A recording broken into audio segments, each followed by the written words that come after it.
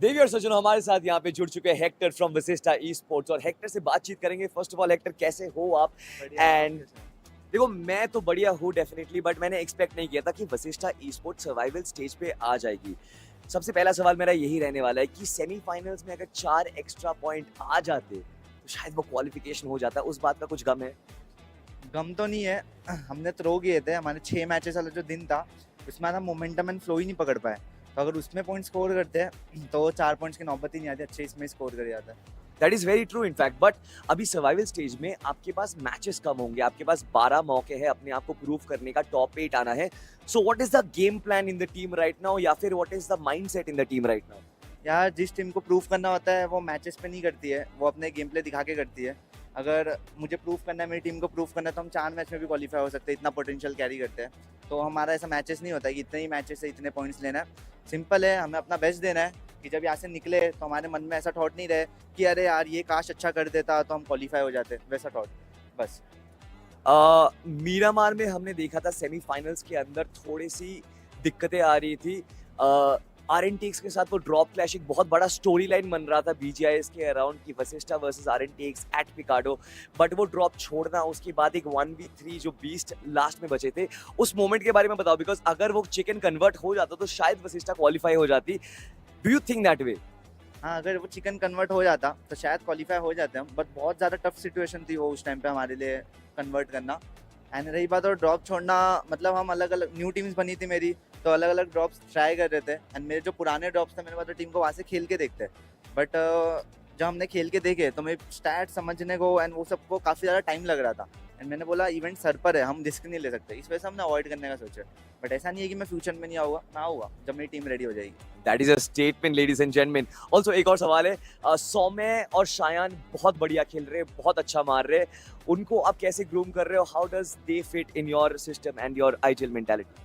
Like वो लोग अलग अलग टीम से आए हुए, लाइक बीस्ट K9 से आया हुआ है, सौम्य भी एक अच्छी टीम से आया हुआ है, शैन भी एक अच्छी टीम से है। वो लोग ग्रूम्ड है ऑलरेडी। मैं बस उनको बता रहा हूँ कि साथ में सिंक करके खेलो, जितना तुम्हारे साथ में पोटेंशियल दिखेगा, in the end team work ही जिताता है हमें, टीम वर्क ही हमें क्वालिफिकेशन करवाएगा।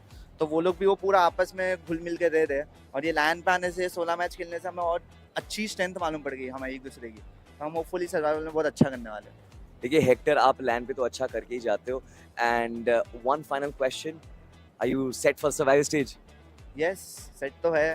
लाइक एक्स्ट्रा मैचेस है और हमें अपना बेस्ट देना है, क्योंकि यहाँ से एलिमिनेशन है, यहाँ से तो खोने के लिए कुछ भी नहीं है, सीधा बाहर हो जाएंगे। तो डू एंड डाई है, एंड हम करके ही जाएंगे यहाँ से। चलिए हम आशा करेंगे कि आप हमें चेन्नई पे मिले, and I hope Hector and Vashishtha e sports qualify for the grand finals. But ladies and gentleman, ये तो थे Hector from Vashishtha e sports. आप लोग कहीं मत जाइए, बिकॉज एक्शन अभी भी जारी रहेगा। देवी और सज्जनों हमारे साथ यहाँ पे जुड़ चुके हैं proton from belt e sports. Proton, first of all congratulations for coming so far in the tournament. मुझे ये पता चला है कि belt e sports in game qualifier से होके यहाँ तक पहुंची है। It's a long journey, but मैं जानना चाहूंगा कि हाउ इज योर स्टार्ट? तूने कैसे चालू किया एंड कितनी साल से ग्राइंड कर रहा है यहाँ तक पहुंचने के लिए? मैं तो 4 साल से ग्राइंड कर रहा हूँ। तो पहले दोस्तों के साथ क्लासिक खेलता था, ऐसे ही कॉम्पी में इंटरेस्ट आ गया, तो सही चला। सो इंटरेस्ट आ गया, अभी यहाँ तक पहुंच गए। जब बीजीआईएस इन गेम क्वालिफायर्स आप खेल रहे थे, कभी ऐसा सोचा था कि शायद सेमीफाइनल सर्वाइवल स्टेज तक पहुंच जाएंगे और फाइनल्स के लिए हम कम्पीट करेंगे? फाइनल्स के लिए तो कम्पीट करेंगे, वो तो माइंडसेट था हमारा राउंड 1 से ही। तो अभी जो रन गया है हमारा बहुत ख़राब गया है, देखते हैं अब क्या होगा। यही चीज़ पे मेरा एक और सवाल रहेगा कि सेमीफाइनल्स में एग्जैक्टली ऐसा क्या हो गया? बिकॉज हमने पिछले कुछ राउंड्स में देखा था वेल्ट ई स्पोर्ट्स बहुत ताबड़तोड़ परफॉर्म कर रही थी। यू योरसेल्फ, आपकी एक एफडी रेशियो 3 से ज़्यादा थी, 30 मैच में 90 मारे थे आपने। तो अचानक से सेमीफाइनल्स में क्या हो गया? इज इट द कॉम्पिटिशन जो आपको ज़्यादा लग रही है, लॉबी ज़्यादा मुश्किल लग रही है, या फिर व्हाट एल्स? नहीं, हम कुछ नया जैसे ट्राई करते थे, वर्कआउट नहीं करा हम। देखते हैं अब आगे, बेसिक को स्टिक करेंगे, आगे देखेंगे क्या होगा। When it comes to the team mentality right now, अभी टीम में क्या माहौल है? बिकॉज सेमीफाइनल से सर्वाइवल स्टेज एक काइंड ऑफ एक मुश्किल पड़ाव होता है कि आप क्वालिफाई नहीं कर पाए, सर्वाइवल स्टेज में आपको मैचेस कम मिलेंगे।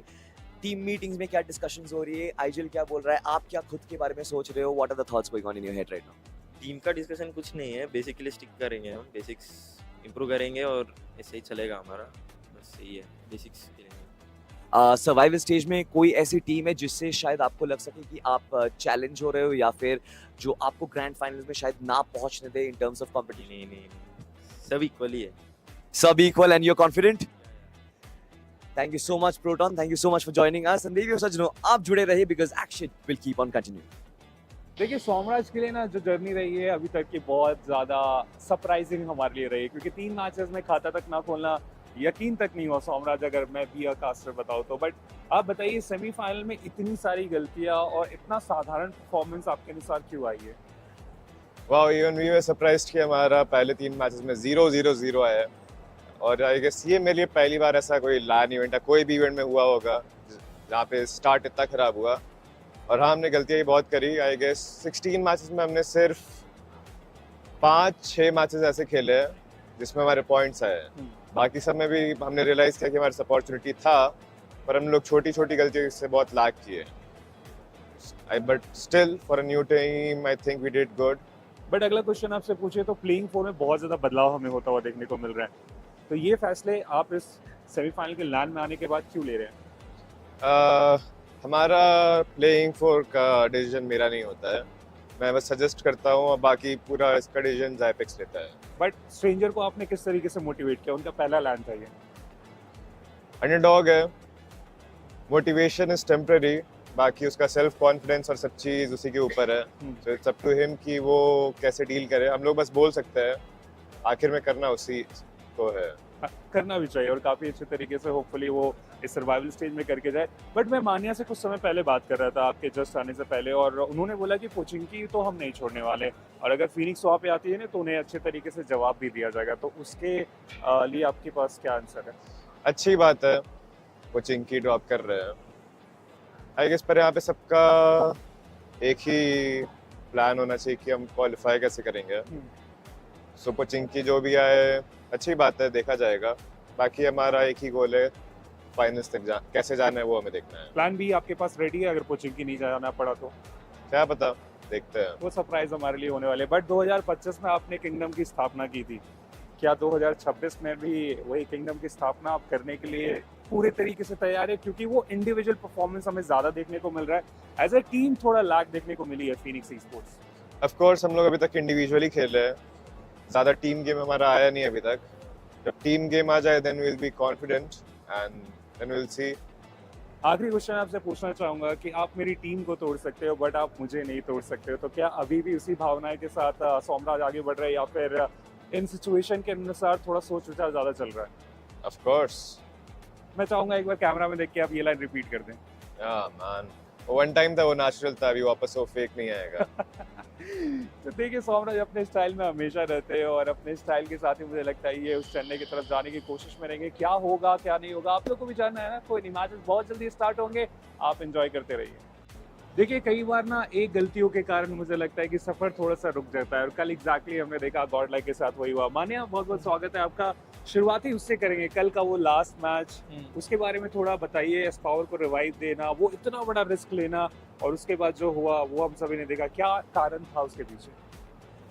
मतलब पहले वो लोग बैठे थे ब्रिज के पास, फिर वो थोड़ा चले गए थे लेफ्ट, तो वो पुश नहीं कर रहे थे, तो फिर अपने ट्राई लिया कि उसको बचा लेते, और कंपाउंड वालों को बोला था कि हार्ड एडियस रखो, तो रिवाइवल मतलब हो जाता, फिर उठ जाते। मेन है कि जो घर पे स्लैम मारा था तो उस घर पे कोई बंदा था नहीं, मतलब तो जो वॉल पे आए थे वो नॉक हो जाते, थोड़ा ऊपर नीचे हो गया।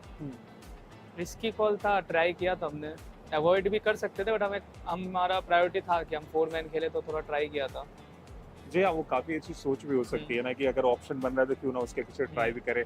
बट मतलब मानिया ऐसे प्लेयर के लिए और उनके बाकी प्लेयर्स की बात करें, 4 मैचेस में 12 पॉइंट्स की जरूरत थी, ऐसा क्या हुआ कि वो 12 पॉइंट्स मानो नामुमकिन हो गया उस सेमीफाइनल के आखिरी दिन में? मतलब अभी तक की जर्नी में अपन ने जो गलतियां आज तक कभी नहीं करी है, एकदम जो होती है ना न्यूएस्ट मिस्टेक, वो हमने कल कर दी। तो वो विस्तार में बता सकते हैं एग्जैक्टली क्या वो था? विस्तार में जैसे पहला मैच, मतलब अपन थोड़ा फाइट में इक्वेशंस में तो ये हो रहे थे, फाइट के इक्वेशन, मतलब जब हम पे मैन एडवांटेज होता है तो भी हम थोड़ा घुसते नहीं थे, तो रात को समझाया था ये वो, तो जब मेडन इंजर से फाइट हुई तो 2v1 ही बचा था, हमने 3 नॉक दे दिया था, बट हमने आरजी पे पुश कर दिया था गलती से, जहाँ पर हम इजी रिवाइवल दे सकते थे, तो वहाँ पे एकदम न्यूएस्ट मिस्टेक कर दिया हमने, रिवाइव ना दे के वहाँ पे चढ़ गए। फिर मिलिट्री जोन वाले पे हम पे एडवांटेज था जाने का, हमें लगा कि गराज खुला है, पर गराज बंद था, किसी ने स्कोप खोल के मतलब देखा नहीं था, तो तो वो हमसे मिस हो गया, वरना ब्रिज क्रॉस बहुत इजीली कर जाते। फिर तो मिलिट्री में हम पे एक ही गाड़ी थी और हमारे तरफ पूरा क्लस्टर ही था, तो हमारे पास ऑप्शन नहीं था बीच में भागने के अलावा। तो उतने में टायर भी फट गई तो हमें रुकना ही पड़ा, अनफॉर्चुनेट रह गए फिर तो। बट हमने पहला एडवांटेज थ्रो कर दिया ब्रिज क्रॉस करने का। मुझे लगता है सेमीफाइनल में आप लोगों को बहुत कुछ सीखने को मिला होगा और उसका फायदा आप अच्छे तरीके से सर्वाइवल में उठा के जाने वाले हैं। बट मानिए अगर बात करें आपके आइजलिंग की, इतिहास गवाह रहा है कि चिकन डिनर निकालने में कोई दिक्कत नहीं होता है, लेकिन अभी तक वो चिकन डिनर भी निकालना बहुत डिफिकल्ट हो रहा है। सर्वाइवल आ रहा है, क्लोज आ रहे हैं, लेकिन चिकन नहीं निकाल पा रहे हैं। और वो 4 इंपॉर्टेंट प्लेसमेंट और उसके साथ कुछ फिनिशेस मिस हो जा रहे हैं अगर सारे मैचेस को अगर हम देखें तो उसके लिए कुछ काउंटर, और वो क्यों हो रहा है आपके अनुसार?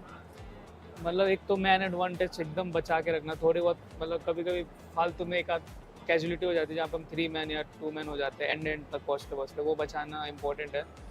तो एज अ टीम फाइट लेंगे तो मतलब बहुत इजी फाइट्स हम थोड़ा कॉम्प्लिकेट बना देते हैं, तो उसको कॉम्प्लिकेट नहीं करना है और थोड़ा और पेशेंस के साथ खेलना, मतलब और ज़्यादा कि अगर जब हम एच पे तो और ज़्यादा पेशेंस के साथ फाइट चूज करके ज़्यादा ओवर एग्रेस ना करें। एक आध मैच हम ओवर एग्रेस भी करे हैं पिछले राउंड में, इसमें नहीं करेंगे। इसमें सर्वाइवल अच्छे से करेंगे जब अपन एजेस पे है और वेट करेंगे अपॉर्चुनिटी का।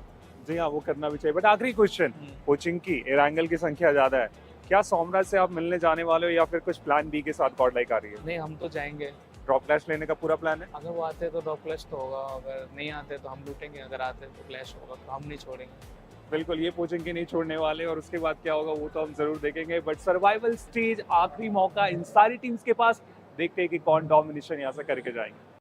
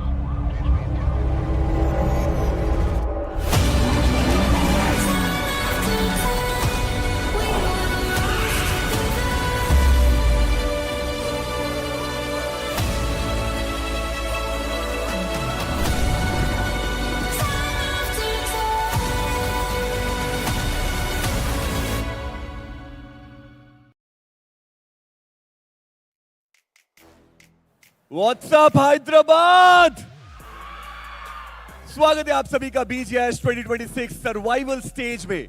एक आखिरी मौका ये बची हुई 16 टीम्स के पास कि वो भी एक कदम आगे बढ़ा पाए और पहुंच पाए सीधे चेन्नई ग्रैंड फाइनल्स के लिए। अभी तक जो हमने सेमीफाइनल्स में कंपटीशन देखा वो कट थ्रोट था, पर यहां पर अब कंपटीशन एक स्टेप और ऊपर जाना है, बिकॉज ऑब्वियसली ये जो टीम्स है इनको भी पता है कि ये एक आखिरी मौका है और इस मौके को कौन भुना पाएगा। इस खोज में हम आए जरूर हैं। क्या कंसिस्टेंसी यहां पर किंग रहेगी या अग्रेशन रहेगा किंग, ये सारी बातचीत को हम जानेंगे जरूर, बट अभी के लिए चलते हैं हम सीधे हमारे स्टोरी टेलर्स की तरफ। What do you guys?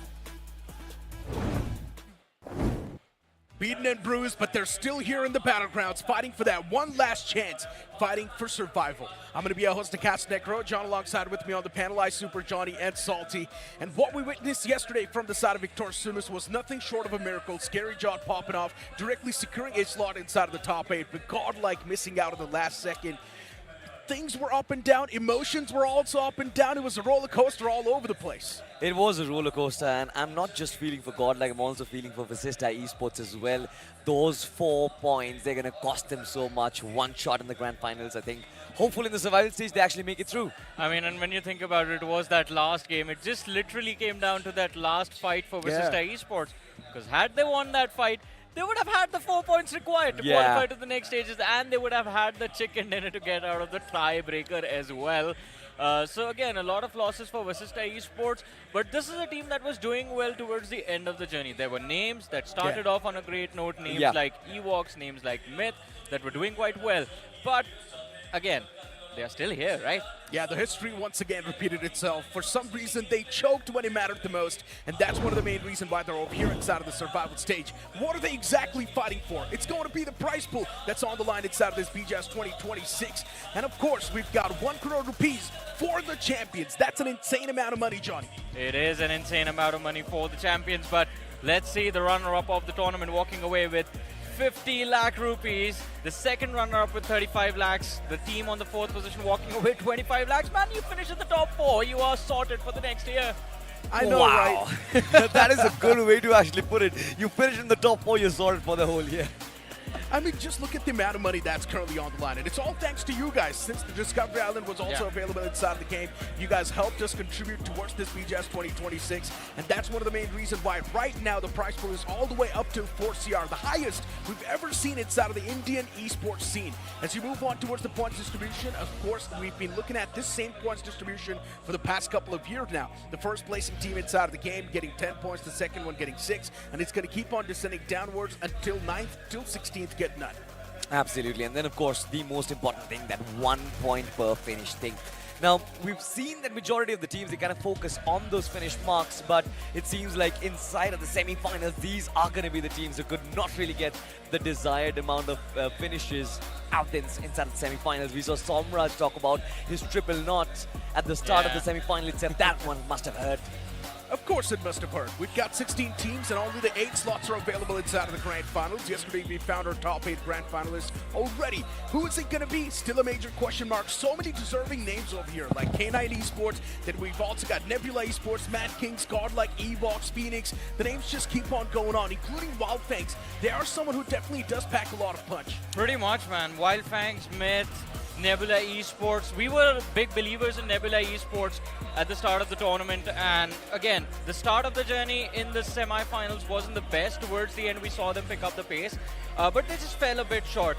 But we have the map rotation on our screens. Rondo followed by 3 Wrangles, and then we have 2 Miramars. It seems like we're back again in the league stages. I know, right? And I'm a big fan of Rondo. Since we're kicking things off onto that map, this is pretty much going to be the same schedule, even used inside of the grand finals. So you can say for the teams playing inside the survival stage, they might just be used to this schedule now. Potentially, yes. I mean, there's going to be one big difference. When you start your day off, you need to actually start up on a high-flying note inside of Rondo. Inside of the semi-finals, we saw teams starting off safe, starting off on a little stable note, especially inside of the map of Erangel, and then moving on to Miramar. And then in between Erangels and Miramar, you club the Rondos together. So it's kind of a little difficult to actually adjust the play style completely. And since you talk about safety, this Johnny, is going to be my safety cushion for Yeah, them. you need that. Is it reliable though? I think it should be. It's difficult to wear it on top of my headset, and that's why I think we can't play our matches today. We don't have our level 3 helmets. So you're telling me this helmet is going to guard you from a bullet? It can. Let's At least test it's it going out. to guard me from the curse that you put on Godlike Esports Johnny, yesterday. can I take the level 3 helmet with me home? We're going to have to check with My production with mother that. chases me with a big bad stick, so I need to protect myself. Nothing is when- going to save you from that. Yeah, buddy. yeah, you Nothing. can't dodge that, man. You can't dodge Infinite that. damage. Exactly, infinite. But will anyone be able to dodge the final stage of elimination? Now, that is what we are trying to find out. We were talking about the big names. Our predictions are on our screens. I have gone for K9, Necro, Nebula, Salty, Wildfangs, Icy Baby, Mad Kings. Now, the problem is that all 4 of these are star-studded rosters. Yeah. And Right. potentially, every single one of these teams can potentially push through. But, again, you need to have a strong start because only 12 matches are there. We've also got the Hindi panel's predictions on the screen. Robin going with Godlike, Spirit going with Godlike, Engineer going with K9 Esports, Ankybot going with Nebula, and Maisie going with Team Tamilas. I'm not even surprised. Maisie's always been a big fan of Team Tamilas. And speaking of them specifically, maybe Team Tamilas is one of the main reasons why Godlike is now over here in the survival stage. You know, I mean, I'm not going to be sure about if Team Tamilas is the reason why Godlike is here, but Team Tamilas, they themselves have performed so brilliantly inside of the league stages. They were one of the top fraggers. They inside of round 4 as well. Team Tamilas were leading their charts. But you look at the way they transition into the semi-finals, they just absolutely get squashed. None of the 4v4 fights they've taken, they've actually won. Mr. Rigel goes back to his defaults, plays the edge of the circle once again, and that is where he starts falling out once again. All of that is the story up until the last game. The Yeah. last game, Team Tamila, for some reason, turned into monsters, and me and Necro were confused, like, what is this team doing now? Why aren't they playing like this? Why weren't they playing like this from the start of Exactly. the semi-finals? Because had they been even close to the sort of form that they were in that last wrangle, Team Tamilas would have been sitting in the top 8 in a very comfortable position. I know, right? Maybe just overthinking a lot of stuff, and that's Could why be. maybe Yeah. Team Tamilas Yeah. was not able to replicate that same performance. Usually in the last game, a lot of these teams just don't really overthink things because Yeah. they know that they're anyways done for. They're not going to be able to move on forward, so there's no point in overthinking now. I guess then Team Tamilas has an answer. Just don't overthink your decisions. Simply realize that you're good enough to be on the stage, you're good enough to make it to the finals, and just play like the way you did in that last wrangle. You know, while I was actually getting the interviews out there, it seems like this, the stuff that Johnny said right now, is actually going to be the mentality for majority of the teams out there. Even Hector wants to go back to his basics. Even Welt Esports wants to stick to their basic game plans, not change anything absolutely for the semi-finals or the land stage itself. And I feel like that is what it should be, right? You should actually play fearless instead of just, you know, pocketing yourself just because of pressure, maybe the audience pressure, or because of the pressure of the stage as well. And we've seen a lot of these teams also hesitate taking those fights. And I guess one of the prime examples is also going to be Sinaway. Yeah. We saw Sinaway hesitate taking those fights, and that was one of the main reasons why they were just constantly falling apart, getting called out, getting eliminated from the game. But hey, we've also got a call for you guys. As you guys know, there's already a free-for-all tournament announced overall, and if you guys want to register, the registrations are live. It's called Upthrust Esports India Rising Series 2026. So head on towards the website, register your team. I want to see you guys in the battlegrounds. Exactly, and I wonder what sort of talent we're going to see in this tournament. Maybe a few individuals are going to be there joining big rosters in the future. It's going to be exciting to witness, but talk about excitement, and it keeps bringing me back to the survival stages. I can't even think about the fact that just 12 matches for the grand finals. You have had your share, everyone has had their share of those short burst journeys in the early stages of the tournament. You remember round 1, round 2, round 3, round 4, you were just getting 6 games to play. And now, even though it's less number of matches, the quality of teams that you have to go up against is just going to make your lives hell. I thought that he was going to go and make a nostalgia remark, and I was like, please, Johnny, hold on to that I'm just thought for a talking about last couple of month. days. It's been such a long journey. We started in True. January, in fact, from the grind itself, and now here we are inside of the survival stage, just 12 matches away from the grand finals. That sounds poetic, to be 2 honest. months. Yeah, just imagine this, right? We have been just casting BGIS 2026. I mean, specifically for me, I've been over here since the last 2.5 months. Yeah. I've been casting this event, and now it feels like, man, the end is getting way too close. There's only 12 games separating us from Chennai, and then later on, the other time we'll see them is probably going to be in Chennai itself. Yeah, and I think survival stages are definitely the hardest because every single time you've made it this far into the tournament, as you said, we've been here since the start.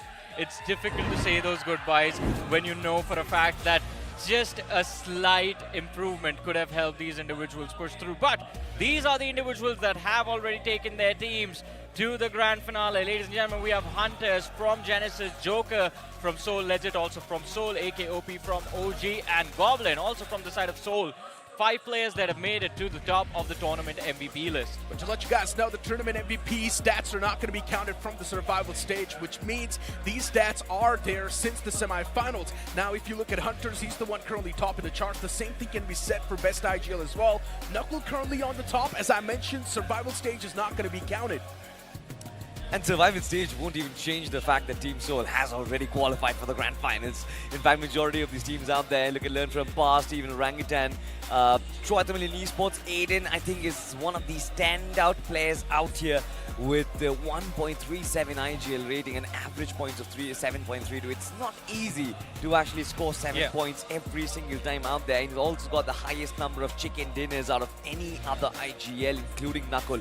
4 IGLs, 9 top 9s, top 5s, pardon for that. I think it's a brilliant stat. Troy Tamil in Esports is going to be a team to watch out for. And if I'm being very honest, I think Soul and OG, Soul and OG have turned out to be a different sort of monster this time around. But I did not expect Evox, Learn from Past, and Troy Tamilian to play the way they did. So huge props to all 3 of these teams. And even though Evox and Troy Tamilian are still fighting for survival, we are going to have to see how things turn out. But hey, is that actually the playing for Godlike now? Yes, that is going to be the playing for Hero Extreme. Godlike Godsy's now making the entrance inside of the playing for. And Jonathan is going to be sitting out now. Guys, that's massive stuff. What do you think is going to be the impact overall inside of the game now? It's time for Gods to actually build some new legacies for himself, I feel like. And I'm pretty sure he will. He's a very promising player, grinds a lot inside of the game as well. 100% sure he's going to perform. Necro, you've seen the playing for. Yeah. What about you? What are your thoughts on Godlike today? Listen, the crazy part is, last night when I was having a conversation with Ravan on his stream, I mentioned this. They should give Godsy a shot, maybe just keep Jonathan on the bench, and that's what's happening currently. I'm just predicting futures out here, but without wasting any more time, even the game 1 of the survival stage is on the way. So let's head on towards the map of Rondo.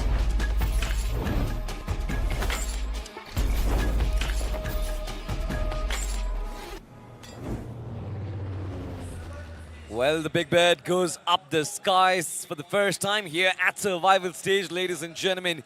16 teams, 12 matches, and only 8 make it to the grand finals, and 8 we are going to be bidding goodbye and send them back home. It's not going to be easy. Survival stage means a lot of action, but a lot of intense moments as well.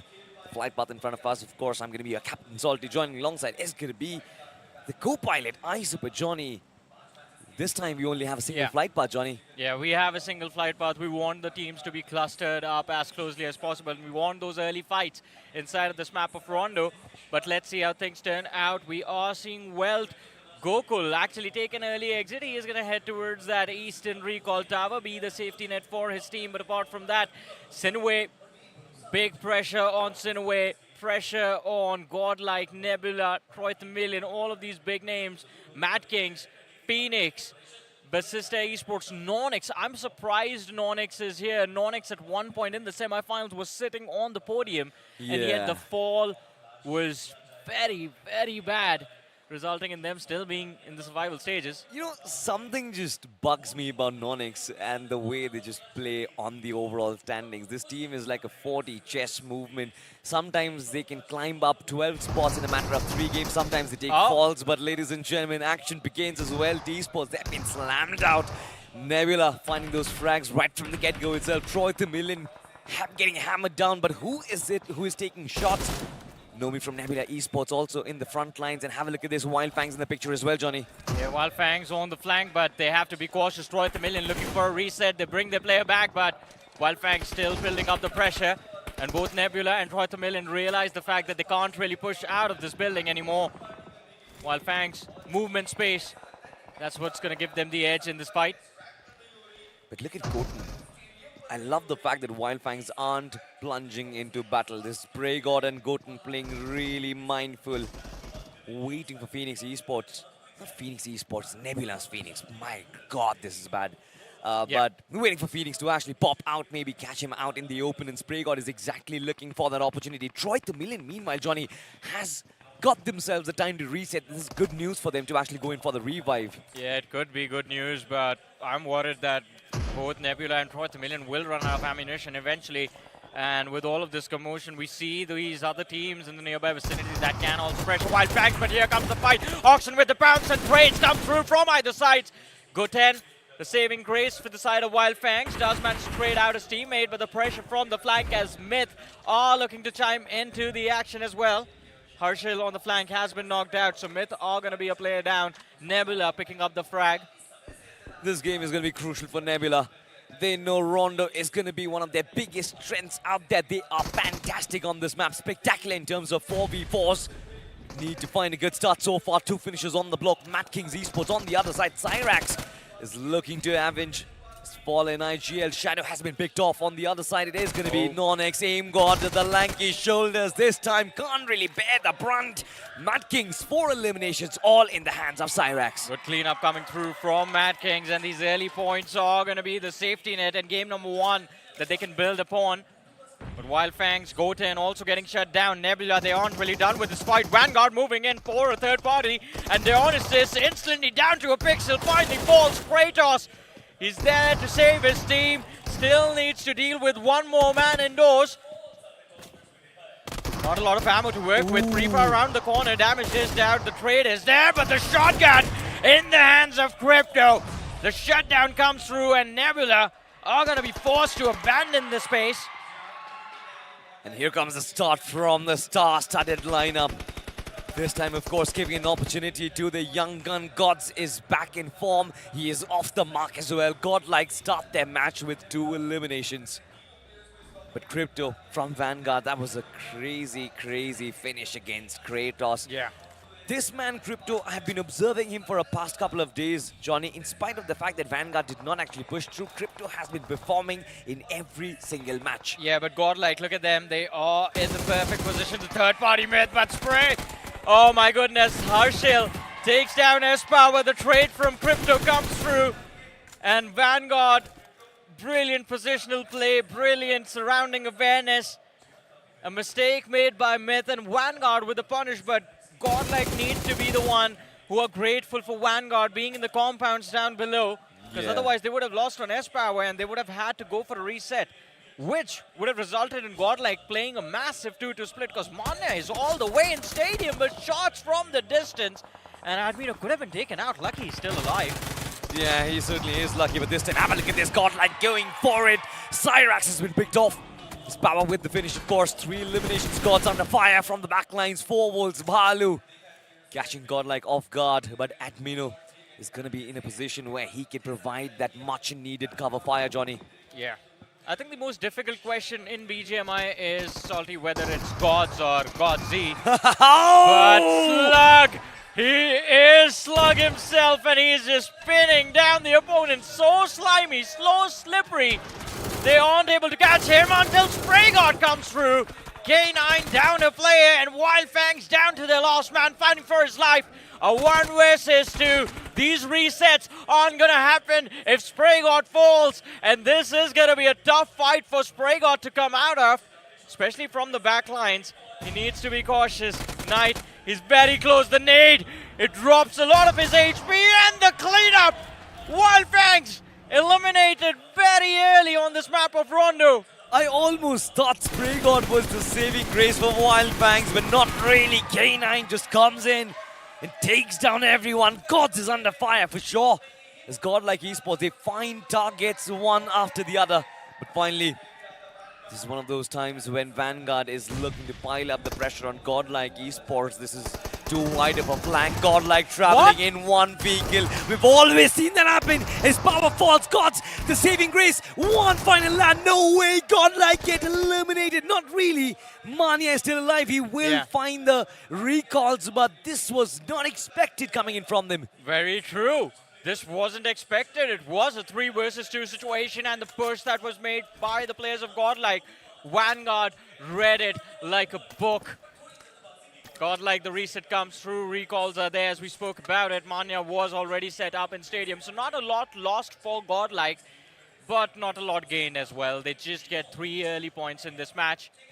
On the other side, Vanguard, Salty, Now this is a dream start for Vanguard. 7 finishes secured very early in the game, but Phoenix, they have kept their heads down all this while. 3 eliminations on the board, going up against Vasista Esports, who are building up the momentum slowly and steadily in this match. They for sure are. Have a look at this. Young chap for Phoenix Esports, Smoker. Looking to try and heal himself up. Vasista Esports still finding those corners. Beast, of course, needs to find the opening. Vasista Esports shy and sends himself up. The shotgun spam and finds 2 targets. Phoenix Esports gets shut down. But the question is, where was Somraj and where is the rest of their players as well? Vasista Esports, of course, this has been a fantastic start for them. Somme with 3, Cheyenne with 2, and Beast with 1. There's been one team, Johnny, we've been talking about Vanguard Esports and Crypto with the 5 already so far in the first stage itself. What a start it is. Yeah, what a phenomenal start it has been for Vasista Esports. And even looking at the circle itself, I don't think they're going to face too much trouble. Look at Hector, perfect position for an early recall. The team still in the cluster of those fights. Opportunity is still there, and it's a big opportunity for Vasista Esports to gain these early points in Rondo, but let's see how that turns out. A massive cluster forming towards the western half of the map. On the other side of things, K9, we saw that wide split from the players of K9. I wonder how that is going to turn out for them, but on our screens we have the players of Nebula who have found their breaching point inside of the play zone. Johnny, I'm still yet to wrap my head around that 1v2 that Slug pulled off. Oh yeah, against Wildfangs. impressive. I did not expect Kana and Sensei to go down that quick. I mean, I expected Sensei to go down, but not Kanha, particularly in that occasion. Spray God, of course, did find that knock, but not real for long. K9 Esports finally under fire. It's somebody who's putting pressure on them. It's forwards, DOD, and Palu. Persistent on the spray, finds Knight, not really. A little bit of damage, the vehicle has been blown off. Knight has been caught off guard and right behind the boss. He needs to wait for a while. There's nothing that he can do to try and get away from that situation, Johnny. Yeah, pretty much, but I feel the split from the side of K9 can work out in their favor, but Troy's the Million Esports, Vasista Esports, gunned down in the middle of nowhere. Mid-rotation, 2 players just completely destroyed. Luckily for Vasista, they still have recalls up, so hopefully the full roster does get a reset. I'm still waiting to see Hector. When is he going to bring his players back? There he is. I think he was just waiting for those blue 2 players to go down. So, Johnny, right now there are just 3 teams who have their recalls available. Vanguard, K9, and it's going to be 4 Worlds. Yeah. The rest, everybody else, they've used up their recalls. So we basically can find ourselves in a bit of a crux. Teams will be holding back their aggression and their pushes as well. This was one such a replay where godlike Esports just get absolutely owned by Crypto. Yeah. Mistakes were made. You don't really expect a team like that to travel in one vehicle. It just becomes an easy target. They seem to be doing that over and over again, godlike. Yeah, pretty much. Even yesterday, we saw a moment where there were 4 players traveling in one vehicle and godlike was shut down in a snap. I mean, that would have been the case yesterday, but today I think their idea itself was flawed. Not completely flawed. I think they had an idea, but the execution was it was straight up bad, to be honest. Because I think, and I don't know, this could be just like mechanical failures in the players, them whiffing shots. Because ideally in a situation like that, when you would not expect S-Power to whiff his shots and whiff his spray and go down the way he did. So, yeah, could be mental fatigue on the players of Godlike. Could be the pressure getting to these lads. I'm not really sure. I mean, from a position where godlike was going down the drain, taking a dip in form, falling away from that journey to the grand finals, I feel like that must have actually hurt their mentality quite a lot. How can they recover back? How can they adapt themselves to this particular lobby? I think is going to be a big question. And certainly cannot pull off moves like that. Traveling in a vehicle, trying to dive into battle against somebody like a Vanguard. Crypto was in form. Had it been any other team, I personally believe that Espa would have won that fight, but not Crypto, especially in this map, because this man is on another tier. But look at Nebula Esports forwards. It seems like they found a little bit of contact. Phoenix Esports. Oh my god, it's not Phoenix Esports, it's Phoenix from Nebula who's been knocked out, Johnny. Yeah, you need to focus a little bit more, buddy. But anyways, I mean, doesn't matter. Both the Phoenixes are doing well, the team and the player as well. On the other side, Mad Kings. I wanted to talk about Mad Kings a few moments ago because they had an isolated position inside of the game, but now Mad Kings are put under pressure by Godlike. One player already shut down. 3 still left standing, and Godlike, the 4-man unit, is on the move. They will have an upper hand if a fight breaks out. But I don't think Godlike want to engage into Mad Kings over here. They found a breaching point inside of the play zone and could potentially just prioritize their own safety. Although it's getting interesting with Admino and Gods staying back towards the edge. While this fight takes place at the northeastern edge of the circle, Welt Esports, they've actually found out the dot center of the circle. And by the way, there's a little bit of thing going on around the community right now. I finally saw a reel in the morning about it. That if you find a place at the dot center of the 3rd circle, that is exactly where the final zone is going to be. And apparently it's been happening back and forth. We are going to be talking about that, but have a look at this. Myth currently under fire at Godlike Esports. Oh, they're done. They're taking some shots. Myth, they still managed to hold on to their dear lives for a while, though 2 players still surviving. But these shots, they keep on finding them. For some reason, Myth thought it was a good idea to run towards the gunshots rather than away from them. And lose 2 bodies to the players of Godlike. Quite unfortunate. But there's extra bit of paranoia in Godlike itself, as even Mad Kings do not want to engage. But Vanguard, this could be the big shutdown. Nebula Esports, they shut down 2 from the side of Vanguard. 1 player spotted out by Phoenix and the push. It is going to be a good one. The shotgun does the job. Extra points on the board for Nebula Esports.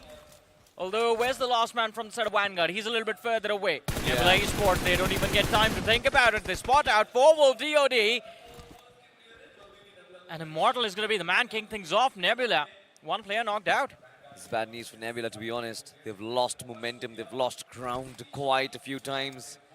Inside of the semi-final, just in a similar fashion outside the circle. Still about 400 meters that they need to travel inside to put themselves in a good position. And now currently in a split between 4-Wolves, DOD, this is bad news. Look at this, Johnny. 4-Wolves, they have actually placed themselves inside of the circle. They've kept Immortal, Dr. Immortal outside so that he can heal up and potentially cause problems for anybody who is coming in from the outside. And this time it seems like Nebula might just be in his targets. He is, of course, looking to traverse the distance. Kratos with his spray will halt that journey for a while, but Immortal, as long as he is in that position, Nebula Esports can't be moving freely. Yeah, pretty much. I mean, this is kind of a passive way to gatekeep teams. Just sit on the flank, keep the pressure on, and when they are on the move, that is when you take your shots. Team Tamilas as well. They just wanted to check the ridge, but again, just prioritizing safety. Nebula on the move now. Immortal, he wants to get an angle, wants to get a big line of fire available to him so he can go after the players of Nebula, but doesn't really succeed. Godlike, few shots fired by Admino, but no contact made. It's that time of it's that phase of the game where teams just try and find their spaces inside of the final circle, but K9 Esports, that last-ditch entry to actually push themselves inside just fails horribly because Sinway were apparently gatekeeping the south side of the circle. Shots were confirmed. K9, they've lost 2 players already, just 2 men left alive on the other side. Phoenix Esports aren't looking too healthy themselves as Smoker goes down. The airstrike from Reaper is good enough, and Team Tamilas, they are wrapping up those finishes yet again. Phoenix Esports, will they fail to have a good start inside of the survival stage as well? Seems like it, Johnny. I don't think so. Phoenix eliminated from the game. Team Tamilas, they will be celebrating those elimination points. And of course, the movement space that they have earned for themselves towards the western edge of the circle. But finally, the clash of the Titans is here. Godlike taking on Nebula. And in a 3v3 fight as well, both the teams have players on the flank. Although the situation looks a little bit more manageable for Godlike. Manya sits in the back lines, can pull his team out back from this fight and find a breaching point for the circle, maybe a bounce for the center. It's not going to be easy, but it is an option available to the players of Godlike. On the other side of things, K9 Esports, Knight still continues to fight for his team's survival. K9 have 4 points in this game, but 4 isn't enough. This is Rondo. Look at Knight though. Still trying to keep his head under the water surface. It's not going to be easy. Shots being taken. Godlike on the other side, duking it out against Nebula Esports. Look at his power. Taking damage from the sidelines. The nade comes in. Phoenix finds a knock. His power is down. Godlike through the deep world of trouble. Their main man is on his knees already, and gods need to come to save. From the sidelines, of course, 4 volts DOD. The shots can be brutal, and Immortal does have the angle, Johnny. But this finally gives time for Manya to push forward and join his team. Now Nebula are going to feel the pressure. They're going to realize that they are not there with their entire team. And this pressure will give the edge to the players of Godlike. But from the flank, 4-volt DOD. S-Power hits the floor for the 3rd time in this match. And the players of Godlike are looking to go for a revive. But it's not going to be that easy. Admino buying his team time as the nade makes contact on the players of Nebula, and they are going to be forced to stay back. Immortal also put under pressure with that spray and the damage that was dished out, but Godlike, they still want to keep the pressure on. Nomi knocked out. Last man left alive from the side of Nebula Esports. Kratos, and his position is compromised. Godlike, they're already looking a lot better than they did during the semi-finals, and this is the performance that the fans wanted to see. 8 finishes secured by the side of Godlike, and they are hungry for more. They certainly are hungry for more. They are galloping towards the final circle right now. Sinue Esports on the other side. They are putting up numbers on board. Ninja having 6 for himself. 9 finishes for Sinue. And look at that. Nonex and Troy Thamilian Esports duke it out. Nonex get finished off. Troy Thamilian, they need to find those revives to actually get their numbers back up. 9 eliminations coming in from this team as well, Johnny. They are in a good spot. They have got those hard covers for themselves, the concrete covers, but can they get back Oxen will be the big question. Welt on the other side, they've been holding the center of the circle for a while now. Justy gets back to safety, moves away from Team Tamilas, backs off from that fight. There's a man who's been knocked off as well. Reaper with those shots, constantly peppering them with bullets. Sinway can come in from the backlines. This cluster, Johnny, is problematic for each and every one of them. Yeah, it's definitely quite problematic, and I think Welt are going to be the ones who will have to deal with the front of this pressure, because we already see them distracted by Team Tamilas from the backlines. But we cannot forget, you'll see on the radar, Sinway is also listening to this commotion. And even Troy Thamilian's barely visible on the radar, but they are also listening to all of these fights, and they will have their crosshairs pinned for the players of Welt and Team Tamilas. But I have to say, Sinway, Troy Thamilian, Godlike in a different form, turning out to be a different beast in this game. But Mad Kings, oh no, Mad Kings are stuck in a sandwich, and they are getting crumbled to bits and pieces as Myth, they're taking out their players. Ewoks is taking away the finishes. Deatrox finds 1 more point for his team. And Mad Kings eliminated from the game, but... Wait, Johnny, what just happened on the finish feed? We need more answers. What just happened to Team Godlike Esports? We saw God's finish of Mania. The team in trouble. They're in shambles. 2 players knocked off, but... They're okay. They're okay. Oh my They're word. okay. I think maybe a few shots would have connected on Mania's vehicle, and he blew up. Yeah. I almost thought the entire team might just have gotten wiped off. Imagine 2 vehicles colliding and exploding together, man. Hey, it was a mini panic, but I think a reset is there. And it's quite good, because otherwise this would have been an awkward match for Godlike to take an exit for. They are doing so well. They are already sitting at 9 eliminations. Oh, they certainly are. But now they will have to find a spot inside the circle. In fact, majority of it is still completely out in the open. You've got the lads from Evox who have the hard compounds for themselves as well. Troy Thamilian still holding down the corner, but the main center of attraction has to be on the outside, because Sinue, Team Tamilas and Welt Esports in this triple threat. Welt, I feel like they are protected by that big mountain that stands in between them and Sinue. And Team Tamilas, they are focusing on Sinue too much. If Welt find the right timing, they can actually get the third party kicked in as well, get so many elimination points on the board. But here we go back to Godlike, and they found that connection on Bhalu from Four Wolves. Yeah, I think Four Wolf finally might have to complete this bit of action that they've avoided for a long time. And with a player down, Godlike, they know have the upper hand, but Avnish, he tries to spray them down, gets taken out. Immortal, the last man left alive, the lineup is there, but he fails to connect. Only a bit of damage, and Godlike are just mowing everyone down. 10 finishes secured, not a big advantage gain from that fight. Points were stolen, but 10 is still double digits. And Sinway, they're moving in a similar manner as they try to pick off the players of Team Tamilas. Look at Reaper hiding in a corner, and I think he's going to be the next man to fall. The name was cooked to perfection. Sinway Esports, they certainly have those 10 eliminations on board. But Team Tamilas, they're looking in form. They're looking hungry for these points as well. Sinway Esports, what is going to be your measure? Naze is going to be the only way, the saving grace. Yet another one cooked up. Ninja is in prime form. Rex Boy gets finished off. Aim God and Reaper moving in tandem. Shots neutralize them. Shotgun goes blazing. Sinway Esports, are they going to find the end of it? Moch, Ninja, and Aim God. It is a 2-0 and Team Tamilas, they're going to be the ones to take the fall. Sinway still keep on moving. 13 eliminations on board, Johnny. Yes, somehow Sinway still managed to keep themselves alive, and I'm quite surprised. I thought Sinway was going to go after Wealth and not Team Tamilas. But hey, who am I to judge them? They got those 3 points for themselves. Just a single player lost. 13 on the board for Sinway, and this is where the tally for the placement points is also added to the mix. But now finally attention switches to the players of Wealth. Trades come through. One man Gokul down very low, but Sinway is down to their last player, Ninju. And he just gets taken out inside of that smoke. A long distance spray by the players of Troy the Million, who actually pick away all of those elimination points. But Wealth, they do not get an opportunity to reset. Godlike are already knocking on their door. Yeah, celebrations are going to be cut short.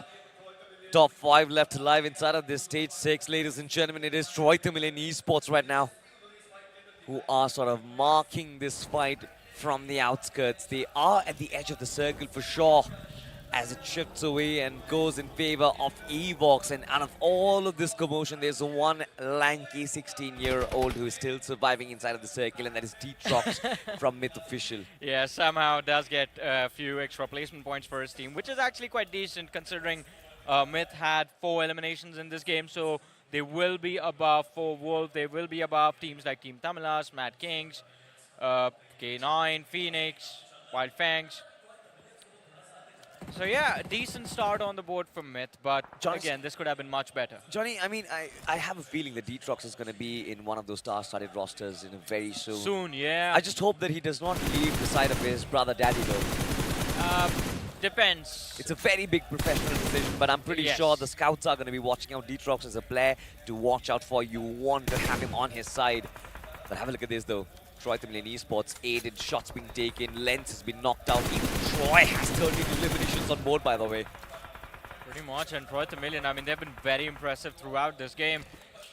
Aiden, he's there on the list of the best performing IGLs in this tournament, and it seems like he is going to get the job done no matter what happens. But on the other side, Wealth also fighting for a big performance in this map of Rondo.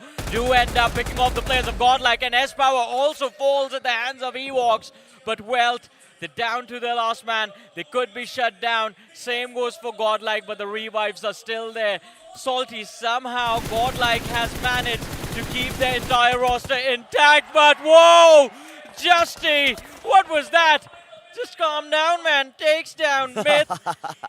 And, well, Ewoks eliminate him from the game. I've never really seen Johnny cast as curse anyone out of the game. This was the first time I actually seen that.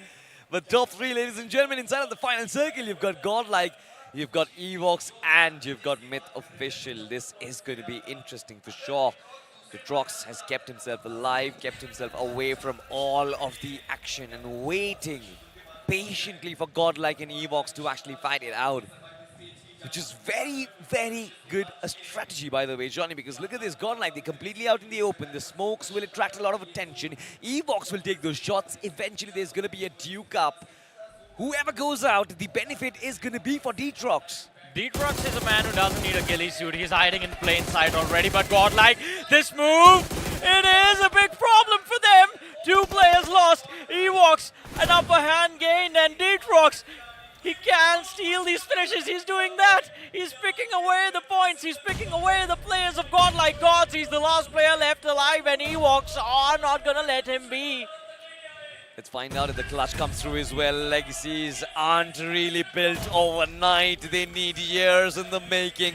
This time, godlike fall, but Myth official. What a game coming in from this lad. What a game coming in from this team as well.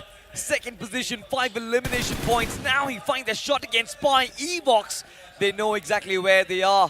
And I think Detrox, he has that awareness as well, that he does not want to give away the point to his opposition. But never mind, a start to the survival stage. Evox, they get themselves a big winner chicken dinner. And what a way to kick things off. There were so many teams in this map for Rondo who had a blockbuster start, including Vanguard as well. Godlike, yes, they were popping off on a great note. That's a fantastic start they've got, finishing things off in the top 3. What else can you ask for with that many elimination points? And it was quite interesting with how Godlike was playing, because it was just all about aggression. We saw positional failures between the team multiple times. Form failures was also felt during team fights, but they still do manage to secure a lot of points from this game. And also, mad props to Detrox, because you constantly see him on the radar, the OT player on the northern edge, and he had no cover to play with. He had one dip that sort of formed with a nade blowing up right next to him, and he was just lying in that dip for, I believe, 7-8 minutes. This man was born with game sense, Necro.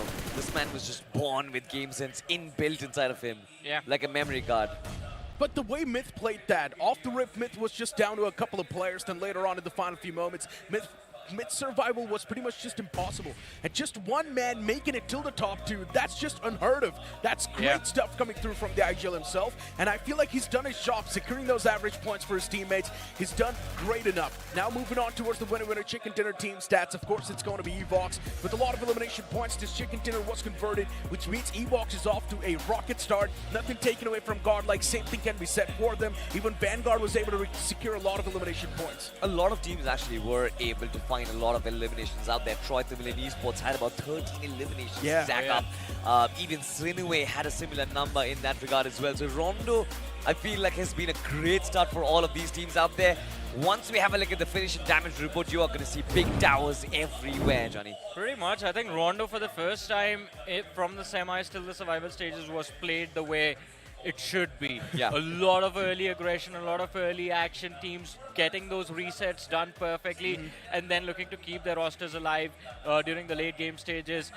Team Thamalas as well were part of the mix of the action. Nebula taking that fight early, where Wild Fangs sort of showed up for a third party. But unfortunately, Wild Fangs took the first exit in this game, which was kind of heartbreaking, to be honest. Why was the team all together? I mean, look, for Wild Fangs, they've always been a hit or miss. If they hit, they're going to hit so hard that they're directly going to propel themselves on the top of the board, or else they will be always at the bottom. And right now, they're currently at the bottom. But I'm sure there will be that one massive game where they will make the bounce back. But for now, it's time for us to toss to a short break. You guys don't go anywhere. We'll be right back.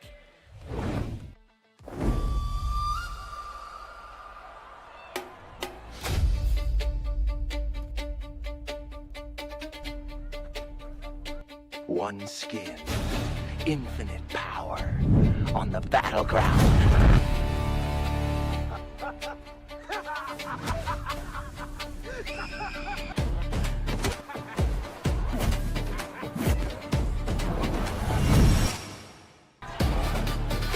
You fool. Let's put a smile on that cute little face.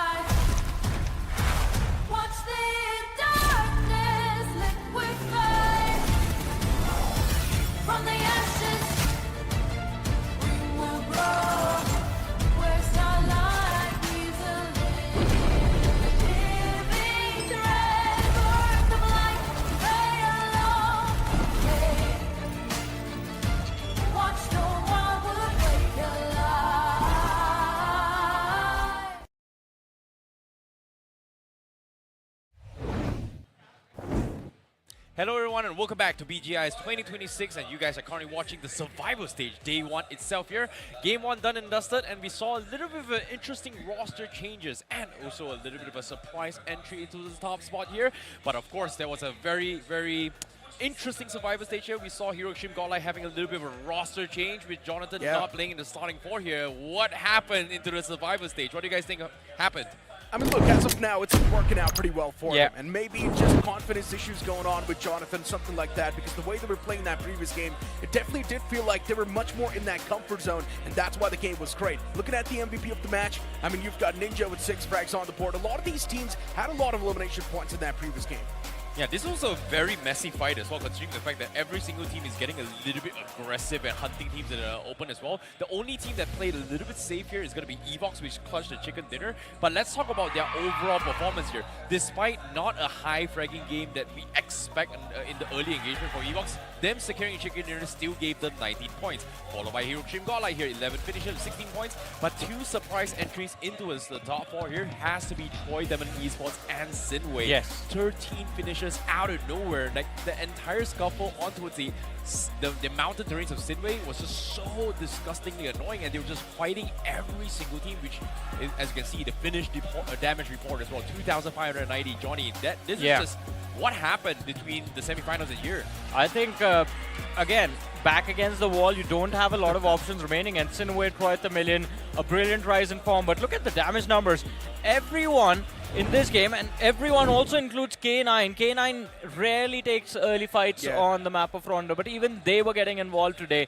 So everyone realizes that this is the map that can give you a very nice safety net in game 1, on day 1 itself. And you would want that safety net for yourself. But as you were talking about Godlike, I think, you guys have a lot to say off camera, but you aren't going to say it on camera, that this playing 4 is actually doing quite well. I mean, that's what I said, right? They're definitely doing a lot better. I mean, compare this to what we saw yesterday. In the span of 4 games, getting 5 points, and now in just 1 game, they got that many amount of points. That's impressive, man. So that sub should have happened a long time ago. Maybe. You guys, man. Like, think about it this way. Godx coming into the picture. He hasn't been playing for quite some time. And this is the first time in, since 2025, the start until now, we have never seen Jonathan being subbed out in an official like this. And for Gods to actually adapt really well to this current composition, which is kind of surprising as well. So that's the whole thing, right? This composition has been playing in the third-party tournaments without Jonathan. And now this composition back inside of the officials, once again, it's doing wonders. I just hope they keep on sticking to the same playing 4. We might just get the results even better. What Necro said exactly is my point, that this is a roster. It's not like they've not practiced with that this roster, with Gods being inside of the playing 4. They've had practice. They've been playing those local third parties. They've been playing those skirmishes as well, those scrimmages with the other teams. And again, the synergy is there. The game plan is much simpler. You have an extra added assaulter. This now is again a similar strat to what Soul has been doing when they've been swapping out Knuckle, just sticking to the fundamentals of the game. You see someone, you take that fight. If you are getting knocked out, do not engage. Look for a reset. Because we did not see those isolated pushes anymore from Godlike in this particular game. Every time a player went down, the entire team would huddle up and try to get that revive. Yeah, usually this is kind of skeptical, or in this, what I mean is, it's kind of shady as well, because when you group up, you kind of put yourself in situations where it's going to be very easily nadeable, in my opinion, as well. But it somehow worked as well, because considering how open the terrain, so I really like that they actually were able to observe and scout things out here. Great IGL coming from Manya, but hopefully it is going to be a little bit consistent as well, because we do see a lot of aggression in this game 1. And it might be the same here for game 2, because it is going to begin right here, right now. And we are going to be heading into the map of Marengo.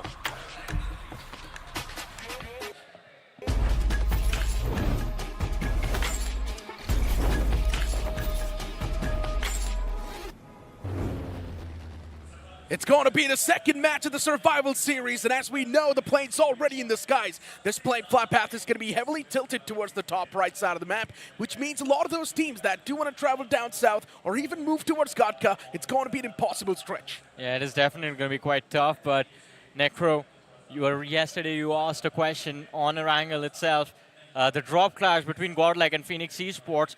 with the build-up of form and with the build-up of momentum from the side of Godlike, do you think they're going to go for it today? Because yesterday it was avoided. I really want to see them go for it, but I'm Yeah. pretty sure there's a high chance that they're not going to go for it. True. But once again, Phoenix Esports is not going to let go of Pochinki no matter what. We have been seeing Phoenix Esports drop towards Pochinki, while for Godlike, they have been switching things up a little bit more. Yeah. They are kind of dynamic when it comes to that perspective. So we might just see Godlike drop somewhere else, but Phoenix Esports is definitely going to head on towards Pochinki no matter what.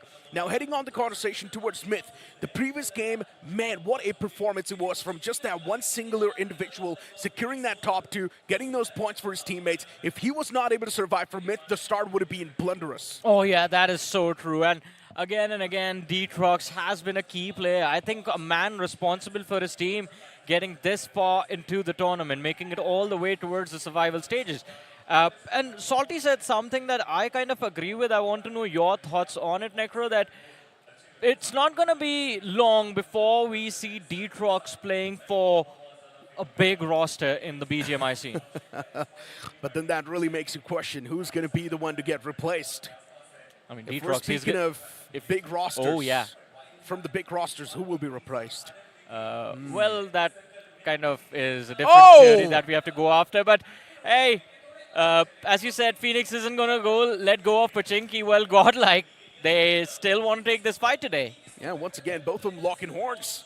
A bit of a scuffle that we never really saw coming, but for Simp, the man needs to be a little bit more careful. He does not know that there is a man lying right on the top floor of this building. They know! That was played to perfection. Man, oh man. That was a bait set up perfectly. Played by Phoenix Esports. Man advantage now in their hands. Mane taken down low as well. Samraj is also playing this to perfection. Phoenix Esports, they've got a perfect plan laid out. Necro, I can't stop laughing at what happened to Advino. They knew. Phoenix knew exactly where he was, and they just made it look like, yeah, where is he? Where'd he go? Well, there's the nade, there's the knock, and the finish secured. It's kind of funny, right? It is funny. In Admino's head, he's the one who's got the jump. He's the one who's utilizing a 200 IQ by not even making a single move. But then the man from the side of Phoenix Esports is like, yeah, you thought, baby. It's like that astronaut meme who's staring on Earth from Moon, and then there's a different astronaut right behind him with a weapon pointed, right? It was a trap all along. You ain't gonna be the one, buddy. Yeah, by the way, I have a question. Manya used to prefer school apartments back in the days, right? They were quite dynamic, man. We've also seen them drop towards Yasna Polyana. We've also seen them head towards Lipovka in some of the games. So Yeah. they were really dynamic. They did not just have that one singular drop location, but recently they have been sort of fixating themselves towards Pochinki, which has been working out in a few certain games, but in moments like these, it's really not working out. True, but let's see. I think that safety net from the first game now comes into play. 16 points on the board for Godlike. So even if they get taken out very early into this match of Erangel, it still keeps their average above 8. Well, it's just the first two games, so our sample size is also going to be very small. But the reason I asked you the question about school apartments was because I believe Nonex actually went to school in school apartments very early from Rozok to try and contest the players of Godlike, but they didn't find anyone, so now I believe Nonex is going to be a little bit confused.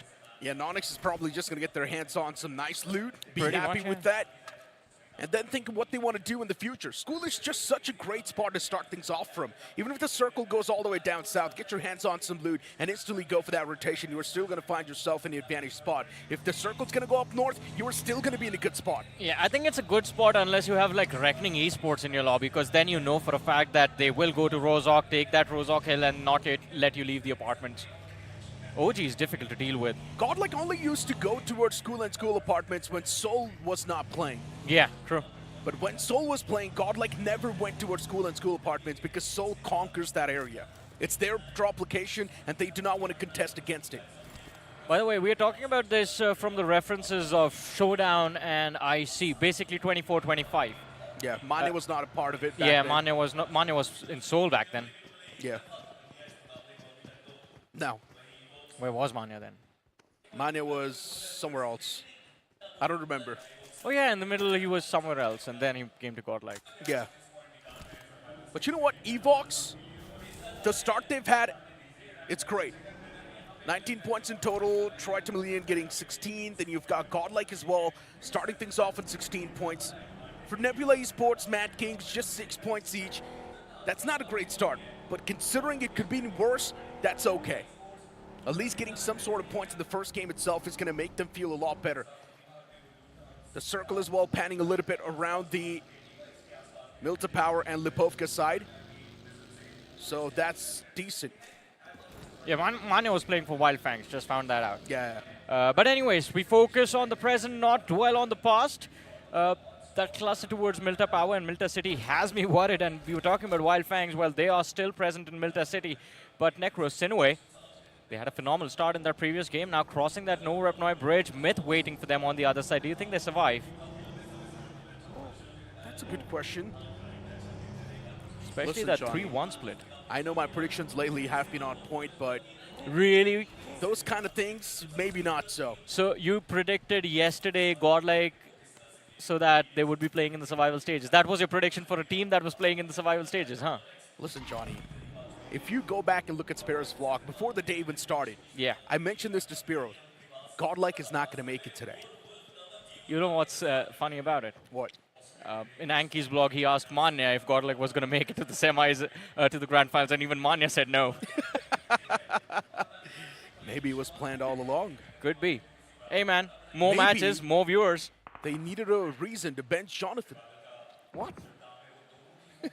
I'm just messing around. Hey, man, you've been reading a lot of conspiracy theories these days. Stop. Hey, it's fun, man. Listen, our job is to create some spicy storylines, and I'm giving it to the viewers. But yeah, don't take us serious. We're kind of like the podcasters over here. Yeah, now this just sounds like a director's commentary of a drama. Imagine. I don't Inside think- the boot camp is the name. Outside the boot camp? Or inside the boot camp? In and out the boot camp. In and out the boot camp.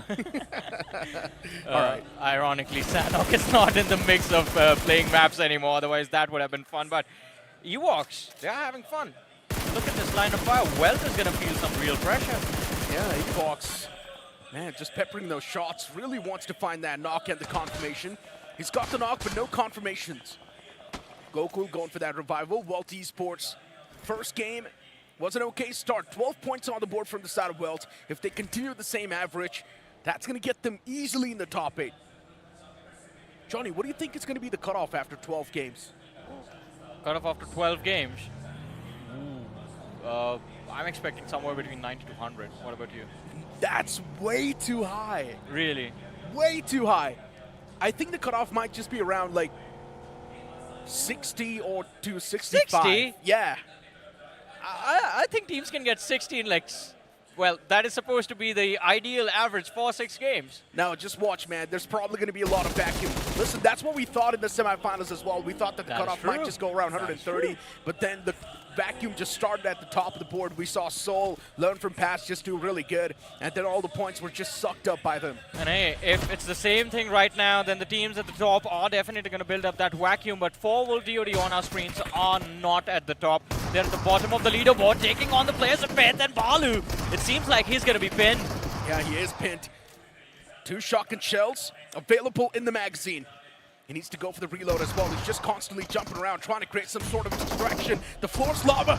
Molotovs were tossed to perfection. Herschel is still doing a lot of damage, and he actually finds the knock as well. 4 Wolves XDOD dropping down their men. It's not looking great. Upnish from the sidelines. He's the only person fighting back, but even he gets dealt with. Phoenix Esports from the back is also collecting those information and also getting the knocks. Negro, did you see that shot from Detrox onto Immortal? He just turned a 180, shot him in the face with just pure reaction time. That was impressive. And Phoenix Esports, I think they just heard the sound, starting shooting in the general direction and got 2 points for themselves to work with. But now this should have been the perfect time for Phoenix to make a pounce on the players of Myth if they actually want to have a big game. I know, These would right? have been 3 extra finish points added to the tally. They should go right now. They've Yeah. still got the jump. There's still that one man handicapped. And yes, the revival is now coming through for Myth. Things under control. But still, that was such a scrappy fight. Hard to keep track of what was happening on the field. Circle. Once again, shifting around the farm side. It's the centric part. Phoenix Esports around the farm area as well. You've got Nonix around the edge lines. Vasista Esports inside a farm. And Evox just camping that bridge. They know there's a lot of teams down south. And currently there are 2 teams, Mad Kings and Troy Timberland Esports, who would want to rotate from that bridge. What is Godlike up to? They lost one man and instantly shut down of momentum. They're still playing in the blue zone. And Necro, they finally went towards school apartments. A questionable decision to move in late, but Spray God from the side of Wild Fangs, another point found for his team. Welt, well, they aren't doing that well in this particular match. And now down to their last player. For Wild Fangs at this moment, they just need to rely on their first instinct, and that is to go for the fights no matter what. Rely on your firepower a lot more. 2 finish points secured. It's been a decent start, decent outing. In total, they've got 6 points on the board. The map Rondo was bad. But 4 Wolves DOD, back-to-back 2 bad games. That's going to sting them so much. Somewhere down line, after witnessing semifinals performance from the side of 4 Wolves DOD, I don't think they're going to be the one to qualify towards the grand finals. I understand it's too early to say it, but it's just my gut feeling saying it. I kind of agree with you, but it also breaks my heart when you think about it, just because of one man, Immortal, who has been there part of the circuit for the longest of times and is a player with a lot of experience, but for some reason it hasn't really transitioned into synergy with the lineup of 4 Wolf DOD. Even in that previous game, we saw him playing in an isolated spot, and even though he was finding those knocks, he was finding pressure against the opponents, just the lack of support resulted in 4 Wolf DOD getting eliminated early. He's got a pretty good past. Yeah. Played for Reckoning Esports as well for a moment of his life. Yeah, they were not really able to find a lot of success in that roster, but he was a part of pretty good teams. And he's a good player as well. Yeah. Team Tumulus, 0 finishes on the board. Once again, a passive start. Nebula starting to drop down bodies. It's not looking good. But even for K9 Esports, it's the trade happening back and forth. Oh, 2 players down for K9 as well. Now you've only got Knight and Ninja Boy left standing. The 2 heavy hitters that are supposed to work now. 2 men against the entirety of Nebula. Phoenix inside of the house. The nade tossed down from Ninja Boy. It's not going to find any sort of connection. Knight now, he's going to make his way down, playing tandem with Ninja Boy, while Nebula is just circling around the house. Also, Necro, I think right now K9 are playing for the third party from Vanguard. You see them in the back lines. The players of Phoenix as well waiting on the low ground. But finally, Vanguard chimes in. The third party is there. Nebula, that player that was knocked out, does get finished off, but that just means that the point was stolen from the players of K9 Esports, which is not something they want. They are not doing that well on the overall leaderboard, but Troy Tamil Esports, they are left bleeding at the hands of Mad Kings. This is a fight that wasn't anticipated by the players of Troy Tamil Esports. 2 players lost, and Pro, he doesn't want to slow down just now. They're already taking too much damage. Nate being cooked as well in the man's hand, and Pro, he goes for those shots, but nothing found just yet. Now the floor is also going to be lava. Backed up for the Molotov. There's no possible playing room available. And Let's gets knocked out by that Molly. He's not going to be able to stand alive for too long. Aiden is in the back lines. Oxen is the only person standing for Troy Tamil Esports. The utilities are precise. And Mad Kings will wipe them off the floor as Troy Tamil Esports have been eliminated from the game. That must have been a scare and a half for the side of Mad Kings. That nade from Oxen could have taken down both Pro and Cyrax, but the reposition was quick enough and the players do end up surviving. But stage 3, the blue zone damage, it is going to be immense. Lads need some healing utility upon them. On the other side of things, K9 Esports, they're still stuck, still pinned down by the side of Nebula. And Vanguard in the backlines are starting to circle these compounds like vultures. But I think the real threat, Necro, is Phoenix Esports in this play. They have a line of fire. They're sitting on the lower ground and just waiting for an opportunity to strike. Why is the fight extended for so long? I don't understand. Vanguard. I think it's just Vanguard. They can't step out. They step out. Vanguard is just going to pick them off. Makes sense. Makes sense. Vanguard is just waiting for the right moment to strike, waiting for that third party. But I highly doubt Nebula and K9 Esports are going to let go off that. It's just like that. Backs against the wall, Johnny. Now it's time to pedal to the metal and maybe do something. Let's see what is that something going to look like. Well, for now, it's just going to be a few nades from the players of Nebula Esports. Adi, he's going to try and check those corners. He's going to try and check the usual position, see if he can find a knock against the players of K9. But Ninja Boy and Knight, they've kept their head down, and this could be the cue for Nebula Esports to be on the move, especially since Vanguard have evicted and vacated the premises. Here they come, the players of Nebula. The nade does the damage, and they are going to lose half their HP bars, but this one could be a knock. Nebula done playing passive. running thin on patience, but the utilities from the side of K9 Esports now bring the fight down to a level playing field, and Knight strikes down another man. Ninja Boy's there inside, and even he deals with the foe. Not even breaking a sweat, K9 Esports converting a 2-on-3 against Nebula. What's going on with Nebula Esports? Why are they choking up firefights like this? Well, at least Nebula has some form of safety cushion to work with. 9 points on the board so far, but K9, this is where their build-up begins. But problems in Paradise. Necro, K9 is down to the last 2 players, but we were talking about Godlike all this time, and the team was stuck towards the shorelines of farm. Now they're finally on the move, but the problem is that Vasista Esports have the rare compromise, and the front, you see the last man standing from the side of Wells, and Godlike are just pinned in that small little shack, nowhere left to go. And Godlike is stuck. And imagine if one Molotov is tossed inside of that shack, no one can do anything. But luckily enough for Godlike, no one is in the close proximity, so it's all good.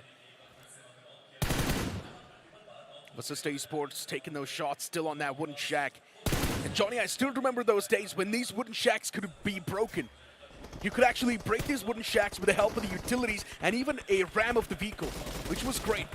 But Troytomilin Esports, with the way they are fighting against Mad Kings and the way the fight really commenced at the start, we thought that it would be Troytomilin Esports to actually shut down Mad Kings. But no, instead it was the other way around. Mad Kings, they pretty much just saved the day for themselves on the back of the utility utilization. Pretty much. And I think Mad Kings, they are going to be happy with that save. Just a few extra points gained. But Wild Fangs against Ewoks. And this is not going to be an easy fight. Shadow, what a phenomenal performance coming through from this IGL. 2 players shut down. But Wild Fangs on the other front are going to be forced to deal with Mad Kings as well. As Spraygod is fighting for his life. Takes down 1. And Mad Kings down to the last man as well. Cyrex. But it's not an easy escape, especially with the circle not favoring you. You are going to be forced to push the edge, and that is just you stepping into the line of fire. Opponents have free reins for the spray, and look at, yeah, Cyrex does not even travel a lot of distance, just a few meters, and he's finished. He tried his best. Mad Kings, another game dropped down the drain. But it's fine though, they've still got 10 points in the overall standings, which is decent. Speaking of Godlike, 0 points so far accumulated from this game itself, but in the previous game, they had 16 points. We're just going to compromise and capitalize for this one as well. And compensate. Shots taken even from the side of Vasista Esports. Godlike is just stuck in such a bad spot. They can't even move out. Even for a second, if they get outside of that shack, they're done for. They're just going to be mowed down by all the different angles that Vasista Esports is currently looking at them from. Pretty much, and we'll have to see how things turn out. But I think this has to be a game that Nornex should conquer. Look at their position. It's so beautiful. Such a big cluster of compounds, all theirs to reign over. All they have to do is just find those finishes. And for the side of Godlike, as you were talking about it, I think this is now their opportunity to strike. They should wait for the players of Vasista Esports to get into those vehicles and then try and mow them down. Before that, set up a wall of smoke so that you can move out of the shack as well. But Godlike, I don't think that's going to happen. Hector has moved up already and is in a position from where he can provide enough suppressing fire for his team to move forward as well. I think Vasista should push up at least a little bit more, get in that nadeable range, and then just toss the utility. They're going to do that now. Yeah, maybe that's what Hector's trying to do. Yeah. Toss out those smokes, move rock to rock. Get that cover as well, just with you. Ninja Boy though, moving in from the back, but also reveals his position. Now pulls out the shotgun for up close and personal combat, but Hector realizes it's too late. He needs to fall back, provide some suppressive fire, or at least give him that cavalry and support. But K9 Esports, they're just pushing in tandem. Pedal to the metal, they want to stop that man from the side of Vasista Esports. Beast is all by himself, falling back behind the compound wall, but he heads out a reality check. Ninja Boy stopped in tracks. Knight is going to be the only person left standing for K9. And this is the opportunity the players of Godlike also needed now. Vasista Esports are caught between multiple teams. Ninja Boy does get finished up. Knight finds the trade somehow. And Vasista Esports, Necro, I believe, are down to the last 2 players. Same, he's fighting for his life. Some chooses to back off. The shots from Knight do a lot of damage, and Some, he's just trying his level best to survive. Ammo is out on that DBS, but Knight still finds a frag somehow. What a save for K9 Esports, but Vasista Esports, they've completely blundered up. Yeah. How do you even mess a situation like that up? The fight was down to a 2-on-4. I do understand the team started to stack up around you, Yeah. but still you could have taken a safety approach. But as of now for Vanguard, their main foe is going to be that one last man from the side of K9 Esports, and that's Knight. And Knight is the only person currently racking up those points for his teammates, tossing out those smokes to get in up close and personal against him, but he's got no utilities to back him up, and that's why that shack, it's still safe for Vanguard. And Necro, I don't know if Knight has information of the players of Vanguard being there. I'm sure he knows that Godlike is beyond this small little shack, but Knight needs to be very cautious. He's barely inside the edge of the circle. He needs to wait for Godlike or Vanguard to make a move so that he can capitalize on the fight. But as you were talking about Vasista Esports, first of all, I thought Ninja Boy messed up with the amount of shots that were whiffed in that play. But as soon as Vasista Esports move to take a fight against the players of K9 Esports, I don't know how you could forget that you were already drawing attention of the players of Godlike. And if you have a line of fire for an opponent, they will also have the line of fire for you as well. It works both ways. So you need to be cautious. But the entire team just completely pulled away. Godlike found a knock, K9 found a knock as well, and Vanguard as well kind of lent a helping hand in that fight. But Knight finally with the push. Oh my god, it's just that one man of K9 against the two-man! Jumps up, finds a pixel, and that's going to be a knock! Almost found a pixel on the second person as well. Dreams, you need to be careful. But luckily enough, Dreams knows that Knight does not have any utilities with him. And here we go, another jump shot could almost come through, and there we go! Putting the nail in the coffin, Knight still fighting for K9 Esports. He's not going to let go of K9 just like that. He's here to secure points, and he's going to do his job like a warrior. Well, unfortunately, those crates give him absolutely nothing. As of now, we do not see any heals found, any utility found. And he keeps finding those bandages, but Knight, he's done a phenomenal job for his team. 6 finishes on the board. They helped K9 move inside of the top 8. But K9, they need to be consistent. Wildfangs are going to be finally eliminated at the hands of Sinway, and we are down to the top 7.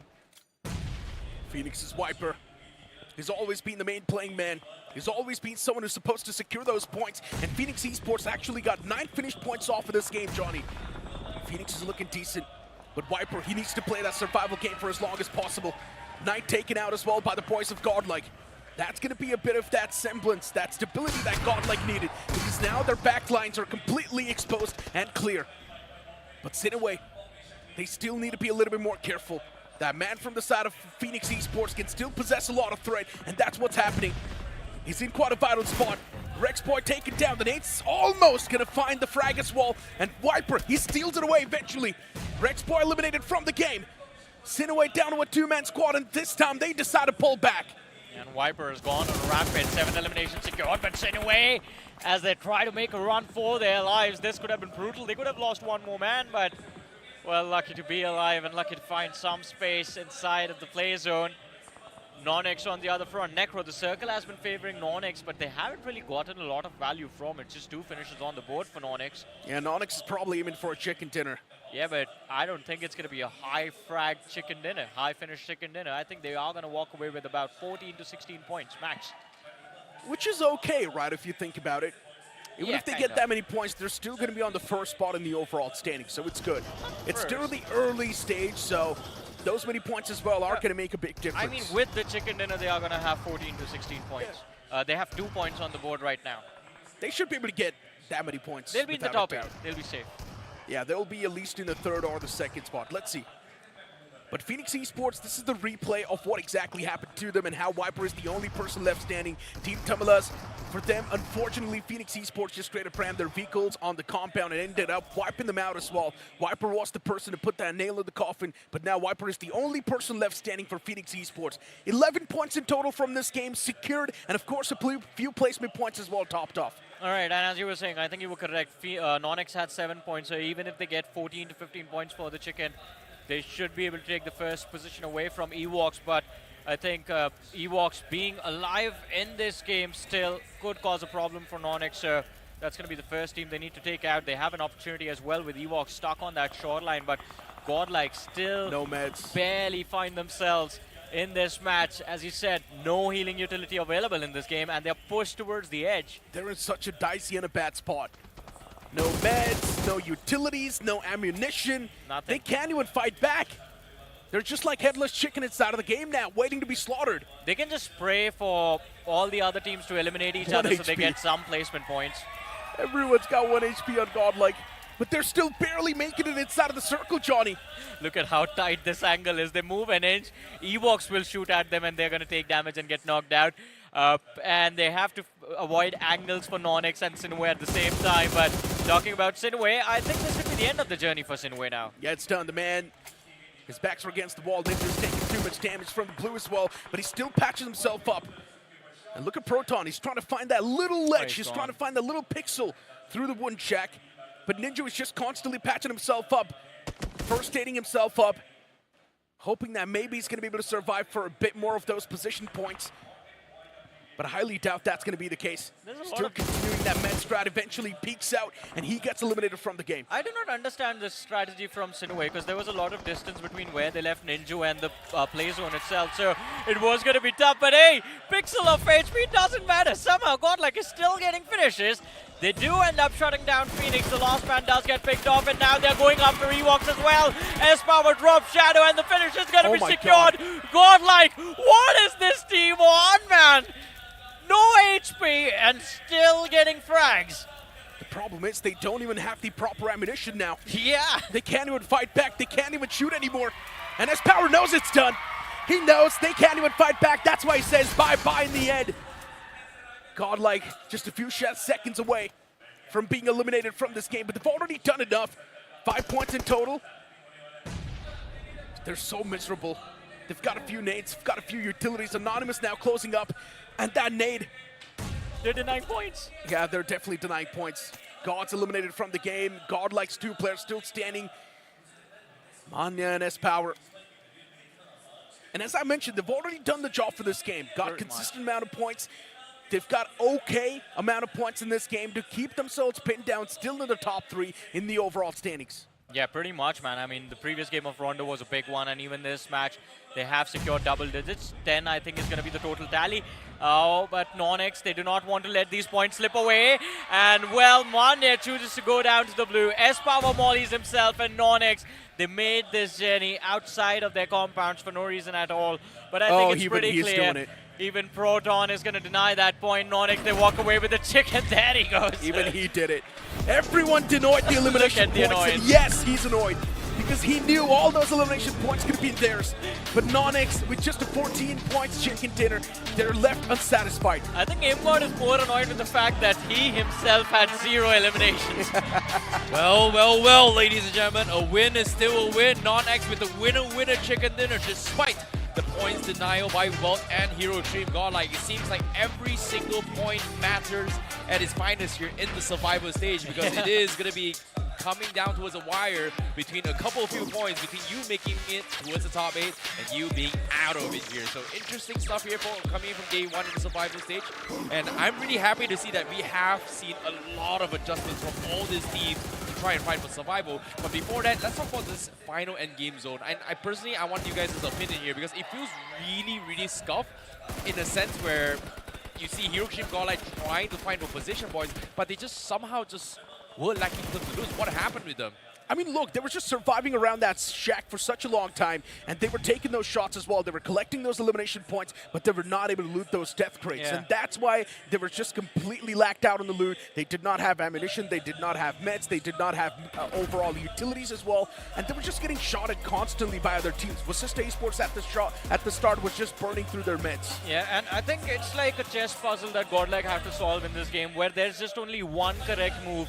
And they found that move, which was just staying in the shack, hoping. And by the way, there was a little bit of luck involved in this, because as you were talking about, Vasista, had K9 not made the move for Vasista Esports, Vasista would have ended Godlike right then and there. But because K9 came into play, Vasista got distracted and Vasista got taken out. Godlike got to survive for such a long time.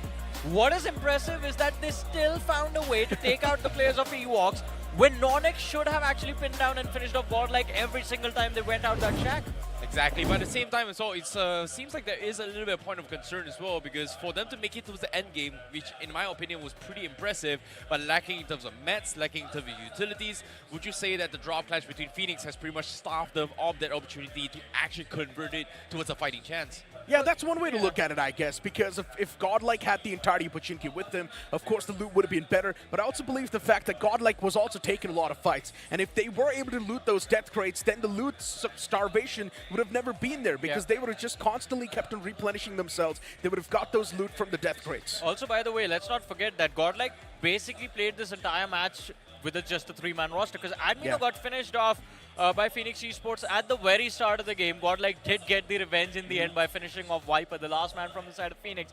But again, with just 3 players managing to secure 10 points in this game after the performance on Rondo, I think it's a good day for Godlike fans. Well, speaking of Godlike as well, obviously we have to talk about the other teams that is also doing a little bit consistent here. It's going to be Non-X and also Evox, who still somehow got a little bit more points. But will they be able to consistently do so? Because we are going to be coming back with another map of Erangel right after this very, very short break.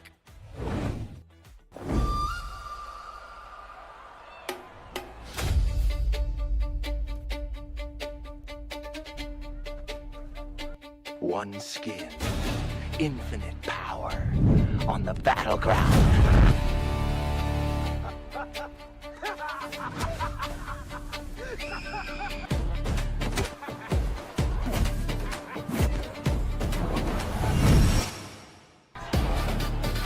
You fool. Let's put a smile on that cute little face.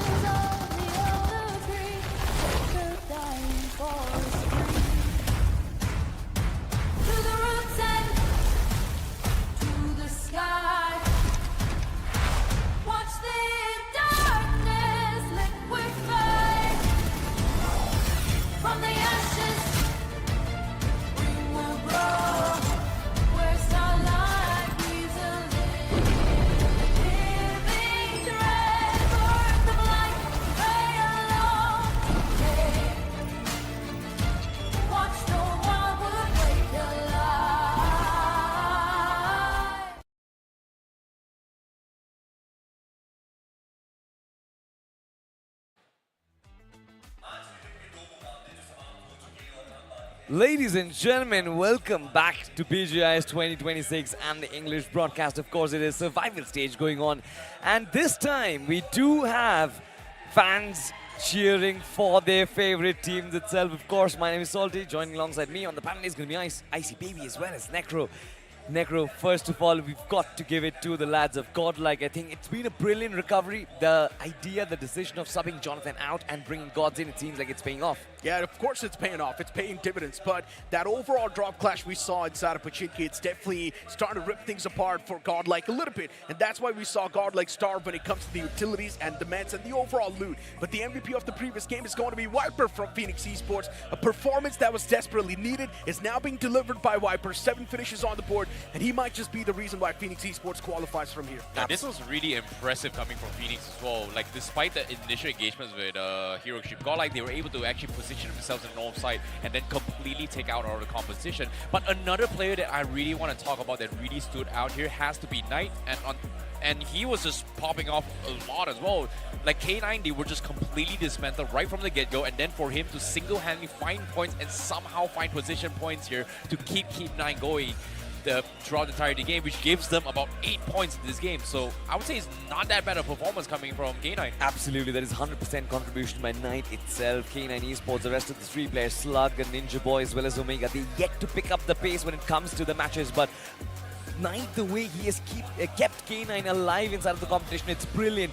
Nonix, of course, did walk away with the chicken dinner, 14 points from them. Phoenix Esports, of course, they have 14 points as well, 11 finishes, and look at those towers. Necro, 1829 points of damage. Phoenix Esports, I think that must be a big sigh of relief from them. Of course it should be, right? Because in the overall standings now, we're already seeing that uphill climb from Phoenix Esports. If you compare this start to the start of the semifinals, Phoenix Esports was already struggling. In the span of first 3 games, Phoenix Esports had 0 points. And this start, it's much better for Phoenix Esports. For Godlike as well, having so many points in the map. Rondo now having a decent amount of points over here as well. It's going to help them so much in the overall standings. Look at the overall standings, though, by the way, I see. I'm going to come to you with Godlike Esports, of course, 26 points from the first 2 games. Rondo was brilliant. Erangel as well, not really too bad. Evox, 25 points. Inway Esports, 20. Welt, 19. Phoenix Esports at 18.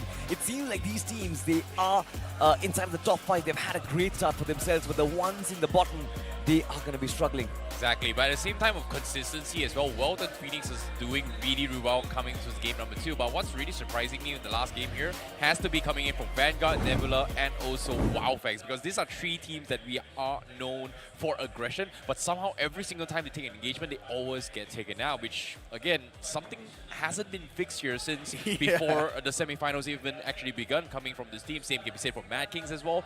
But personally, today, I think one of the surprising ones for me is Team Tamilas, because 2 back-to-back games, they do not have a lot of finish points converted. But in terms of the damage report, they were the ones that has been taking a lot of shots, but just could not find those points. So I'm actually curious, what exactly is going on with Team Tamilas? This is something which Team Tamilas have always done, isn't it, Necro? I think you would vouch for this. Mr. IGL playing in from the sidelines, from the edge of the circle. He always finds those damage numbers, but come the LAN finals, it seems like the struggles of the semi-finals, it seems like it keeps on continuing. They're lacking that bold approach, straight up. We're not seeing those proper head-on-head fights from the side of Team Tamilas. Yes, they're taking those shots from the long range. Yes, they're getting those knocks as well. Yeah. The conversion is something that's going to get you the points, not the knocks. So Team Tamilas, once they start getting those conversion, that's the only time when we will see Team Tamilas' graph going up as well, slowly and steadily. Now, heading on the conversation towards Nebula, for some reason it feels like the graph is going down. They're losing their 4v4 fights, and it feels like they forgot how to take the 4v4 fights in the first place. Absolutely. They were riding on the fact that Phoenix was in form, Nomi was in form inside of the semi-finals as well. We saw these 2 players kind of carry Nebula Esports on their shoulders. All of a sudden, it seems like Phoenix and Nomi, they are struggling. Kratos is having a tough time stepping up, and Ardis and IGL as well is kind of lost right now on what game plan to actually adopt. But ladies and gentlemen, it seems like there is a good news for all of you guys out there. If you are in Chennai, make sure not to miss out BGIS 2026 Grand Finals. The tickets are live on Swiggy Scenes itself. Make sure to go out, check out, and get yourself one itself. My recommendation is, of course, going to be the season pass. Get yourself 3 days of action. Do not miss out even a single day, because Chennai, it's going to be an absolute blast. Trust me, guys, you guys better buy it fast here, because we've seen tickets sold out really quickly to a point that there's just not enough seats here. So if you guys want to come towards the Grand Finals, be sure to grab it fast before it's all gone. And now coming back into the game as well, this is where things get a little bit interesting as well. Will we see a bounce back coming from teams like Nebula, from K9? Well, we shall see. You're talking about the big names out there, but there are also the undergods, Myth Official, Welt Esports.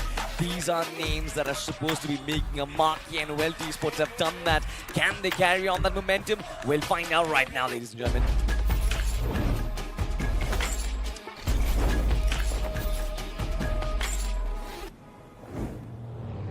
The plane's going to be in the skies for the second game of the day. And once again, this game of Wrangle, it's going to be filled up with a lot of question marks. But the plane flap pad starting all the way from Lipovka towards the Snoka military base, which means it's heavily tilted on the right side of the map. If the teams do want to move on towards Severny, if the teams do want to head on towards Gatka, now that's going to be a real tough stretch.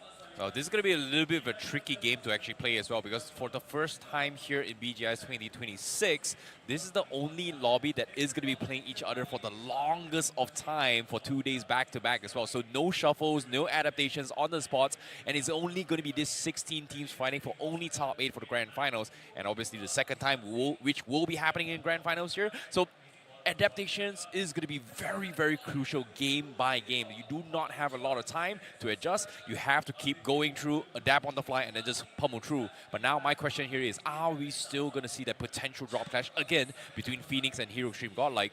I would love to see it. Phoenix Esports in the previous one, you can't technically say that they won that drop clash, and that's why Godlike just backed away from that entire Pochinki. But this time, is Godlike really going to go for it? That's a question that's popping up in my head. Yasna Polyana is probably going to be contested by Welty Esports. K9 Esports is also there around the proximity. Evox heading towards Milta Power. Wildfang's inside of Milta. Then you've got Tritomlin Esports heading towards Military Base. Sinway is going to drop around Gatka, that's for sure. But the circle, it's going to be completely opposite to the plane fly path on the top left. Well, this is going to be a tricky spot to be in here. Zarki is going to be in play as well. It's been a while since we've seen Zarki. And truth be told, we haven't even seen a single Zarki circle since last year until now. So this is going to be home grounds here coming for K9. Hopefully things are going to be a little bit better for them. But seems like we have dropped a little bit of bodies here as Hero Stream Godlike actually crashes again towards Phoenix once more. And we are going to see a 1-for-1 trade as of now. Yeah, maybe a 2-for-1 now. Trades happening back and forth, so it still can be anyone's ball game. Utilities tossed out as well from the man himself, but he's not able to find anything yet. For Godlike, they've lost out Amanya and S-Power, which means they've only got a 2-man squad to try and deal with it. But Phoenix Esports, there's a chance they can recover with all the players. Things can go well for them. Admino is now the only person left standing for Godlike to try and get anything done. Admino wants to hand out a death blow. He wants to secure that elimination point that lies in the front. And what a knock that is! The fight's now taken down a one-on-one. Somraj against Admino. The IGL versus the Assaulter. Who's going to be the one to come out on top? Admino probably wants to hand out the death blows, confirm these elimination points, and that's what he's going for. He runs out of bullets in the magazine, now pulls out the shotgun once again. Final 4 shotgun shots left in the shotgun, and Admino, he's not going to stop anytime soon. Oh, his last 2 bullets as well, 17 bullets on the Vector. He needs a little bit of restock. Somraj is still a little bit tricky to actually survive this, but Admino, he needs to clean this up. He needs to try and stock up as well. Somraj is giving him the space, so Admino might be able to confirm this points, and this is going to hurt both sides as of yet. As Power down towards the last tick is going to be picked up. Somraj has to pressure this to try and deny this pickup, and that is going to be the confirmation from Somraj down towards a 1 versus 1. Godlike and Phoenix fighting for survival. Admino gets the stock up off his teammates. Now does have a little bit more room to work with those shotties, but Somraj is going to be a tricky spot to be in here. Teammates gone. All by himself, only with an M24 It's just so confusing. I want to see this entire scenario from the POV of Somraj and want to know why exactly he backed away in a situation like that where he could have fought it out against Admino and saved the day for his fallen comrades. He could have gone to full reset, by the way. And Admino now is just chasing down Somraj because he does not want to let him go. Somraj on the run. He wants to play for the survival. Getting his hands on a bit of that loot as well while he's making the run for his life. And now he's going to camp it out. He's going to wait for Admino to walk into his fire and make that first mistake. Somraj's position is compromised. Admino is also inside of the house, completely trapped. The first shot connects. Admino, he's doing a lot of damage now. Somraj is going to back away towards that house. Admino just constantly peeking out. And there we go. The pre-firing was perfect. And Somraj just walks out into it. What a clutch here coming from Admino. Complete shutdown. What seemed to be an almost victorious run here for Phoenix. Completely outshined by this individual GOAT. Godmino in the presence in this game for the survival stage itself. And just like that, he's got a lot of heavy lifting to do. 4 points in the back confirmed. But he's going to be doing this entire game all by himself. Saving the day for his team. But as you mentioned, he's the only person standing, so for Godlike to achieve anything else, it's going to be too much to ask for. But when it comes to the overall standings, Godlike has a lot more points compared to Phoenix. Mad Kings still a little bit slacking when it comes to the overall tally, just 10 points. So even for Mad Kings, this game is going to hold a lot of value. Seems like Mad Kings is struggling to actually find a little bit of decision here on how they want to approach this game. And so far, the only player that has been stepping up big time here is Cyrex, and majority of the points is from Mad Kings has been secured by Cyrex. I think he got 6 from Rondo and 4 from Erangel itself. So this 10 points was all solely from the finish points coming from Cyrex, which is a big problem, I would say, at least for Mad Kings. Nebula and K9 in the proximity. And there's a chance Nebula might just take it up close and personal against K9. It would be fun to witness. But is K9 Esports going to go for the fight? That's the question. Slug is just keeping himself put, not even taking those shots against Nebula. Because he knows Nebula are absolute psychopaths. And they're not going to back away from a situation like this. They will always just ram their vehicles and hope for the best. And recently, their best hasn't been enough. Seems like the circle. We do see have a little bit of a collision here right from the get-go. Georgia Poe is going to be expected. Prediction here is coming in from Nonx and as well as Mad Kings. But for Myth and Vanguard, they're expecting this Wizarki. But let's take a look at the replay here. It's a very quick one. As soon as it's actually begun as well, Phoenix was actually coming out ahead here. Was able to find 3 knocks off to his godlike. But this clutch from Admino was just huge, getting the pre-fire. And you can see the desperation coming from Phoenix, knowing for a fact that, oh, we have to wrap this up, try and go to the resets, but because of that small individual brilliance from Admino, well, the entire team just broken in shambles. Oh my god, Admino. Okay. Some signs shown to Somraj, and the fans absolutely hyped up. Because Admino knows that was a fight that Godlike desperately needed to convert for their egos. And he satisfied everyone's egos, not just his and his teammates, even the fans. Did you see the smile on Viper's face from Phoenix the moment Somraj actually lost that 1v1? It was just... He knows Somraj messed up big time. But I still don't understand, right? When Phoenix Esports had 3 players knocked out, if Somraj would have taken that fight right then and there would have been a chance to come out on top and at the same time go for the reset. Why do you think he backed away? I think, I don't know, man. Like, maybe just because he was nervous, considering the fact that Amino just single-handedly take out three of his teammates. Obviously, the pressure gets to you, right? Like, imagine, like, oh, we're winning the fight. Suddenly, this one dude takes out 3 of my players. What do I do?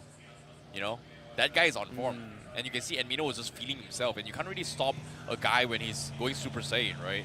You might as well give it a shot, though. He could have gotten a full reset and continued this game for a few more points. Well, eventually he did give it a shot. He just got outplayed. I guess. The pre-fires were great. While thanks, another frag-heavy team on the screen. So far, even for them, the firepower hasn't been working out. That horse looks magnificent. Beautiful. You know what's beautiful? What else? You are beautiful. You're amazing too, man. Wow.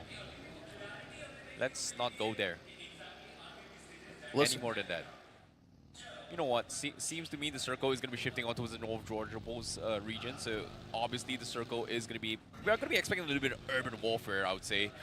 Tricky spot to be here, but a majority of the times when the circle actually traverses here, the northern apartments has been a very, very highly contested spot and potentially ends towards those end games. And surprise enough, Mad King is going towards the northwest side of this Georgia Bowl.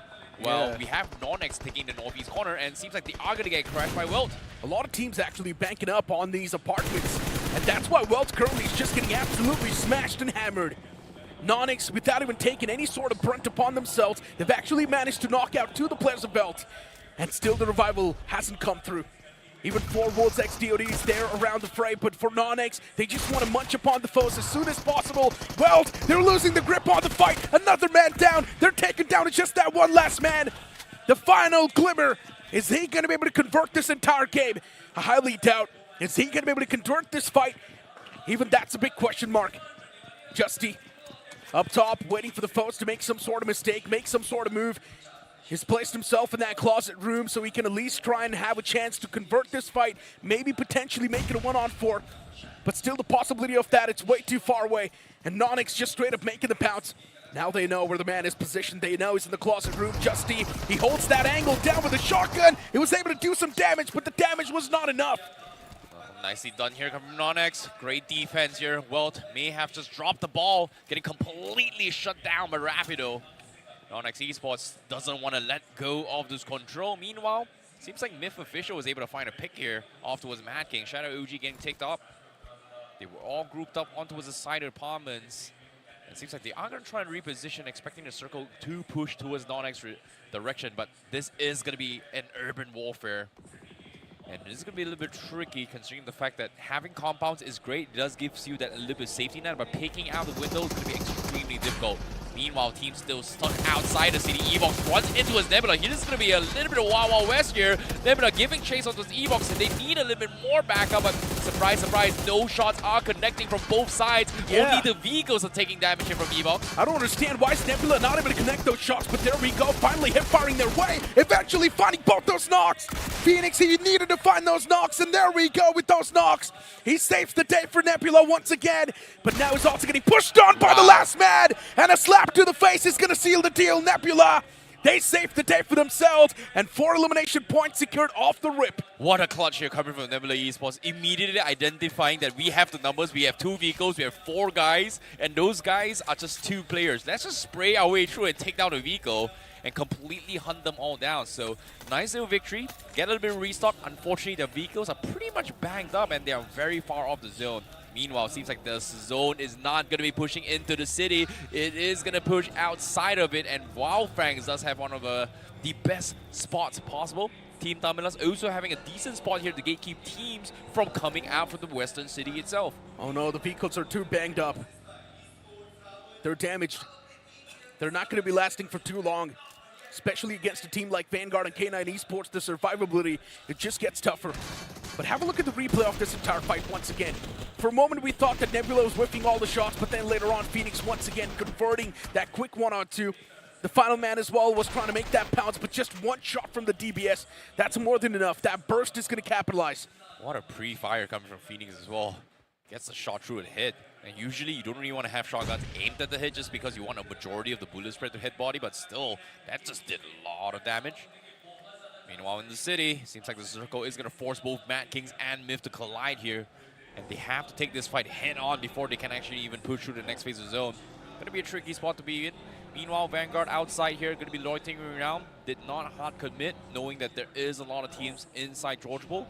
They are going to try and find space outside the shooting range region, which in this case, I think they just spotted out K9, so that's not a good spot they want to be in to be committed, especially how open they are for potential third parties. So they are going to loiter around to try and figure out what's the next good plan coming from Vanguard.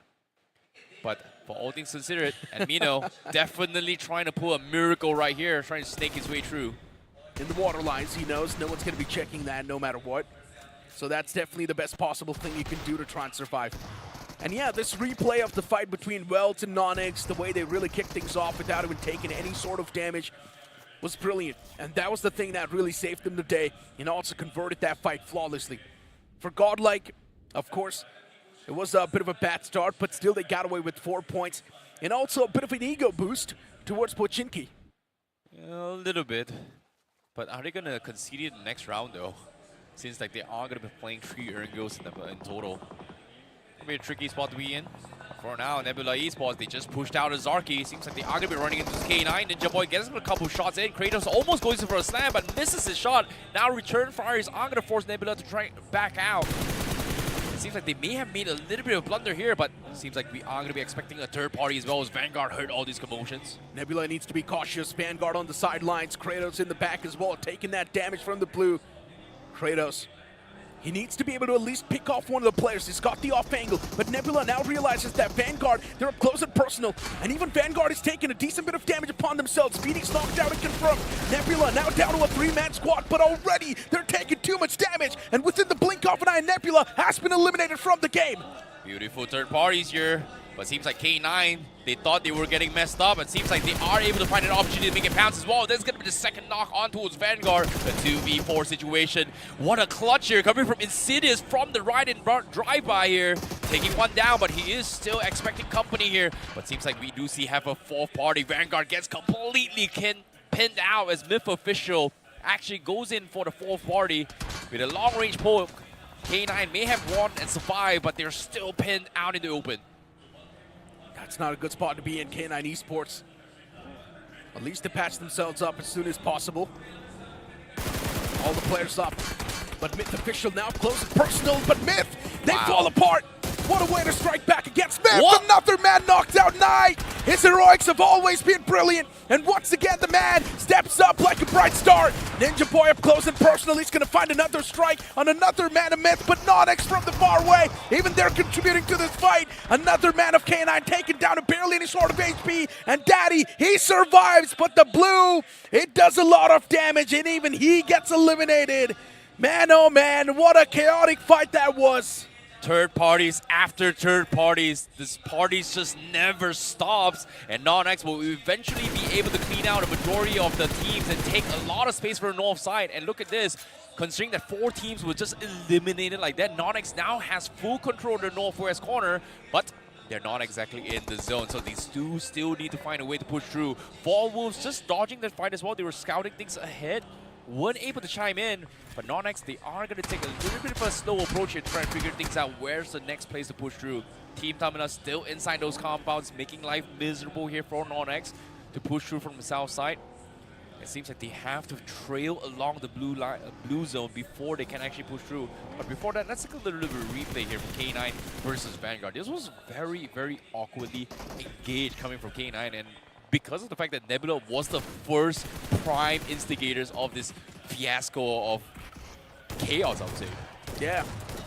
Nebula was the one to pretty much add the fuel to the fire, and then later on Vanguard came in to try and extend it a bit longer. K9 Esports got grinded up in the mix, and Nonex from the sidelines reaped the benefits. So for Nonex, the stars are now starting to align. It's looking like quite a decent game. Utilities tossed out from Anonymous. Spray God in the back, Kana as well, right there around the fray. Utilities crawling up real close. Aim got taken down to half the HP. Another nade tossed out. It's not going to do a lot. The utilities are creeping and crawling real close, but we're not seeing any value being found just off of yet. And there we go. Spray got taken down low. Wildfangs, cautiousness needs to be there. Even inside of the house, shots are taken. Well, seems like Nonex now has no choice but to take control of the north completely. Wildfangs has been left untended, and they are going to go for the slam. Sensei now has to defend against them. Nades has been thrown to try and slow down aggression. The rest of the pack from Wildfangs are here to party. Anonymous now stops their aggression, calling Arson to join the fray to try and get up close and personal. This is going to be coming down towards an all-out brawl. It indeed is. And Sensei just took damage from his own utility. Oh no! Sensei's on the verge of being knocked out. He's taken down to barely any sort of HP. But Nonex, even they're still getting toyed with. The two players in the outskirts. Spray God, he's got the off angle. He can definitely punish them. Sensei now moves down. He's got no bullets in the shotgun. Get the reload, Sensei!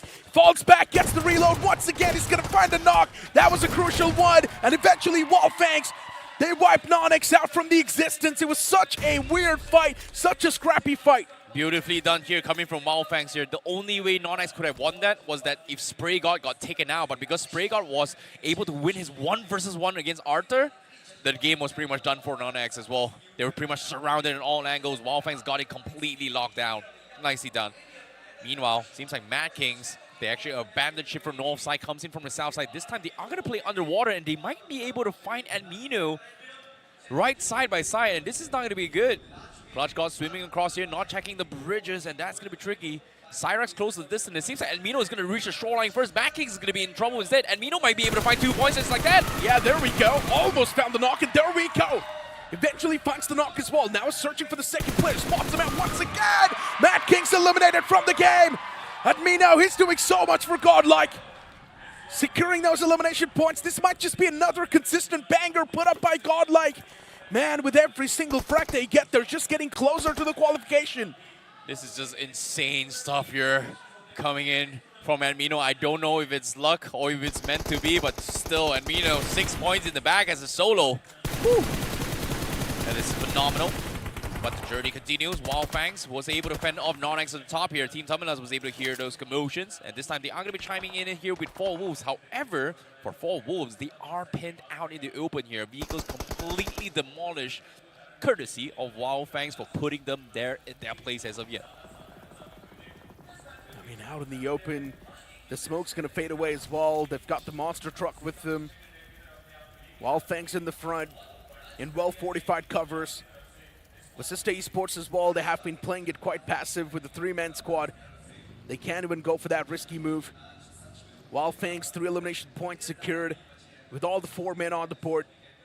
Yeah, and for Team Tumulus, just look at that split they're playing with. It's such a major split. They want to control the circle, but are they going to be able to win the fights this way? Oh, it's going to be tricky here, but Amino able to spot out Mad Kings was just very, very unfortunate. As soon as he spot up, he tried to reach the shoreline first, got the upper hand, was able to pick up the gun, and then just take them all out. Sad for Mad Kings, but there's just absolutely nothing to do. You can see intense discussions are coming in. But seems like they've not given up hope yet. I was expecting them to be a little bit of on a downer. They should not. All it takes is one decent game to actually make the bounce back inside of the top 8, right? And that's what I said. Technically, if you think about it, qualifying from survival stage is a lot easier from the semifinals. Only 8 teams get kicked out of 16. Yeah. Only half. Exactly. The odds are much better. And another thing that you can add on towards that tally is also going to be the fact that you don't need to adapt on the fly. You're just playing against those same 16 teams over and over again, so you can just adjust once and you're ready. You're prepped up. No, technically 2 good games, you're pretty much in out of those 12 games. Maybe 3. 3 massive games, you're pretty much in towards the grand finals, I would say. Yeah. And this game's Hero Extreme got like 3 games so far, very consistent. Courtesy of Amino as of yet. And they've officially hit the average points of 10 points per match in this game 3. And with this 6 points coming from Amino, sustaining the qualification bare minimum. True. It's the 3rd game of the day, and he's definitely doing great. Team Tumulus. Cautiousness needs to be there. Well, based on this circle as well, it seems like nobody's gotten a little bit of control. It's pretty much out in the open. And the biggest trend has to be Vasista Esports inside the zone, but Team Tumulus, they haven't exactly found a way to push through. Look at this, there's just not a lot of cover. It's pretty much out in the open. And Team Tumulus can't actually push up because Wildfang's is going to shoot them in the back. Tricky spot to be in. Troy Temen Esports across the river is also suppressing fires onto his Team Tumulus, so everybody's just waiting for somebody to make a mistake. Yeah. Troy Temen Esports does have a little bit of breathing room here on the south side, considering the next phase of zone still favors them. But aside from that, everybody else needs to move first. And Wildfang seems like they are going to make the bounce first. Exactly. Shots taken though. That's going to be aim god. Wanting to find the knock, and eventually he does as well. Spray got taken down. He messed up. Did not even know that Team Tumulus lies around the edge. He just wanted to go for the scout. And he gets caught. Team Tumulus calling all their forces around this fray because they know now a big fight is about to commence. Aim god does not have proper intel as well. Maybe just look around you, try and see what sort of moves Wildfangs are making, and then according to it, you can adjust. Team Tumulus still around the edges, waiting for Wildfangs to move out, make some sort of mistake, but Wildfangs is not doing so. Wildfang's just struggling to try and push out those compounds. They know 4 Wolves is one of the traps that they have laid out, but seems like that trap may be a little bit of kryptonite as they cannot exactly push out themselves, as 4 Wolves and also Team Tumulus has got Wildfang's pinned out in the open. But seems like with the smokes being played from 4 Wolves, they are temporarily blind. Team Tumulus is going to reposition themselves. But 4 Wolves now finds Kana from the side. Wildfang's now caught in a very, very, very awkward position. A couple of return fires comes in. Goten hoping to get a lucky knock to try and save Kana.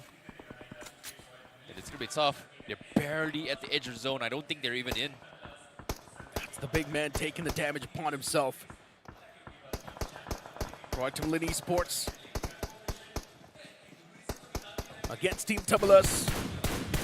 Just constantly tapping away. Troy Timilian, they're not able to find anything. And once again, Wildfangs, they continue their wrath. They continue their fire against 4 Wolves DOD. 4 Wolves DOD are just getting played. Lying prone out in the open. Elimination point secured by Wildfangs. This seems like a day with destiny.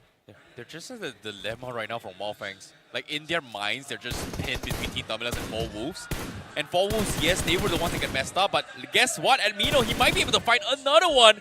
He's going to try and spray his way through. He spot Mox on the horizon. Needs to see a little bit more small pick, but no, he misses the timing again. Mox is going to be able to climb up, but he misses the timing.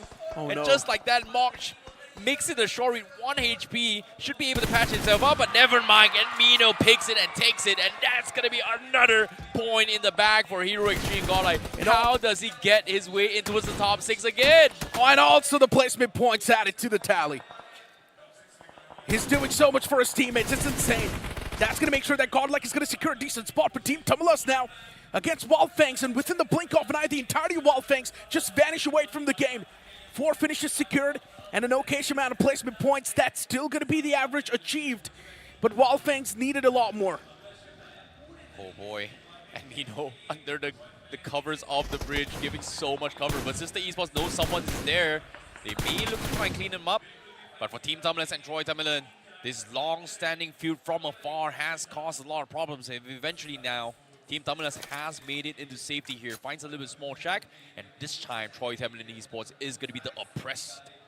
Because as of yet, the oppressed has become to be the oppressor. As Team Tumulus is going to force Troy Tamilan Esports to make mistakes, make a play, and here comes the knock. I'm not gonna lie, it was quite an action-packed game though. The way it started out, just so many fights happen off the bridge, so many teams were eliminated, and now it's stage 7 and we've only got 5 teams standing. Team Tumulus constantly making it hurt against the boys of Troy Tamilan Esports, and Aiden gets knocked out. That's Vasista Esports knocking on the doors as well. Troy Tamilan Esports under heavy fire. This 3-man squad. Survival now seems dicey. They're stuck in a dire spot. Miserable. Oxen is going to move out in the open. He's still catching too much hurt upon himself. He gets knocked out as well. 2 quick dinks, and Team Tumulus, they're constantly making Troy Tamilan Esports' life even worse. For Vasista, they know it's a field trap. They know they've got the advantage. All they need to do is just buy enough time so they can cover things up and play it for the better.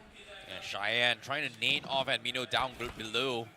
And while they're also trying to do that, they're also focusing on towards Troy Tamilan Esports, who needs to cross the bridge, which is going to be a problem for them. But guess what? Amino, he's been stocking up a lot of nades. He's got 6, gets a nice nade onto his Biggies and Cheyenne. And with the crowd's reaction, I think he's going to be able to do a little bit more. And Mino going to be lobbing his 3rd one as well. But Sister Esports may look to try it back. Oh, but he gets the nade, and Mino might be able to find the confirmation. Another one tossed out with that same trajectory. Does even more damage on Cheyenne. The man is barely surviving, but the elimination point stolen by 4 Wolves are either Team Tumulus. Team Tumulus constantly taking those shots against Troy Tamilan Esports, and eventually Troy Tamilan Esports have been eliminated from the game. This one man from Godlike, how is he doing so much? 9 finishes secured just by this one singular individual. He did so much. 8 finishes secured by Admino, and he's not stopping anytime soon. Oh my goodness, insane stuff coming from Admino, but finally goes down to Cheyenne, but the damage has been done, and Mino was able to pick off Troy Tamilan in the process here. Now we're down towards the final 3 teams, 4 Wolves, who somehow crawled their way into the zone now, survives, and now they are gonna strike. They pounce onto a Cheyenne. In front of them, Salme is able to put the stop here, but while this is happening, Team Tumulus is just left untouched, but even they are getting picked off. Team Tumulus, aim God. He's the only person that can actually make it happen. And they can also go for the revival on the fallen comrade. Situation's down to a 1-on-1-on-1. Noob, the only person standing from 4 Wolves, now is also patching himself up. But Team Tumulus, they want the odds with them. And the same thing can be said for Vasista Esports, as Salma is now going for that revival. Oh my goodness, the zone is coming in. Salme is pretty much out in the open. Noob is going to go for a blind spray, but he does not have first aid kits to patch himself up. He's going to go for confirmation points. Shots has been made as well by Team Tumulus. They were able to pick up one guy, now making it towards a 2v1 situation. Cheyenne is trying to crawl into the zone, but they haven't exactly picked himself up here. So Team Tumulus now on the offense to shut out Vasista Esports. Unfortunately for Vasista Esports, he wasn't able to get the fallen comrade back upon his feet. But once again, he's going to give it a shot another time. Let's see if he's actually going to be able to get the fallen comrade back upon his feet. The utilities, they're not crawling next to him. Still way too off the mark. Molotov tossed out as well. What is Team Tumulus doing? Just tossing out everything they've got in their arsenal. But now for Vasista Esports, it's their time to toss out some utilities as well. Those nades are way too off the mark. Vasista Esports, those utilities are going to help them conquer a bit more of that land, get the map control a bit more. The nades from Team Tumulus now tossed real up close. Another one tossed out in the hopes of finding a knock. This one was there, but it was not close enough to actually find the knock. Uh-oh, with the zone coming in play, Team Tamilas, they're losing a lot of playing field, and Salme knows where they are. Cheyenne as well, looking for an off angle, but Salme tries to go for an overpick, gets shot instead, and now Cheyenne is dropping down low. He may look to try and deny points. Team Tamilas know it is going to be a 2v1. Molotov has been sent as well. Cheyenne, his suck. He may look to deny the zone as well, but seems like he is going to try and make an attempt here. Yeah. He's deciding what he want to use. Either the shotgun or the air. Now pulls out the AOG because he knows it's going to be a mid-range battle. The blue is still on the move. Cheyenne might just want to deny the point, and that's what he does. Gets eliminated by the blue itself. Basista Esports, they secure a top 2 finish. But for Team Tamilas, this chicken dinner, it was desperately needed. 17 points in the overall standings. What a much-needed game coming in from Team Tamilas, and what a much-needed game coming in from Basista Esports. Two teams who were struggling on the overall standings now finally have some footing inside of the survival stage. Gentlemen, what are your thoughts about that, and what are your thoughts about Admino and his supremacy inside of the lobby so far, I see? I don't know, man. That game was an Admino masterclass right there as well. And this nades that just completely shut down Basista Esports, denying them the chance of going for a winner with the chicken dinner, was just disgusting, I would say. It was disgusting for sure, but Basista Esports, I mean, they finally did try to get that momentum back. Necro, we've been talking about Team Tamilas and Basista for a while, that they aren't really being able to get that form back in action, but finally Team Tamilas, it was a passive playstyle, but something which gives them points. It's a start to actually work with. So look, being completely realistic over here, half of the lobby was eliminated early on. Yeah. And then in the final few moments, there were not even enough teams to actually survive. So if you are a team who had a good position in the center of the circle, you anyways ought to survive till the final few. And that's what happened with Basista Esports. They were not really contributing to the early game chaos. That's what happened with Team Tamilas. Stayed away from all the fights early on, and that's why they survived till the final 2. Absolutely, and we do have the stats from Team Tamilas as well in front of us. Aimbot with 4, Fox OP with 2, Mr. Rightshield with 1, 7 finishes on Team Tamilas, 17 points I see. I think now they are going to be inside of the top 5. Team Tamilas can actually push through the grand finals. This was a very interesting game considering the fact that a majority of teams expected the circle to end towards Georgiable apartments. That's why we see a huge cluster of teams heading through the city. But getting out was such a tricky spot to be in here. And I think Team Tamilas was one of those teams that actually gatekept the Northwest corner. Nonex also did a fantastic job of shutting down a lot of teams. And while that was happening as well, Troy Temin and Esports, Team Tamilas, they just completely boxed everyone from the apartments and then progressed into the end game, which led to Wildfangs just wondering, why are there not enough teams messing up 4 wolves? Because they got 4 wolves out in the open, but nobody shot them. You know, and they just got caught because of it. Yeah, absolutely. And amidst all of this chaos, of course, Godlike and their survival tactic, it's kind of going back to back every single game. They are finding a way to survive till the final circle. This game, it was an Admino masterclass, of course, and we need to talk a lot about that, ladies and gentlemen. 7 finishes in that man, all by himself. Position points as well. We'll talk about it after a short break. Don't go anywhere.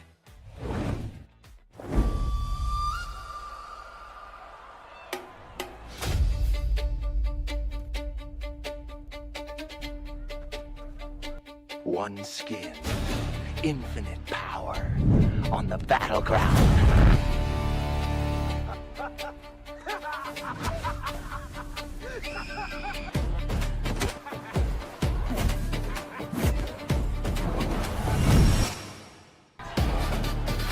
You fool.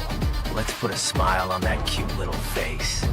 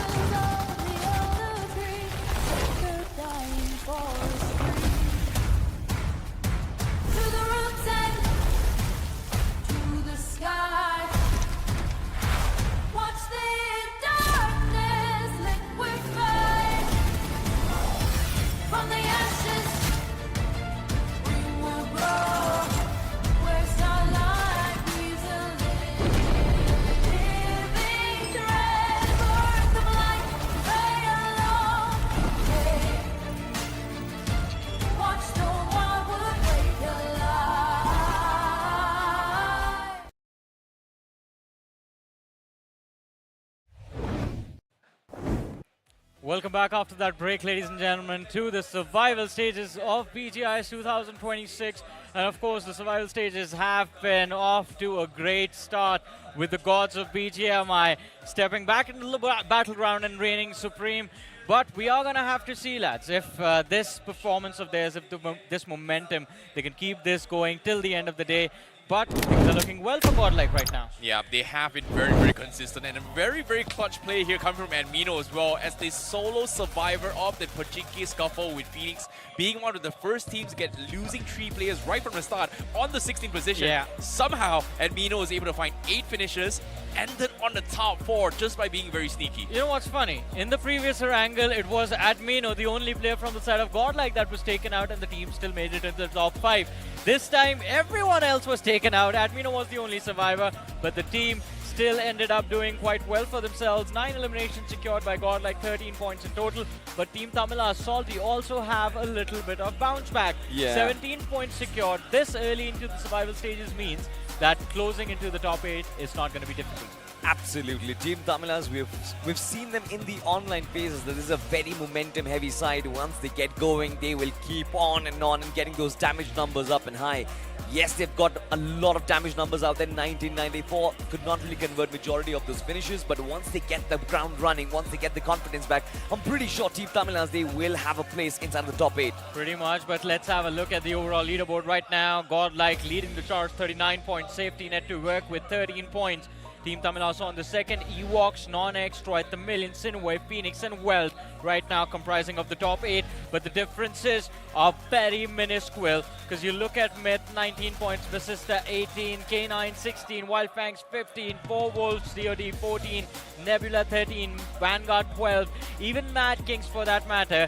If they are able to secure 20 points in the upcoming game, they are going to be sitting second on the overall leaderboard. Right now, the only team that's safe is Godlike. Yeah, but as of yet here, everybody in the bottom here still needs a big game to actually stand a chance here to try and qualify to the top 8 here, considering that the only 3 games has been coming through as well. Now it's about catching up and setting the foundation for the comebacks tomorrow because, again, 12 matches in total. We're half for today. Now this remaining 3 matches is going to be extremely crucial for teams in the bottom to try and step through. But I'm really grateful that Team Tamilas, their damage report finally showed result on Game 3. Exactly, but ladies and gentlemen, this journey through the survival stages is for us to find out which teams are going to be going to the grand finals. But if you guys are going to be there for the grand finals, make sure you grab your tickets from Swiggy Scenes. It is live right now. The tickets are available for all of you, so grab your tickets for the finals. Are you asking Icy to grab his tickets as well? Yeah, I mean, Icy needs to find his tickets to Chennai. You guys also need to find your tickets to Chennai. I don't even think, what are you waiting for, man? I'm sorry, man. You guys gotta buy your tickets. I'm getting mine. I'm free. Oh, really? Well, technically, I'm not free. I gotta we're work working. for it. Yeah. We're working. So, yeah, we have to be there.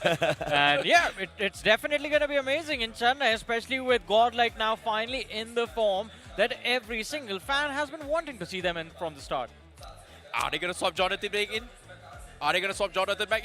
I don't think so. I think things are going pretty well right now. So yeah, I don't know. What about you, That's what Salty? the fans want right now. Well, honestly, I'm waiting for a Weld Esports comeback, Johnny. But let's see if that is going to happen in the upcoming Wrangle. It is going to be an intense one for sure. Are we going to see another clash in Pachinki? Time to find it out. Let's head to the game.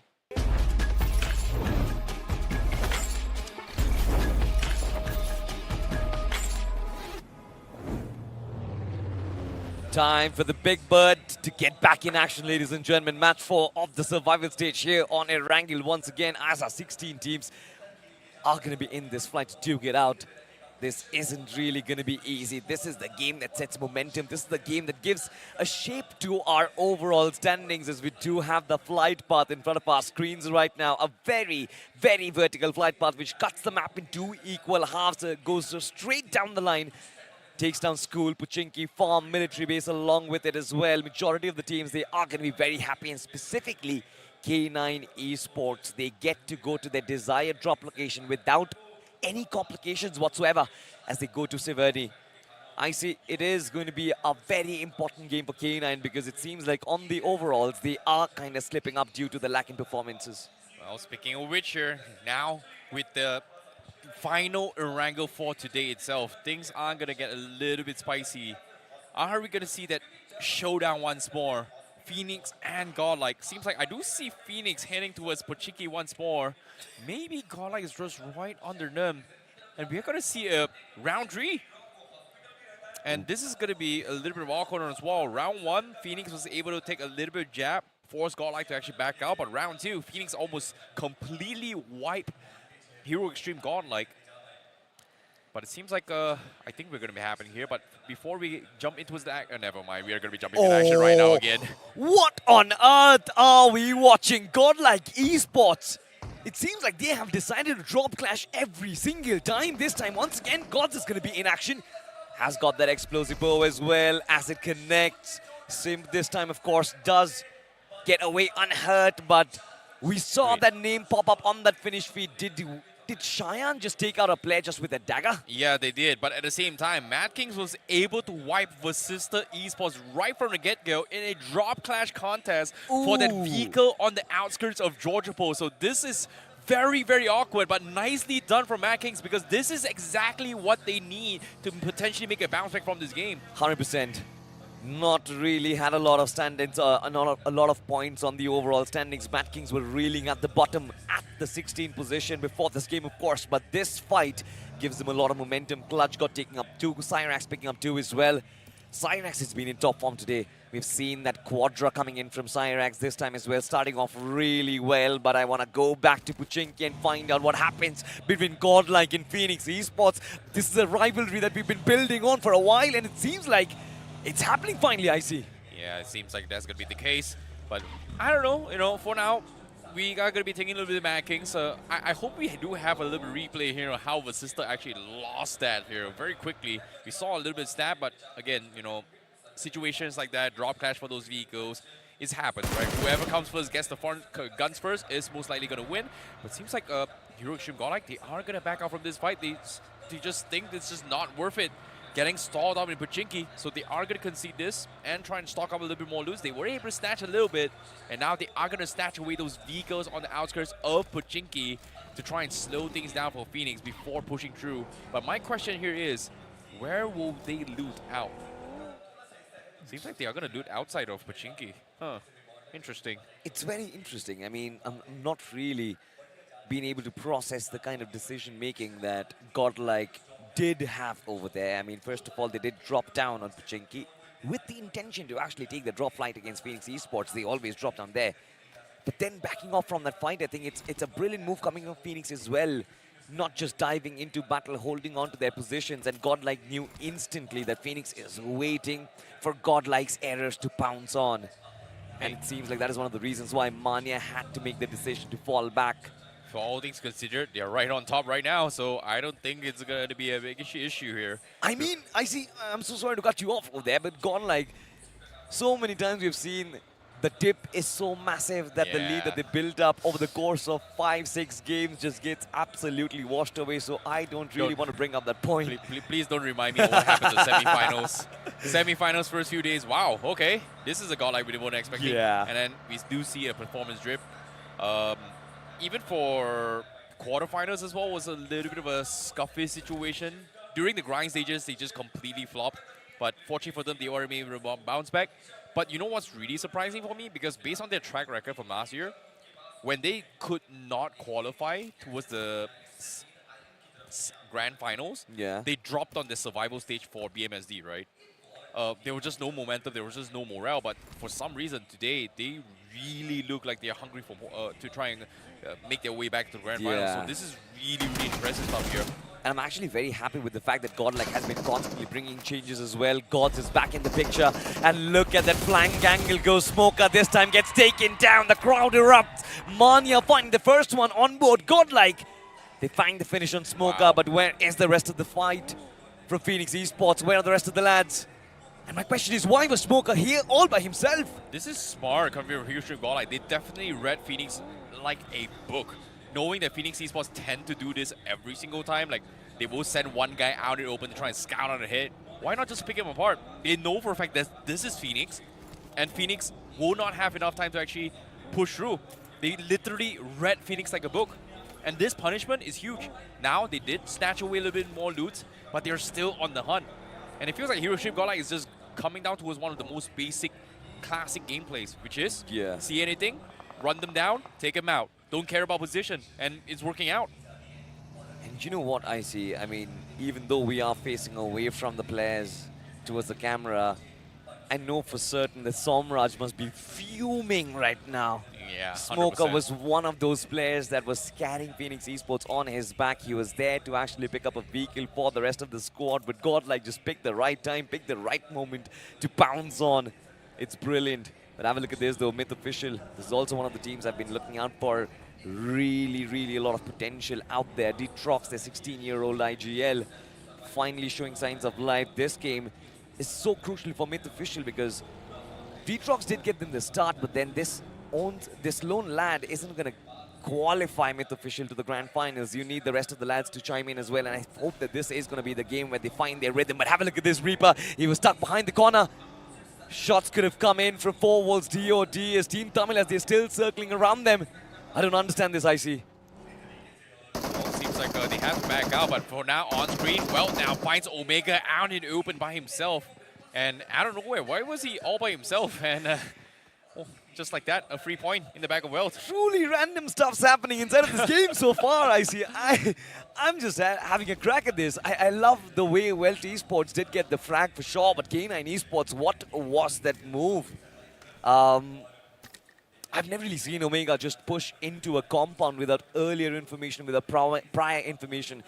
This was a very important compound, by the way, in between Mansion and Prison. You know that this is going to be the place where the final circle might hit, so Omega ought to have a little bit of more information before pushing up. And have a look at this Ninja Boy. Now, the rest of the 3 assaulters, once again, they'll have so much responsibility on their shoulders.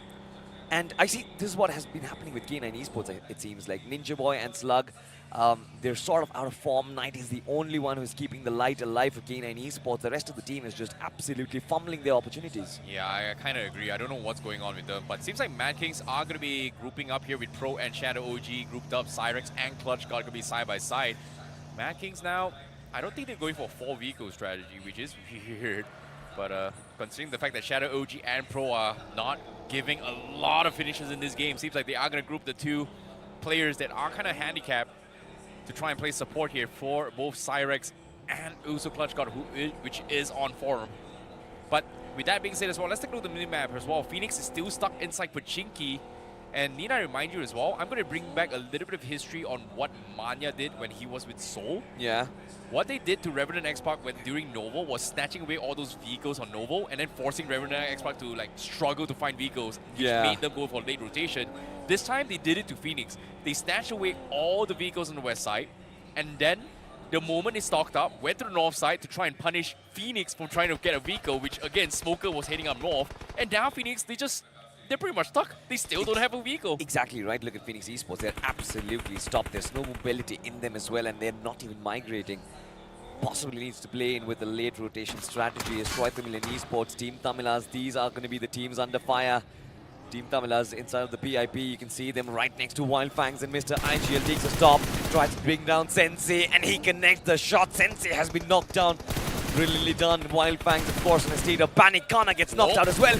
Brilliant stuff coming in from Mr. IGL. Spray God is looking to bring things back, but how much can he do? Team Tamilas from the sidelines eliminate Wild Fangs. Wow, another great game here from Team Tamilas, but Mad Kings runs in towards Nonex on screen now. They are going in a little bit head-to-head. They're looking for a little bit of space, but Nonex is divided. But the nades coming from Arthur was able to find one, but the counter nades as well to try and stop them in the track. They are trading blows for blows, but now Shadow OG and Pro is left to try and fend them off. But another beautiful nade from Pro. That means it comes down to a 2v2. Mad Kings has no choice but to try and stop the revivals. They are going to try and push blindly to clean up as many points as they can. Absolutely, Arthur has been gone down. Anonymous with the nades constantly keeping at bay, but Mad Kings, they breach past all the defenses. Just one man left alive from Nonex Esports, and Anonymous, I think it's going to be a handful for him. Pro knows exactly when he goes up the staircase. Shotguns are going to be staring, but he does not mind. It finishes in the back for Mad Kings. Oh, no! But he almost survived through the cracks of the window. Sidway was able to spot him out. What a blunder. And because of these two teams getting eliminated, space has been created. And Adi is going to be walking in thinking that there is someone here. But need I remind you, guess what? That is free loot, free space for Nebula Esports for the taking. And now they've got space for control inside this zone. What a blunder. It's unfortunate for both Mad Kings and Nonix. All of a sudden, I kind of felt like Nonix, especially in the 2v2, is going to keep up the ante and not really succumb to those nades and utilities, but it seems like I was just horribly wrong in that statement. Well, of course, we are going to be moving in with the game scene where Esports did find themselves off the mark. But what really matters is Godlike Esports right now finally entering the circle, heading towards Troy Million Esports. Edmino is going to be the first one to spot those vehicles up out in the open. They are not willing to take this fight, I see. Well, it's going to be a tough spot to be in, I would say, in terms of fights, because the circle into its prison, Verdun God pretty much has a pretty good space to work with. But being outside the prison into his mountain terrain is going to be a little bit of a tricky spot to work with. But Hiroshima Godlike now on the hunt. Seems like they are playing with confidence this game. They don't really care about macros. They are going to just take fight on everything, and they do find Hesperos. As Hiroshima Godlike is definitely feeling themselves for this game. Today itself is just different. Yeah, it feels like a different Godlike all of a sudden. Admino, of course, leading the charge. Troy Million Esports trying to get away. The chase is brilliant. Admino switches the seat and he finds the knock. This is brilliant stuff. Gods, of course, comes in with the shotgun. His power and Gods have been taken down, and Mani and Admino are going to be here to save the day, and they eliminate the likes of Troy Million. Oxen is still surviving, but Godlike will get majority of those revives back up. Can Oxen save the day is going to be a big question, I see. Oh, Admino, the savior, was able to get a little bit of reset here. Now it's going to be a 2v1. Oxen is going to try and claim those points, but he messed up the nade, so S-Power is able to get the reset. Now, another nade comes through. Oxen, he's going to try and push his way through. Admino trying to save the third guy, and he does. And no! He straight nade, actually naded himself, and just like that, Godlike survives. What a blunder from Oxen! Troy Million Esports. I was not expecting that to happen. This is a comedy of errors. And Godlike, what a saving grace. My word, I had a hint of the fact that Oxen is going to walk into his own nade. I did not know that this man is going to do it in reality. What on earth are we witnessing, I see? When the gods are on your side, you are just literally unstoppable. Oxen missing the first nade, dropping the second nade, and then walking into the nade that takes him out. That has just got to be the luckiest moment for Hiroshima Godlike. But you won't deny for the fact that Admino was still able to save the entirety of the team and put Oxen in that situation by himself. 100%. I think Oxen, he knew that he had to rush that fight in, all because of Admino and his brilliance. That first knock from the vehicle, I think it was spectacular. I've never really seen something like that, but have a look at this though. Phoenix Esports finally find themselves some vehicles and buggies to move out from Pochinki. They are now trying to enter into the mansion region. But K9 Esports, will they be able to spot them? They certainly have spotted the lads from Godlike. Knight, of course, taking those shots. And they've kitted up Knight with the ghillie suits, with the level 3 kit as well. They know Knight is the only man who has been getting those points on board for K9 Esports. And this man has a lot of responsibility on his shoulder. He needs to pop off. And now have a look at this. The fight between the big guns. Edmino chasing down K9 Esports. Ninja Boy trying to get away. I don't really think Ninja Boy is going to get back to safety. Godlike Esports, they are back. They are chasing them. K9, there's nowhere to run and hide. Oh my goodness. Once they see anybody, they just go in for the hunt. You see a red flag, we are charging in like a bull, and that's what Hiroshima Godlike is doing. However, return fires are coming in, but Manya was able to fight a knock on Ninja Boy, and now K9 is pretty much pinned out in the open. Hiroshima Godlike gets a small little reset, and they are going to look for the next target once more. What an aggressive play style coming from Hiroshima Godlike. It seems like it just might be enough to push through, considering the fact that what is going to be the qualification point for top 8, half of this entire 16 teams. So that means, as of yet, Hiroshima Godlike, if they get 60 points, they should be able to make it through. 100%. 12 matches to be played. If Godlike do touch that 100-point mark, I'm pretty sure they are moving in. Of course, K9 Esports, so have a look at this. Slug and Knight are going to be the only ones to stay alive from that Godlike paradox. It was brilliant. I've never really seen Godlike play like this before. But especially at a stage like this, icy survival stage where you know elimination is around the corner. There's been a lot of talk about the performance in the semi-final stage as well. You've got to give it to Manya and his spirit to bring out the best of Godlike in terms of adversity. This is madness. Admino, of course. I mean, there's nothing you can say that will justify how good this player is. I mean, there's a saying I see, come at the big days, come at the big games, the big man steps up. It seems like the big man Admino is stepping up finally for Godlike. Yeah, you can see the reactions as well from the fans. For a second, they thought Oxen is going to wipe the floor with them here. But Admino is just popping off really, really good as well. His form is just untouchable as of yet. But now, let's take a look towards what's happening inside the zone here. 11 teams remaining here. A lot of teams are taking very, very early fights.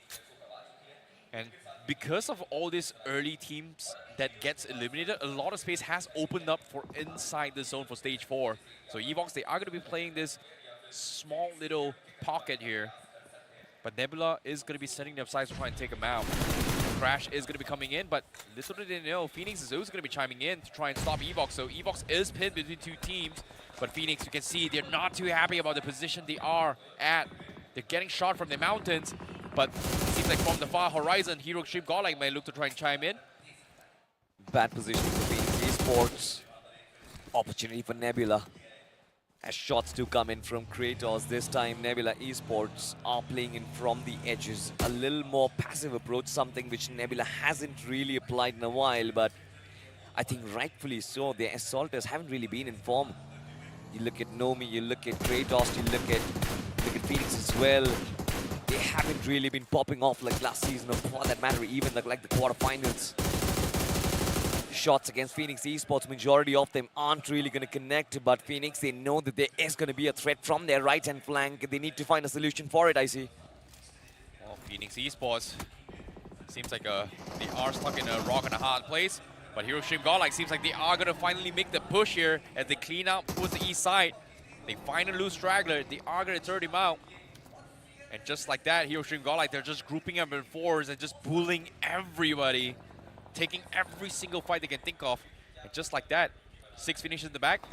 They make it towards the end game zone, but they're not exactly in placements here. But a long-range shot from Noob was able to get the knock. That's going to be a very, very interesting knock as well. Red dots from afar. 4 volts DOT, this cover fire seems to be brilliant. Noob is a little too late, but on the other side, Phoenix Esports get wrapped up. Nebula Esports in a flash. They demolish Phoenixes and send them back being the ashes. Only one man was knocked out in that clash, of course, but he's going to get easily revived. Nebula Esports, 3 finishes off the get-go. This is the start that they needed, and they need a lot more of this, by the way. On the overall standings, yet to trouble the scorers. 13th position, 16 points, 3 players left alive. Pushing forward is going to be a brutal reality that they have to face. But on the other side, Welt Esports. This is a team that I've been rooting for. Coming in from the in-game qualifiers, stepping into the semi-finals, and then, of course, the survival stage. Proton has been one of those prodigies, the finds of BGIS, but can he hold down the fort? Can he keep Welt Esports alive in the race of the grand finals? We'll find out. Well, for Team Tamilas, they have been oppressing a lot of people, but this time with losing Reaper and being out of one of the awkward positions, they are in a little bit of trouble. But for Nebula, looks like they are going to go for a run and gun, and this is going to be the second time again they find K9, but Knight is there to shut them out once again. Why is K9 always meeting Nebula? Every single game, and this time Nebula goes out again. And how is Knight so efficient with his shots? This time finding 2 players with the spray itself, one just going into slug, but have a look at this though. Team Tamila's not in the greatest of position. Ditrox from the backlines. Gokul is going to be in a world of hurt. Ditrox, where are you looking? The shots don't really come through. Welt Esports, they are exposed. But Myth, Ditrox is not taking shots. I don't understand. Anyway, they get taken down, and this is bad news. Oh, perfect timing from Daddy as well to find an opener. Now Welt is pretty much going to be engulfed here by Miv. And just like that, Team Dominus, they are able to escape with only Fox on that hovercraft, but Miv is able to take space from all these teams getting cut out on the north-southwest corner. Very, very nicely done here from Miv official. Great shot calling and great timing. But for Welt, well, unfortunately for them, they will lose a couple of members here. Got a couple finish points, but that's pretty much it. But in one fell swoop, this has got to be one of those fastest games here for today in Survivor stage here. We're down towards the last 7 teams in the blink of an eye. Yeah. Everybody's just fighting non-stop here. And I like this approach, to be honest. Teams, they understand that they are going to be in a world of trouble if they try and keep themselves safe. It's better to actually try and go in for those finishes. Elsewhere, have a look at this. 4 votes DOD. 2 players, they are going to be still alive. Godlike find themselves with 7 points. Edmino is still taking shots against Team Tamila's 4 volts. In a deep world of trouble elsewhere. On the northern front, you have Vanguard Esports, who want to be deeper inside the circle, of course, chasing the center. And in between them and the circle stands Sinway Esports like the Guardian Angels. Can they break past the defenses will be a big question, I see. It's going to be a tough one. But for now, the circle is going to force them out in the open, I would say. Myth, they are going to be on the edge here. They clear down the southwest corner, but Hero Stream Godlike, this is a very interesting approach here. They're just crashing any team on the edges, not worrying about third parties, which is ideally crazy, but it's working out for them. But for Fox, last man standing, he was able to clean out another player here for Fall Wolves. Nice little clutch. That Hovercraft is going to buy him a little more time, which is great. But for Hero Stream Godlike, they find another pick from the sides. Again, they're just cleaning out all the sides. Yeah, they're like the scavengers, right? Moving around the circle and finding these loose stranglers. It's a brilliant tactic that has been deployed by Mani and the boys, of course. But have a look at this. Godlike finally, they reunite with the men in blue this time. K9 Esports. Knight, of course, has been spotted through the smoke. Mania takes some shots and Knight taking a little bit of damage out there, as well as the nade comes through from Team Tamilas. Fox hoping the backlines K9 have been sandwiched, and they are in one of the worst spots of it all, I see. Team Tamila's Vanguard, Sinway Esports, and Godlike all marking just 2 players. Slug and Knight, can they hold the fort? Will be a big question. It's going to be tough. Vanguard pushing the matter. Nades are coming in, but bouncing off the trees here. Not going to be able to connect, but Slug is taking a lot of damage. He needs a massive nade to make things work. And this is going to be good. No, it's not enough to knock him off, but it is enough to scare him off. Half HP here, but Knight getting pinched from the sides. S-Power finds the opener, and K9, he just get completely dismantled. You can see Hero Stream Godlike, they won the main course. They clean out the side dishes. They're going for the appetizers, and then they are going to go in for the finish. Potentially Vanguard Esports as well can come into the picture. Slug has been spotted. How long can he hold down that position is going to be a big question right now, as Vanguard, they are looking for this lonesome reptile. Inside the blades of grass, Vanguard seems to not having spotted this land, and Crypto has no idea where this player is. It's brilliant. Slug, he knows all he's got to do is just stay pinned down, not move in the muscle. As soon as he finds the opportunity, I'm pretty sure he can break the back of Vanguard just like that. Godlike, of course, in the front lines. Crypto still moving his vehicle around. This is Vanguard. Not really sure about their tactics. This is too much movement inside the stage 6. Just really amplifies the amount of risk that they have against the other teams. Have a look at that. Drims and Crypto just colliding. And still, nobody. Absolutely nobody spotting Slug. Okay, oh no, Dionysus is driving by. They're circling around his way through. Slug is stuck, he cannot shoot. Oh, finally gets scouted out. They engulfed him like sharks. Just toying with their food. K9 bows out on the 5th place here. Decent amount of placement points, but we're down towards the final 4 teams. Vanguard now stepping in big time. Sinway seems like they are focused a little bit too much on Vanguard. Does not realize that Miv is going to be creeping out as well. D-Trox actually closing the distance. Finding a little bit of a opener here, but with the zone pushing in, Sinway, all they need to do is just lay down low, because they can't really do too much. They're pinned between Vanguard and Myth, and they're hoping for the 4th team to save them, and that's going to be Hero Extreme Godlike that may be able to find an opener here for Sinway to try and find a little bit of a breathing room, I would say. You know, I say if Godlike continue their recent tactic, of course, their next target is going to be the lads from Myth Official, who are, by the way, having a brilliant edge of the circle. Circle taking a hard shift to bringing it on top of Sinway Esports, and Vanguard, they of course control the circle, but from the outskirts, Godlike have been savoring these finish points. Vanguard have themselves a good spot. They have a little bit of that high ground as well. They are playing in for the chicken dinner, and they need so as well. On the overall standings, Vanguard, they stand absolutely nowhere. Crypto was brilliant tonight. So it's been Insidious in certain occasions as well. It's Dionysus and Dreams who need to step up, and Myth Official on the other side. I really want to see what their approach has to be. But here comes Godlike with their airstrike. They find the first one. Insidious has been brought down. S-Power, once again, the hand of God, the golden arm. It seems like it's getting enough amount of damage dished out. Vanguard Esports, they have nowhere to run and hide. Dreams, of course, will try and drive around the shotgun strike. The knock is really to be found. With the push, finds Vanguard, but he gets taken down. They lose 2. S-Power going to be joining Frey, but he is pretty much out in the open, and Vanguard was able to have a firing squad to shut them all down. Godlike making the first blunder with this push, losing 3, but because of all this commotion from Godlike, Sinway finally makes the pounds, taking the space that was given by Godlike to try and take a fight with Vanguard. Now Vanguard stopping their focus on towards Godlike here. Sinway finally goes in for the cleanup, and they will find everyone from Vanguard. They take them all out, and Sinway will be the victors from this. They fight everyone from Vanguard, but next up they are going to pick up those finishes from Team Godlike as well, as 2 players are knocked out. It is going to be Admino and S-Power who are going to be on their knees, and the question is, can Gods get them back alive? S-Power has been picked up by Myth Official. Daddy is doing brilliant.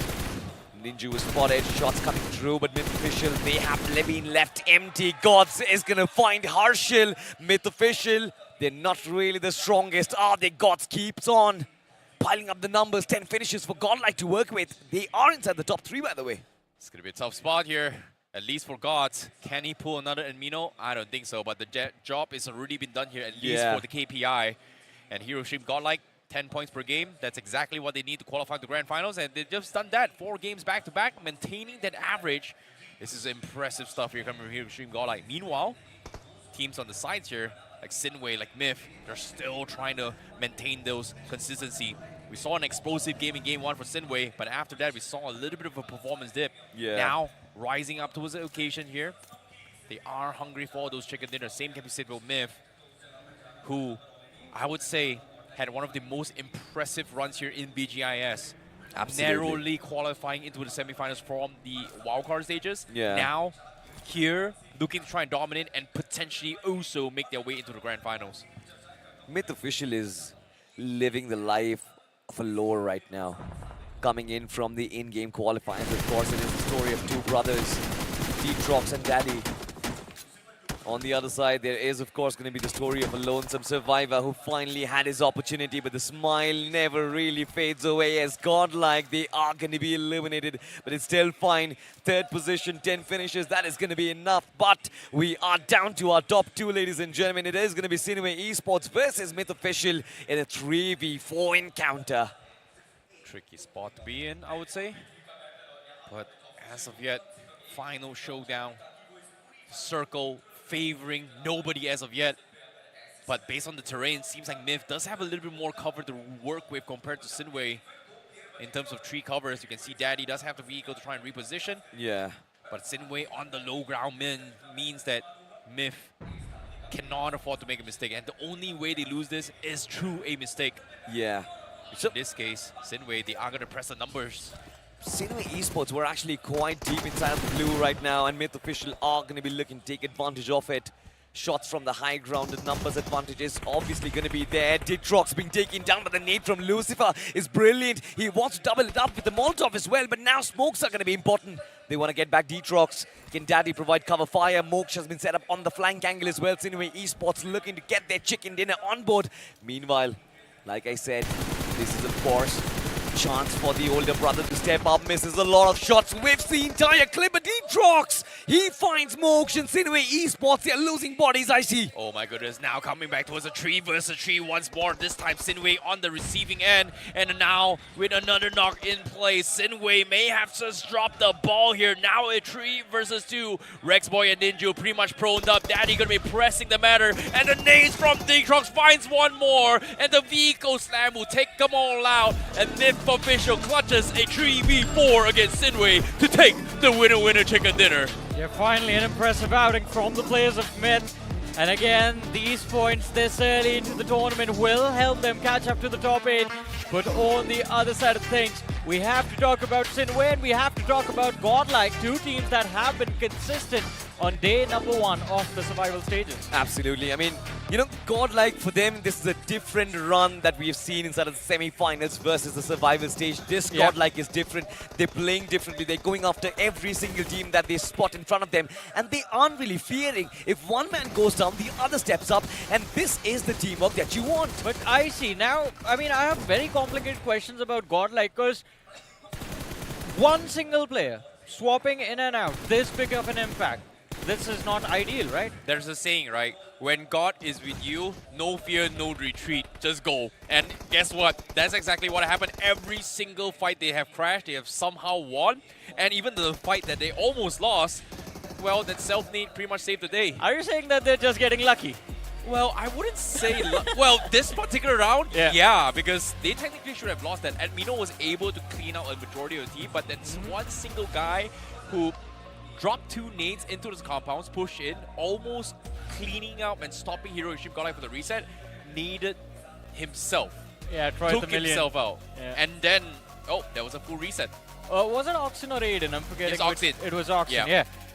Just got confused between who that player was. But yeah, very well said. Troy Tamilian Esports. That fight should have been the end of Godlike, but that self-nade, that self-sabotage kind of helps them stay alive and also basically get a nice little safety cushion to work with.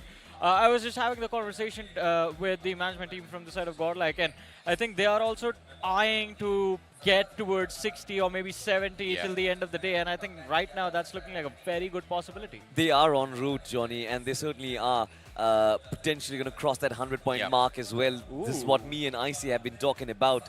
But the question is, godlike, they also had a good start to semi-finals day number 1. Day number 2 was also pretty brilliant. What happened in day 3 and 4? Its answers we'll never find. Okay, that's the thing, right? Semi-finals, only 8 teams advance out of all the 24 teams, but this time it's only 16. So technically, half of everything means is going to be goal. So the average cutoff to qualify to grand finals is 10 points per match. Yeah. 12 match means 120. Half of that, 60 points, you're through. I mean, 60, 70 points. I feel like because of how the teams are playing, it might just go between 70 to 80 points, but we'll have to see. Also on what you were saying, there is no day 3 and day 4 in the survival stages, so just 2 days of performance are going to be enough. But before the next game, a very short break.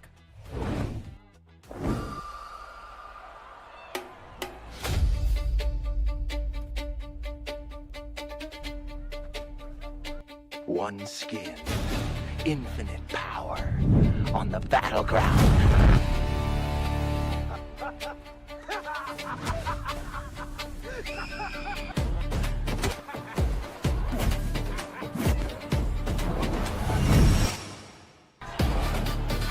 You fool.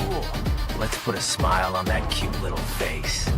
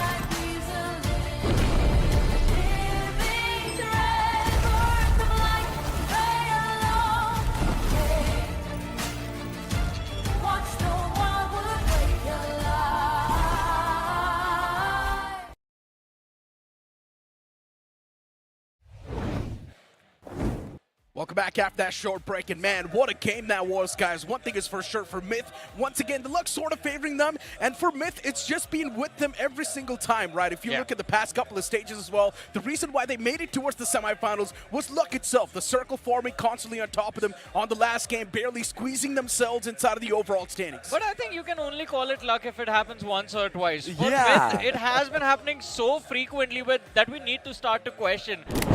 Either they are forcing luck to be in their favor, or it's just pure skill at this point. Yeah, maybe it's just pure prediction gods coming through from their side, right? Knew exactly what sort of a course of action it's going to look like in the game. But the MVP of that match, it's going to be godlike Admino. 4 finishes on the board. Once again, Admino just showcasing what he's made of. Then you've got Pro as well coming through from the side of Mad Kings, Crypto getting 4, Myth Daddy getting 4 as well, and even Fox OP getting 3. You know, Admino is just finally proving his worth and that he is supposed to be one of the star players of Godlike for sure.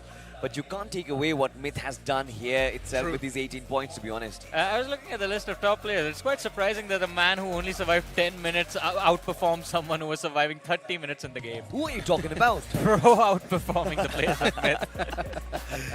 Well, it's completely fine. But again, I think even for Sinway, it was a great game, consistent attempt. Vanguard needed these 11 points that they got in this one. 33 points of damage for Vanguard. But look at Godlike, 2,173. And this is the tower that all the fans want. The damage numbers and the finish numbers. Finally, Godlike is going aggressive. And this is giving them results, Necro. Yeah, and at this point, it feels like just in the span of 6 games, they can actually solidify a slot towards the grand finals if they keep on moving up with the same pace and form. Myth is now the 2nd spot, getting 37 points. Exactly what they needed. Team Tumblers as well with 34. Slowly and steadily, we are seeing that dip in form, but it's fine. They're still in the top 3. But I have a question, Necro and Johnny, to both of you guys, because what if Godlike play fantastic? I mean, they are already playing really well. Now they qualify to the grand finals. It's going to be a headache for Mania home to play. I mean, benching Jonathan in the finals, who has been an MVP in the past BGIS, or are you playing Gods, who has no experience?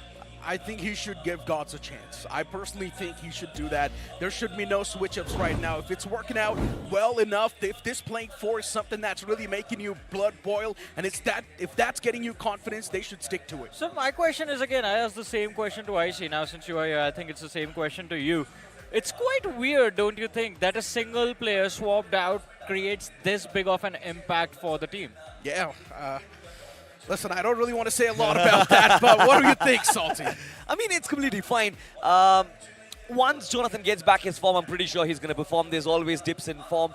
But, ladies and gentlemen, there is a big dips for the tickets to the grand finals. And I'm going to be the first one to actually get myself a flight ticket as well as the venue access in the grand finals. Make sure if you are in Chennai as well, they can join as well. But going back to the topic we were talking about, the reason I keep asking the question and the reason I want to hear your perspectives on it is because, all right, you keep saying Jonathan wasn't performing, but what about the other 3 players, man? Why weren't they doing that bad? Why were they playing horribly when Jonathan was in the mix and now all of a sudden Gods is there and now everyone is playing their best? Look, to be honest, if you really exclude that last day, other than that, Godlike was doing decent as a team.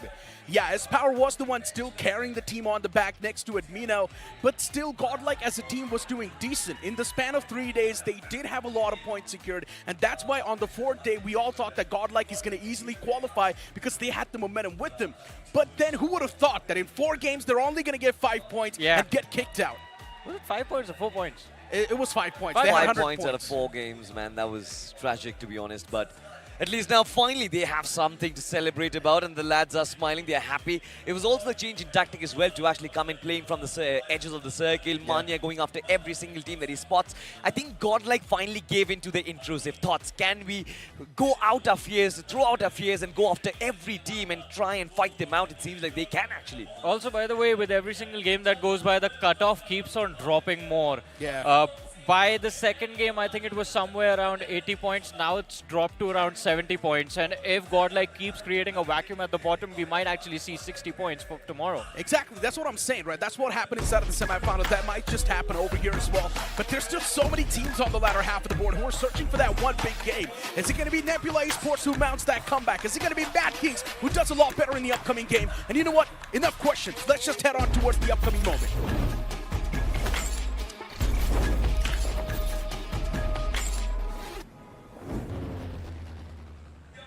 Well, the big bird goes back up the skies once again, ladies and gentlemen, as we are flying over the map of Myanmar this time. This is match 5 inside of the survival stage. And the flight path is going to be in front of our screens any time now.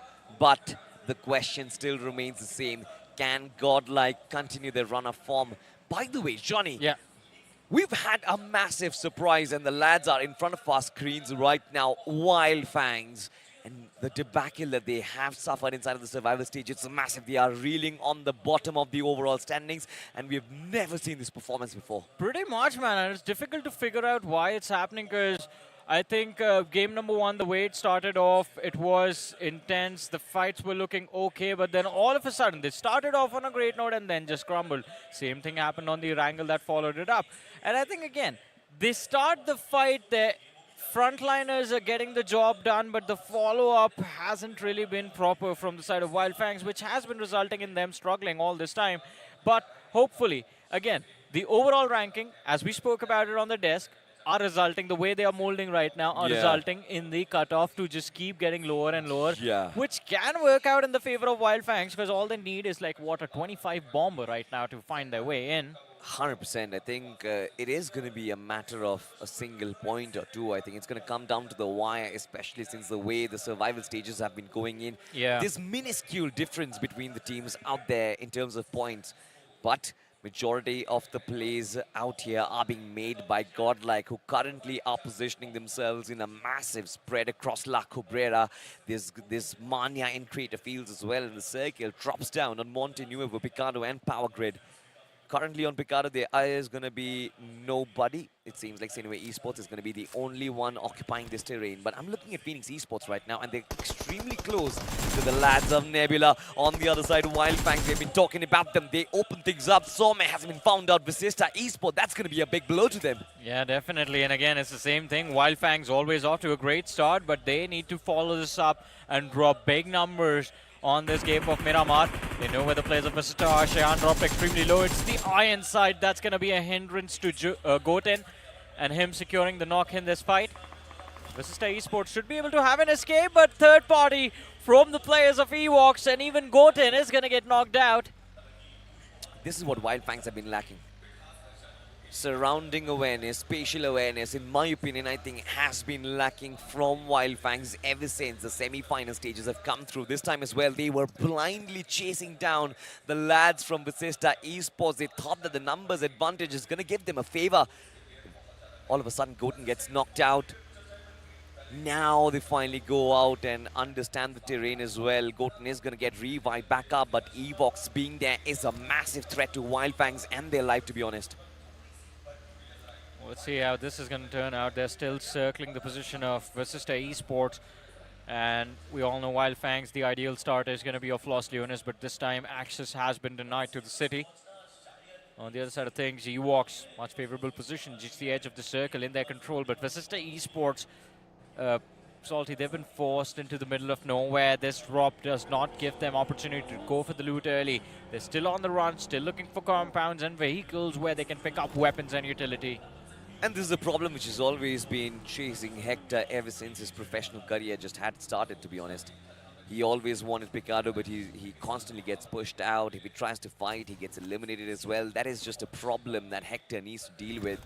And to be very frank, I don't know, man. I don't have an answer to that question. They will have to spread themselves out. They study the maps and the map feeds a lot. Hopefully they find themselves compounds to actually get the desired amount of loot, but they have to do it as a three-man unit, at least in this game, because Some was the first one to get picked off. A very important player when it comes to finding those finishes for Visista Esports. They were forced out of the circle as well. They go out, they move in towards the compounds on the north side of Puerto Palacio and outside of Los Leones. From the edges, moving back into the circle is going to be problematic for them. Elsewhere, have a look at this. Myth Official, they're playing in from Puerto Palacio, but I don't really think this is going to be a problem for them. They are looking for a consistent game after that chicken dinner. And they have a decent amount of points as well. 37 points on the overall standings. They find themselves a loot truck. This is all good in the hood for Myth Official. Yeah, it's just good for now, though. And let's see, can they make the situation better? Just because they have breathing room to work with in the early stages doesn't really mean they will be able to survive the late game. The breaching points, if there are gatekeepers waiting for them, then things will get tricky for Myth. But we did get to see a glimpse of the center of the circle as well. The cluster looks very deadly to deal with. There's K9, Troy Million, Phoenix, Sinway, Mad Kings, teams that are looking to get aggressive. But as we talk about these teams, K9, Troy Million, they need big games. Phoenix as well. Troy Million and Phoenix in particular, started off on a great note with that performance that they had on Rondo and Wrangle afterwards, but the fall-off from the side of Phoenix hasn't really been there, and the fall-off has been quite drastic. But Sinway running against the players of Mad Kings, and Ninju, not really a lot of options for him. He has to fall back. Yeah, he will be forced to actually fall back as well. I'm very surprised to see Mad King struggle on the overall standings. I mean, imagine this, Johnny. The kind of strategy Godlike is playing with right now is ideally the strategy which was devised by Shadow himself, along with Clutch God. And if Mad Kings pull off something similar, just chase down every single team that they spot in front of them, the Assaulters are doing brilliantly as well. Pro and Cyrax are in form. Mad King shouldn't really struggle on the overall standings, but they still are, apparently. And all of this is happening when Shadow kind of has had, as an individual IGL, one of the best runs throughout the league stages in his entire career. I think in the league stages, Shadow was one of those players from the side of Mad Kings that was phenomenal in terms of getting finishes. So it's quite interesting to see that form just fade away once the team shows up on land. Maybe it's just the pressure of playing in front of a massive crowd, but hopefully they recover, because right now the difference isn't that big. If you look at where the players of Nebula Esports are and where Vanguard is, it's 7 points separating the two sides, so you can still catch up. But Godlike, a team sitting at the top of the leaderboard, is just waiting and trying to put themselves extremely further ahead from everyone else's grasp. And another point secured by the players of Godlike. They are building up pressure on 4-Wolf DOD. And it's just tracing down anyone. Mane is also joining the fray as well. 4-Wolves, DOD, where are you gonna go now? Noob was almost brought down to a sliver of HP. Still manages to survive, but elsewhere, have a look at this. Team Tamilas, they are taking in so many shots. Evox will find 2 players knocked out in front of them. Fox, of course, will get confirmed. Evox. The question is, where are the rest of the players of Team Tamilas? They might just be hunting out for them, but little do they know that Sinway Esports are also in the back line, so there will be threats of third party. Evox needs to actually keep their numbers up high. We've seen their struggles, but we have also seen their brilliances on the map of Miramar. This is supposed to be their map, and they need to win big. Oh, there's one more point secured by the players of Evox. Another player just bleeding out in front of their eyes, and 2 points on the board. Evox sitting at 27 on the overall leaderboard, 5th overall, but this could be their game. The circle shifts in their favor. Unfortunately, that early rotation from the players of Evox now also puts them amidst the cluster towards the western half. But for Sister Esports and Wildfang, Salty, man oh man, that conflict early on between the two sides. Both the sides have lost players, but this game is turning out pretty well. They won't face a lot of pressure as far as Stage 3 and Stage 4 go, I believe. Wait, did Wildfangs also lose a player out? Oh no, Goten got revived. Yeah, he got revived, Yeah. thankfully. My Oh my apologies. god, I almost thought that Goten also got finished off. Wildfangs, at least they keep themselves safe. They're coming in from Los Leones right now, but have a look at this though, Vanguard. Oh, no, wait, this is actually Nonex who chased down Sinway Esports, slamming onto Stadium. As Sinway Esports, they're outnumbered right now. Invasion is complete. Nonex Esports, they're of course making their presence felt. The footsteps are going to be too overwhelming for Sinway to actually deal with. As Nate gets cooked up. Rapido wants to find the opening for himself, but Sinway run away from this fight. Change their compounds, change their stronghold, as Nonex Esports are currently under fire from the backlines as Clutch God from Mad Kings will find an angle. Sinway still looking to hold down this building, and Nonex, they understand these nades. They need to find the opening quick, otherwise this position is going to find them having a lot of third parties. Teams love to chime in. Anonymous once again taking shots, this time from Clutch God himself. Finally gets back to safety. Well, let's see though. How long is Nonix going to stay safe? Because, again, the kind of teams that are around them is what worries me. You have Sinway, who have a massive lead to work with, a safety cushion against the 8 positions. They don't really care about staying back. They would, in fact, want to aggressively get more points. Mad Kings as well, as you mentioned. Simple strategy, just running after teams and picking everyone apart. For them, spotting out Nonix gives them an opportunity for another team to get taken out. Welt as well on the flank basically have nothing to lose at this point. Yeah, pretty much. Phoenix Esports themselves are also going to be on the move, but for them, I think this game is going to be so crucial.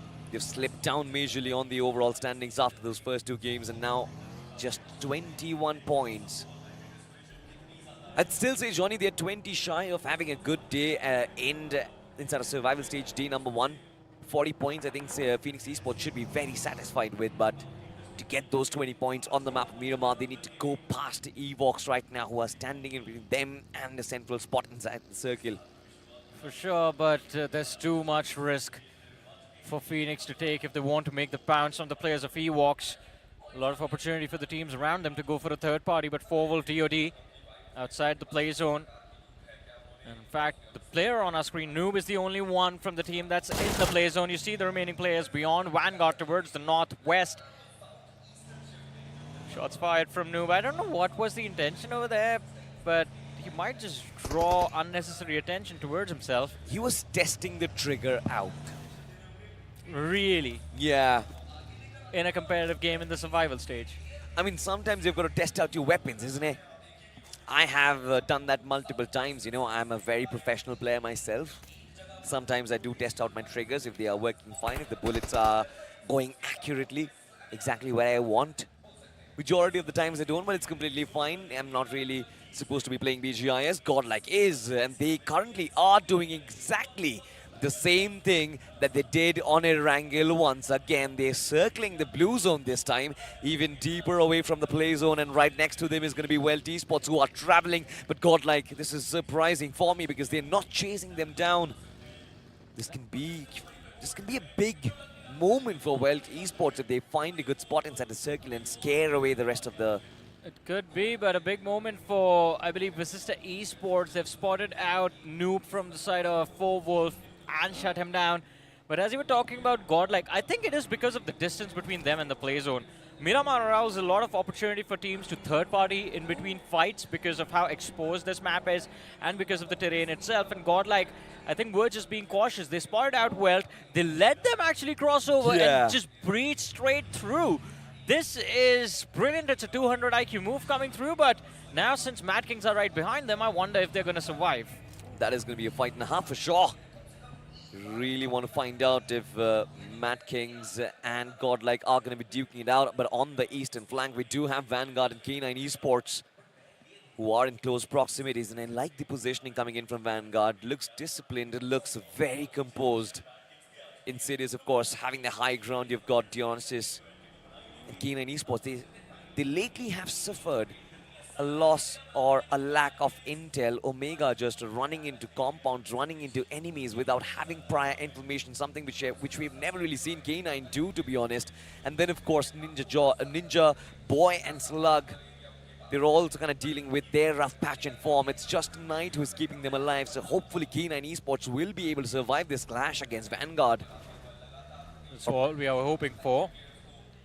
But based on the way K9 has been team fighting, they always end up losing their first man. They need to be cautious. Although Mad Kings on our screens now, I think we were expecting Mad Kings and Godlike to fight it out. That didn't really happen. Mad Kings stay on the move. Although on the radar, if you notice, they're getting quite close to the players of Welt, and they have to be extremely cautious about it. Mad Kings are going to start tanking that blue zone damage. Although, I think the circle still kind of favors them. It's not a lot of distance that they have to cover. And majority of the teams, even if they are outside of the playing zone, they are quite close. About 100 and 200 meters between them and the surface. It is going to be a rough stretch for K9 for sure, as they are looking to leapfrog Vanguard and chase the circle themselves. They will, of course, find a way to enter the circle, but elsewhere, have a look at this. Mad Kings, they aren't really quite safe themselves. Shadow and Clutch God, they're still going to be alive. Pro has been knocked out, and Welt Esports, they're on the right side of the circle. It's good news, to be honest. Proton chasing down Clutch God. Shots have been connected, but Proton himself also taking a lot of shots from up top. Not really looking really good. Clutch God finds a knock, and he gets Proton. Finally, Mad Kings find a way to reply back in kind. But will the finish get secured is going to be a big question. But Mad Kings, they have their own troubles to deal with. The players are getting knocked out by the play zone. And Mad Kings down to the last man. Phoenix can capitalize on this fight, but on the finish feed, you do see K9 locking horns with the players of Vanguard, almost on the verge of completely wiping out Vanguard from this game as they're down to their last man. K9 also not doing too well in this fight. But Vanguard eliminated. K9 will hope for a reset. Phoenix on the other end. Now a different monster to deal with. They do spot out the players of Godlike in the distance. Shot fired. But no contact made from the side of Phoenix. Just one finish point secured amidst the kerfuffle that was there between Welt and the side of Mad Kings. In which, by the way, Mad Kings are the ones eliminated from the game. Yeah. Welt still stay alive and with their entire roster intact. Very surprising, but all due to the third party coming in from Phoenix Esports. Well, they've got to thank Somraj for that, but it remains to be seen whether or not these two teams are going to duke it out in later stage of the game itself. But now Godlike Esports, they're knocking on the doors of Wildfangs. They spotted the smoke out, they spotted those lads as well. Wildfangs, they do have the height advantage, but the problem is they are exposed from multiple angles. Troy the Million Esports this time. Shots against him. Visista Esports, they are breaking the back of Troy the Million. Beast finds 2 knocks. Oxen has been knocked out as well. He's going to be finished off. Troy the Million Esports have been absolutely demolished. But have a look at this. Nebula going out against Evox. Garland did lob up the nade. Looks good, but does not really find the connection. Nomi closing in the distance. Does have the S12K. Finds the connection. Gets the knock as well. Just one man left alive. Evox. Garland, can he save the day? Sliver of HB, shots connected. Nebula Esports eat up Evox on this map of Miramar. 4 finishes secured by the players of Nebula. And again, this could be the build of momentum they were hoping for, but the job is not yet over. They hear the commotion in the backline. Sinaway looking to breach the play zone, but this is going to get tougher by the second. Nebula is all prepared. Look at Nomi. Level 3 helmet intact, level 2 armor. Well, it's not the max he could have had. It's still quite fresh.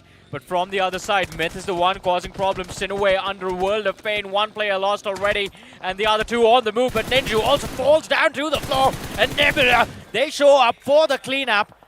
Pointsmith missed out by the side of Myth, but they aren't going to be too worried about it. Yeah. Moksha is close enough that they can finish him off. And there's Rexboy in the back line who can be sprayed down, but it is going to be Phoenix from Nebula Esports who ends up stacking that point for his own team. To be honest, Rexboy had no chance of surviving. He was back in the blue. This is stage 5 already, and this is too difficult for Sinaway Esports to actually try and challenge. But Myth Official, once again, respecting the circle. They find themselves good positions, they find themselves with good opportunities, and they're always finding frags on the back of those opportunities as well. This is brilliant stuff. Currently holding down the edges, they've got Nonex approaching the circle from their left-hand flank, of course. The credit has to be given to Detrox, the credit has to be given to Daddy as well. I feel like the way they have been carrying this team forward, it's brilliant. A lot of people are going to say that this team has been lucky, this team has been able to find those circles and, you know, just basically get themselves free points. But we know, as a matter of fact, there's no free points inside of this competition. Yeah, but we did just see the recap of that fight.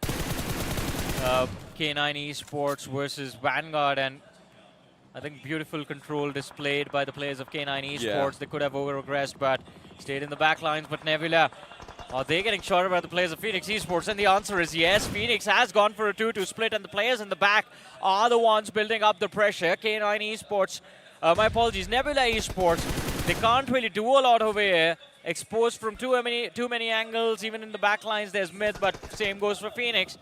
This split needs to collapse, or maybe needs to regroup as quickly as possible. Smoker gets shot at by the players of Welt, gets knocked out, and this just makes the lives of Nebula Esports extremely easy. The threat that was there has been dealt with, and they had to do absolutely nothing for this to happen. That is true. Nebula Esports right now, they're still holding strong, but Phoenix has been brought down quite low. On the other side, Phoenix Esports, look at the amount of utilities that they have thrown up. Smokes all across the ground, nades come in. Smoker quite low on HP. Somraj has been knocked out as well. Shots being fired. Phoenix finds a connection. Nebula Esports, they're slowly treading the way. Phoenix Esports are getting shredded, and it's just Smoker and Simp in the back lines who still hold on to their life. I don't think they're going to stay alive for long. The nade goes out. Smoker gets knocked out. Simp, last man left alive. Finally gets shut down. There goes Phoenix, set ablaze and turned to ashes as Nebula Esports finally, for the first time throughout the day, find themselves very close to the top 8. 9 eliminations secured from this game, and Nebula are looking very strong. They certainly are looking strong from a position where we thought that they might actually lose out that fight. They actually turned it around, but of course they have to give in the credit to Welt Esports as well, constantly causing trouble for Phoenix Esports along the way. Welt, of course, they're on their merry route. This time, of course, their pit stop is going to be next to Team Tamilas and Reaper and Aim God. This is going to be an aim duel for sure. Numbers disadvantage for Team Tamilas as all these lads, they come up chiming. Sham has been taken out. 3v2. Team Tamilas is still trying to hold on. Aim God. Gokul has been knocked out as well. It's just Proton and Justy against Aim God and Reaper, Johnny. This is not going to be easy at all. Aim God also falling. Reaper, he's the last man left alive for the side of Team Tamilas. He needs to find a way out of this fight, or maybe just wait for the players of K9 Esports to engage. The spam inside of the smoke, absolutely no contact, damage dished out, but Welt now getting punished. The Molotov from the outside causing trouble for Reaper as he gets flushed out. He does manage to stay alive, but Knight ends up securing that point for his team, and this is the Goku for K9. Welt, they're down to 2 players. Well, they're down to 1 man. The other one is getting a revive, and there he is. Gokul is back, but K9 Esports don't over-aggress. They back away. They don't have information or what? I think they completely lacked knowledge of the fact that there are going to be players alive. K9 Esports. Now, this is something which you call lucky. This is luck at its absolute finest. Yeah. Welt Esports, you've got to thank K9 Esports for survival, because Reaper had broken your back. Proton was knocked out. Justy was brought down to a sliver of HP. But Dr. Immortal strikes this time, finds Phoenix, gets 1 finish on board at least. Nebula Esports, of course, will find this man out. 1 nade from Kratos, and that's it. Shut down for 4 volts COD, and Nebula, they keep on extending the lead. 10 finishes already, and they're looking strong, holding on 3 lives from the squad itself. Well, they are looking quite strong, but in order to get those placement points, they need to survive the assault from Welt, and Welt have a massive high ground advantage to work with right now. Adi from the back lines building up pressure. Welt forced to move on the edge of the blue, and they have to find a way through, but the distance is going to get closer, and Nebula Esports, they are doing phenomenal. It's a split second, and Welt, they are done for. What just happens? A few moments ago, they were there, and just like a magic trick, they just disappear. That is the brilliance of the other team for sure, but look at this. Wildfangs, finally, they survive under pressure. They make themselves inside of the stage 6. Top 8 teams alive. K9 Esports, of course, just surrounding Wildfangs. Even Godlike Esports, that's tremendous firepower around these lads. Can Wildfangs get away to safety? Can they come back and find a way to rack up those points, those finish points on the overall leaderboard? They do have a lot of information about teams rotating, and they want to stop that, but Vasista Esports is still going to be moving on the eastern flank of the circle themselves. Oh no, Vasista Esports. The moment he took their name, Salty Troy Tamilian Esports with a shutdown, and Aiden is going to be the man responsible for Vasista Esports not really being here. He was the last survivor from Troy Tamilian Esports, by the way. He's still putting in the work, but Wildfangs on the other side, they are starting to lose bodies. Goten gets knocked out, and Wildfangs now in a state of panic. Where are these shots coming from? Who is building up this pressure?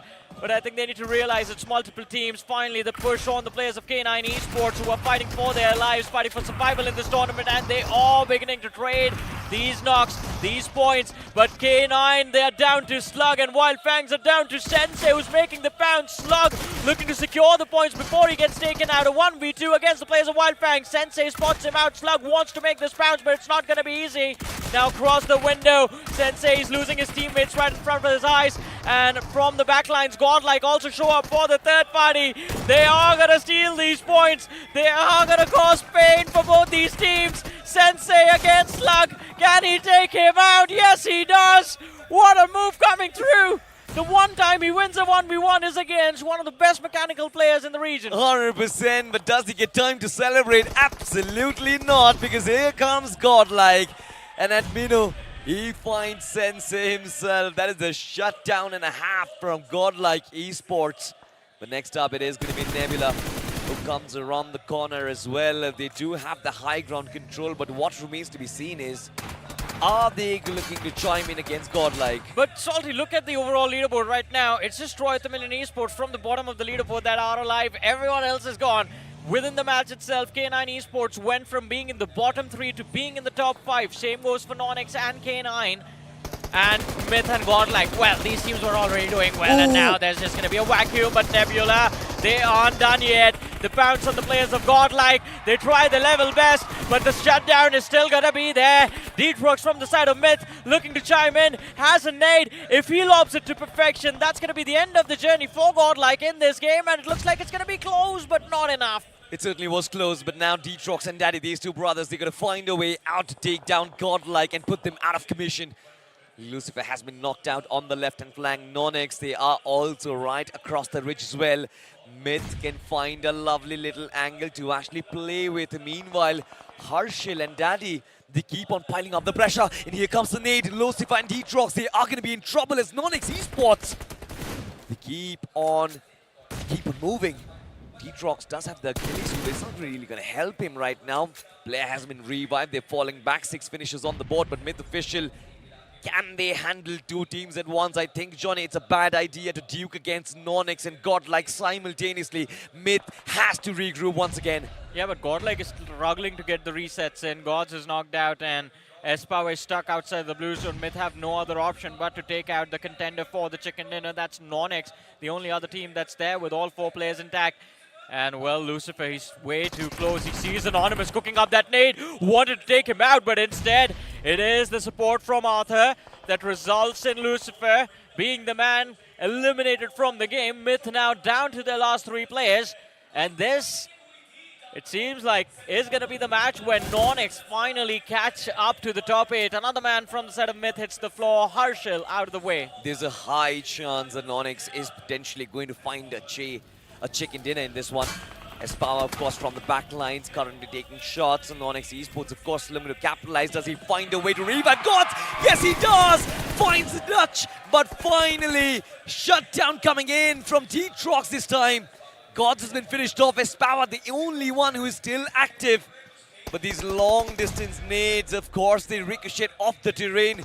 Espow is still yet to be found. He's dancing across the circle, but can Myth find an opening against Nonix? Is going to be the big question. Nonix still have 4 of their players alive, Johnny.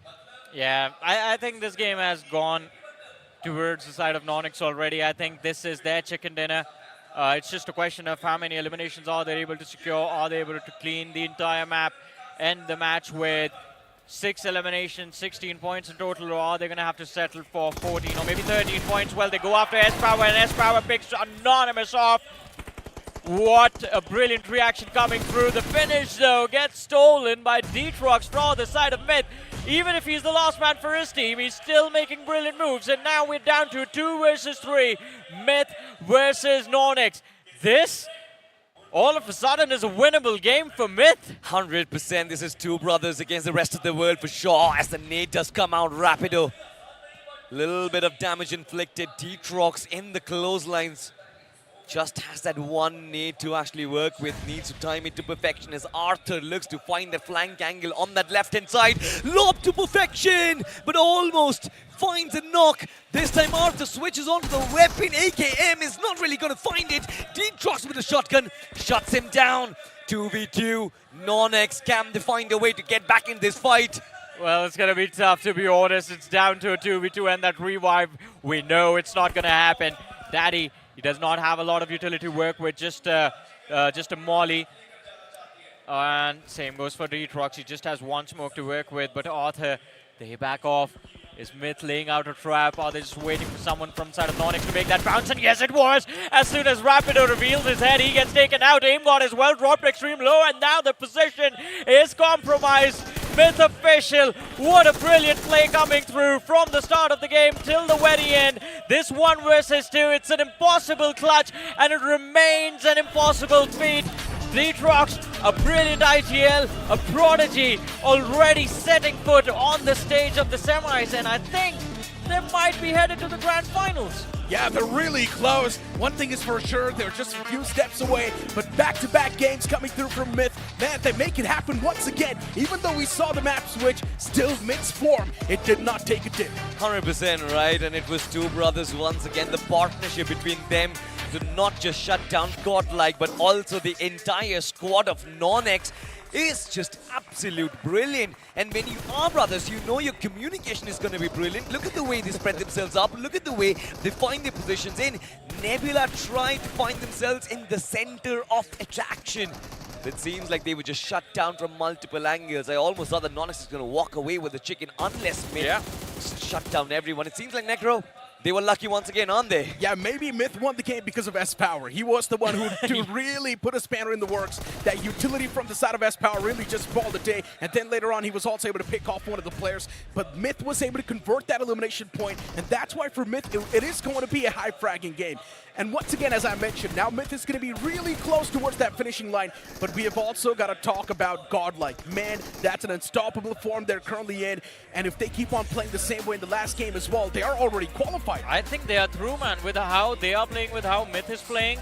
As we were talking about it, the vacuum at the top has gotten so intense that the cutoff, I think, is barely going to be between 60 and 70 points now. It all depends on how tomorrow goes for the rest of the group. But Godlike and Myth, they have so much freedom inside of the last game of the day that they can target anyone they want to take out, anyone they want to go after. It's full reins for these two teams.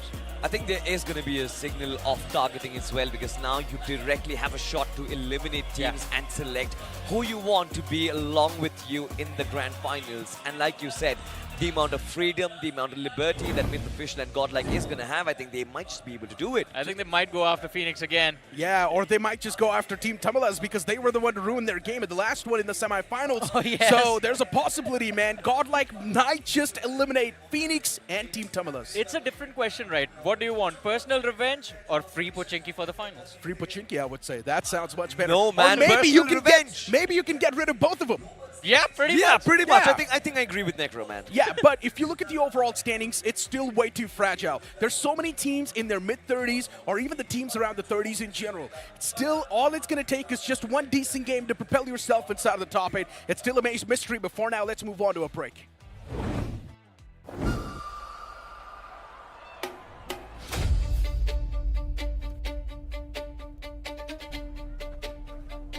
One skin, infinite power on the battleground.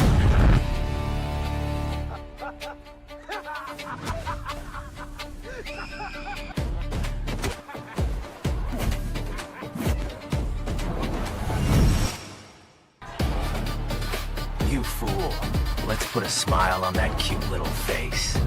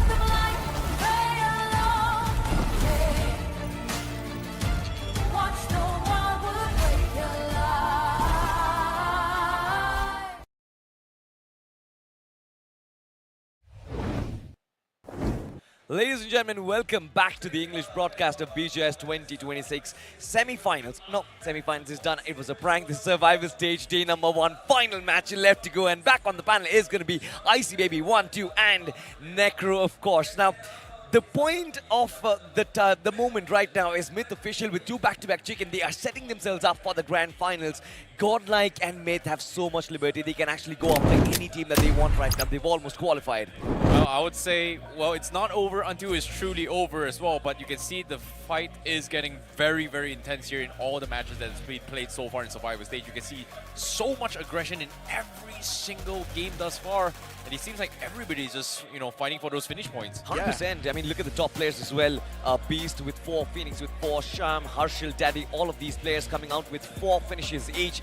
Myth, 21 frags, it's brilliant, but Nebula Esports 16 points. Necro, I think finally Nebula find themselves inside of the top 5 after that game. Yeah, a bit of a bounce back right in the overall standings from the side of Nebula. Since the start of the day, Nebula has been struggling. Yes, they're going for the fights left, right, and center, but at the same time, it feels like Nebula is just blindly approaching those fights, and that's why they were losing them. But in the overall standings, still Nebula is going to be around the mid-30s. They're not too far back. You know, I think Nebula Esports, they're just over-aggressing on everything, right? Like, see Yeah. anything his moves, just charges in like a Red Bull. And so far, right now, both Nebula and Godlike is doing the exact same thing. Yes, Godlike has finally taken a little bit of a slow stop this match itself, but it doesn't matter. Damage has been done. They're pretty much already in the top spot. But for Nebula, that performance was very much needed for them. Now, with this much points, it gives them a little bit short here to push the top 6 now. 100%. Look at the big vacuum on the overall standings. Godlike 65, Myth official with 58, and then they straight a jump down to 36. From the 3rd position onwards, from Non-X till potentially like even a Wild Fangs, anybody, even Visesta Esports, even Vanguard, even Phoenix Esports, potentially even Mad Kings and 4 Wolves can actually make it inside of the top 8 just on the basis of that one game itself. And this is how close the rest of the lobby is as compared to someone like a Godlike and Myth official. What remains to be seen is, can these teams maintain consistency? Because Godlike, we've seen slip-ups coming in from Myth official as well. But points of concern for K9 Esports, it's been way too long that they haven't really woken up. I mean, look, for K9 Esports, I just feel like all it's going to take is that one game. Yep. They've already got those 30 points on the board. The overall standing's still pretty fragile. As you mentioned, one massive game, even from the latter half of the board, can instantly make the bounce back. But hey, speaking of the bounce back, these guys are fighting for that grand finals that's going to be happening in Chennai. And speaking of Chennai, already the tickets are live on Swiggy Scenes. What are you doing? Go in and book the tickets right now. Do it. Just do it. Because why? If you don't do it now, when the tickets are sold out, sucks to be you. You won't be able to be there. Yeah, now's the perfect time. And then you're going to be crying saying that, are the tickets available on the LAN? You might as well just go right now and book them. Yeah, and don't text us on our handles as well. I don't really think that anybody's going to suffer that fate because... It's happened. It's happened. They literally text me, I see bye. Can you give me ticket? Bro, you didn't get the ticket. It's your fault. Come on, man. I see such a help. He should have helped that guy, man. How can I help? The ticket is sold out. You should have helped him, but never mind, ladies and gentlemen. Swiggy Scenes is actually helping all of you guys out. Just go out there and find your tickets. Capacity in the venue is massive. It's going to be an army of BGMI enthusiasts and, of course, supporting their 16 grand finalists. 8 have already qualified for Chennai. 8 are going to come through as well as we prepare ourselves for one final time. 4 Wolves, it seems like pressure is going to be on top of their heads, but Phoenix Esports need to find a way to bounce back. Can they do it in style? I'm not really sure, Necro. It's anyone's game and anything can happen. All it takes is one decent performance. Well, ladies and gentlemen, even Visesta has been waiting to find their moment. Wild Fangs have been trying hard as well. It is going to be one final time. The map of Miramar is live.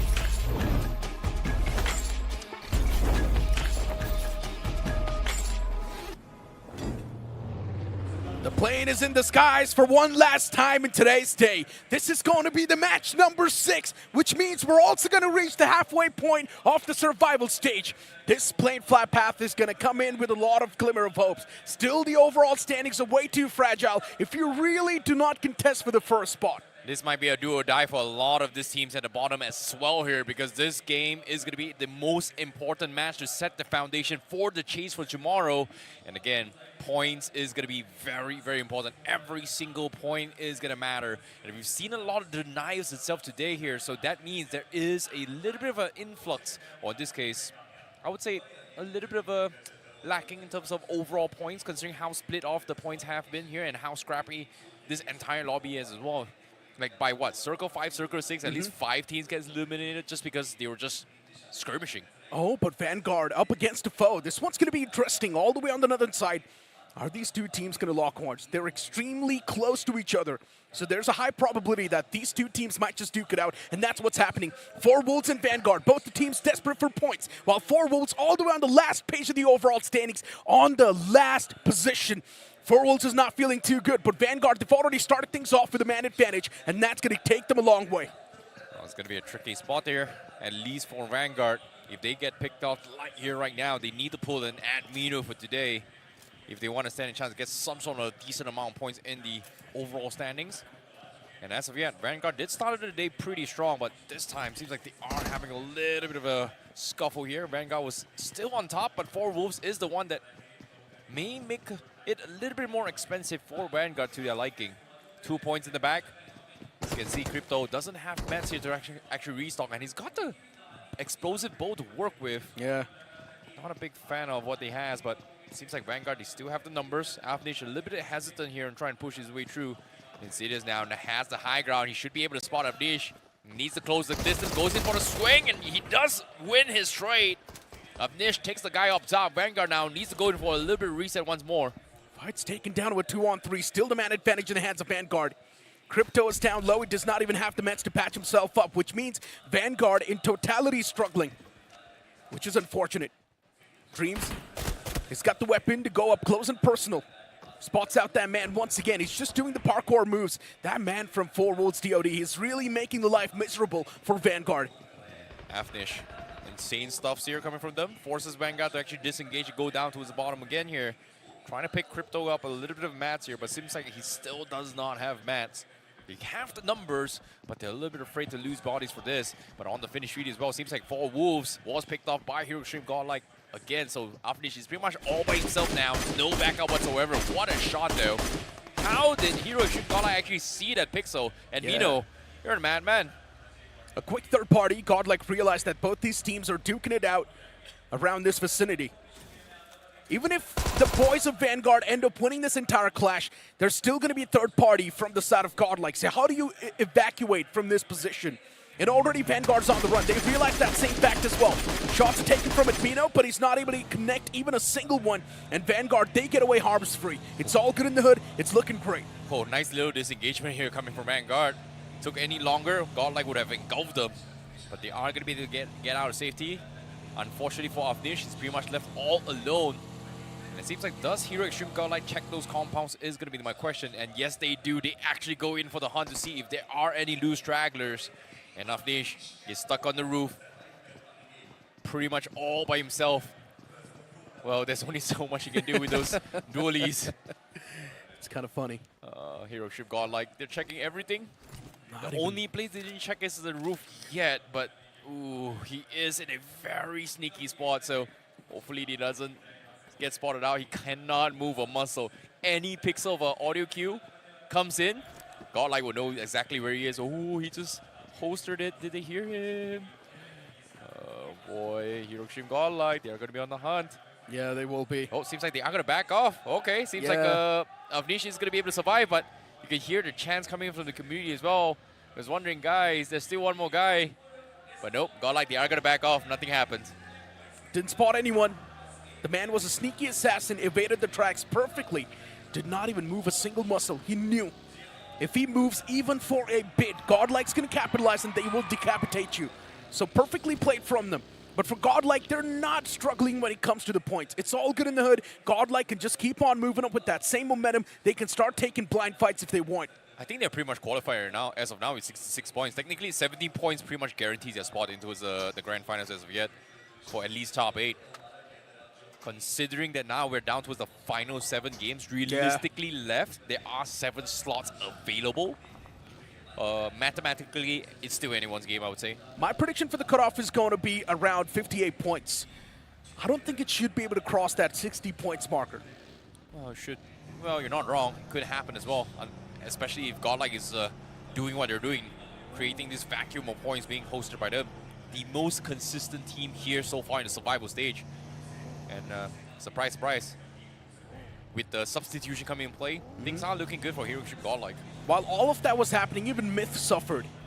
They're down to just that one last man. Something happened. Myth probably got indulged into a drop clash. Lost out on 3 players. Now that one man left to play it out for survival. Secure those placement points. Seems like based on the DOA status, Wealth was able to get a 1 point, Wildfang was able to get 1 point, and I think Vanguard was able to find 1. No, actually Vanguard was, is yeah. So where's the third guy? Not sure, but looking at Vasista Esports, they're definitely peppering those shots away on Tritumlin Esports. And Tritumlin Esports losing out on that man. One thing is for sure, they're not going to let go of him just like this. They probably do want to hand out the recovery. And Vasista Esports is going to be desperate for that elimination point. But Tritumlin Esports, where is the cavalry? That's my question. Save the day for your fallen comrade, boys. Tritumlin Esports just letting go of it like that. That's concerning. Vasista Esports getting a freebie on the board. That's going to make them feel good. Oxen from the far away was taking those shots, but that's not going to be the difference maker. Oh boy, Tritumlin Esports. Seems like they have to continue a journey without the IGL this time. This is one of the better performances coming from Tritumlin Esports in the semifinals, but for them to drop the ball when they're so close to qualifying, this is not a good spot to be in, considering that right now, they're still so close to the top 8, but they need a massive game if you want to stand a chance to fight for tomorrow. Indeed. But another team that needs a comeback here is going to be Phoenix. They've had a really, really rough game, and considering that tomorrow has 3 more Orangos, that's going to be a little bit tough spot. But it seems like you know who's having a rough day? Anonymous accidentally just got his vehicle stuck. Needs a little bit back up, and there we go. Okay, he's fine, he's fine. Fortunately for him, nobody was there. A little love tap. That's all that was needed. Mwah. I mean, hey, yesterday even Ravan gave a love tap to Salty. But Phoenix Esports and Nonix next to each other. For Phoenix Esports, once again, far back in the overall standings. And let's keep this thing in mind. There's a probability, there's a possibility that Godlike can actually target Phoenix Esports once the qualification is completely done, which is going to be happening tomorrow, by the way. Well, this is going to be a tricky spot to be in here, but for now, I think the fans from here with Godlike is going to be very, very happy. Yeah. Guaranteed the grand finals, I would say, as of yet. Well, let's just hope they don't have 0 points in 6 games tomorrow. But we did see, like, what, 4 points in 4 games yesterday in 4 semifinals, which realistically shouldn't be happening to them, but okay. But for now, the circle is going to shift onto his Cruz de Val. We do see Welt already in the center. Phoenix also finding a little bit of space. Nebula this time not playing aggressive, which is interesting. Wildfang's going to be coming for Southeast corner, but we are starting to see this big migration coming in play. So things are going to get a little bit tricky. Lost Dinner still in the picture as well, but on the finish feed, somebody's getting knocked. Yeah, Phoenix. Unfortunately, on the receiving side of the spectrum, that's going to be Nebula. Off the rip, actually doing some damage. But luckily enough, Simp is once again back up, so it's all good. The man's going to patch himself up. So far, Phoenix Esports, things under control. For Nebula, as you mentioned, not really playing it aggressive this time, focusing on the positioning first, and then they're going to try to get their hands on the elimination points. I think as of yet, Nebula has one of the better spots here just because they are on the high ground in Chumacera. So technically, if the circle shift into Chumacera, they can find an opportunity to try and push their way through. But if you're stuck inside Chumacera, getting out, you're pretty much done for. You're going to get pinned by Nebula. You're going to be pinned by every team from the outside as well. Oh! But on the screen here, Slug was able to find a nice knock on Shiyan. That's impressive. Slug continues his domination. Shiyan knocked out. Today, Slug has been popping off. Realizing that he's one of those crucial strings and he needs to play well. But Knight gets knocked out. A bit of a trade coming through from the side of Vasista Esports. But that's not going to make a lot of difference, since K9 Esports still has the man advantage inside of the fight. Vasista now a bit on the back end. They are trying to play this one on the defensive side. While Ninja Boy is just going to straight up make that pounce up close and personal. Vasista, you need to be a little bit careful. The foe is up close, right next to you. And Ninja Boy's nade, if that's going to find a mark, which means Vasista will be done for. Ninja Boy slowly and steadily extending his arms as he wants to punish the boys of Vasista Esports. And look at that push from Somai! He messed up! The man gets knocked out, and somehow Hector, he outplays Ninja Boy. As even Ninja Boy gets knocked out, Hector's all by himself. A bit of that pixel visible slug. He needs to shut down Hector when the time is right, and now it's going to be the way. What a save from Slug, but K9 comes up on top of this situation, and Vasista Esports bows out in this game. Unfortunately for them, their journey will continue tomorrow, but that will be it for them here in day one. But K9 Esports, what a recovery, what a day to be alive. But seems like the reset is not entirely secured yet, because Hiroshima Godlike now is going to be chiming in to try and deny even more points from the rest of the packs. K9. Players next to each other, Ninja Boy and Omega in the proximity. Godlike, they're trying to do some sort of damage, and the vehicle blows up! Oh my god, that's gonna find a quick two-piece. K9 Esports, the game's being spoiled once again. Omega's trying to back away to safety, but even he gets rid of. And now this is where the real problems, they're gonna start to strike K9 Esports. The remaining two players on the run, they don't even want to fight it out against Godlike. Oh boy, Hiroshima Godlike now getting a little bit aggressive. K9 now going to be on the run. Slug forced to disengage from this fight, and Hiroshima Godlike completely bullets him up. As you can see, K9 is going to be trying to pushing it out as well inside Chumacera, trying to find a safe spot. Fadeaway shots given, but no connection so far.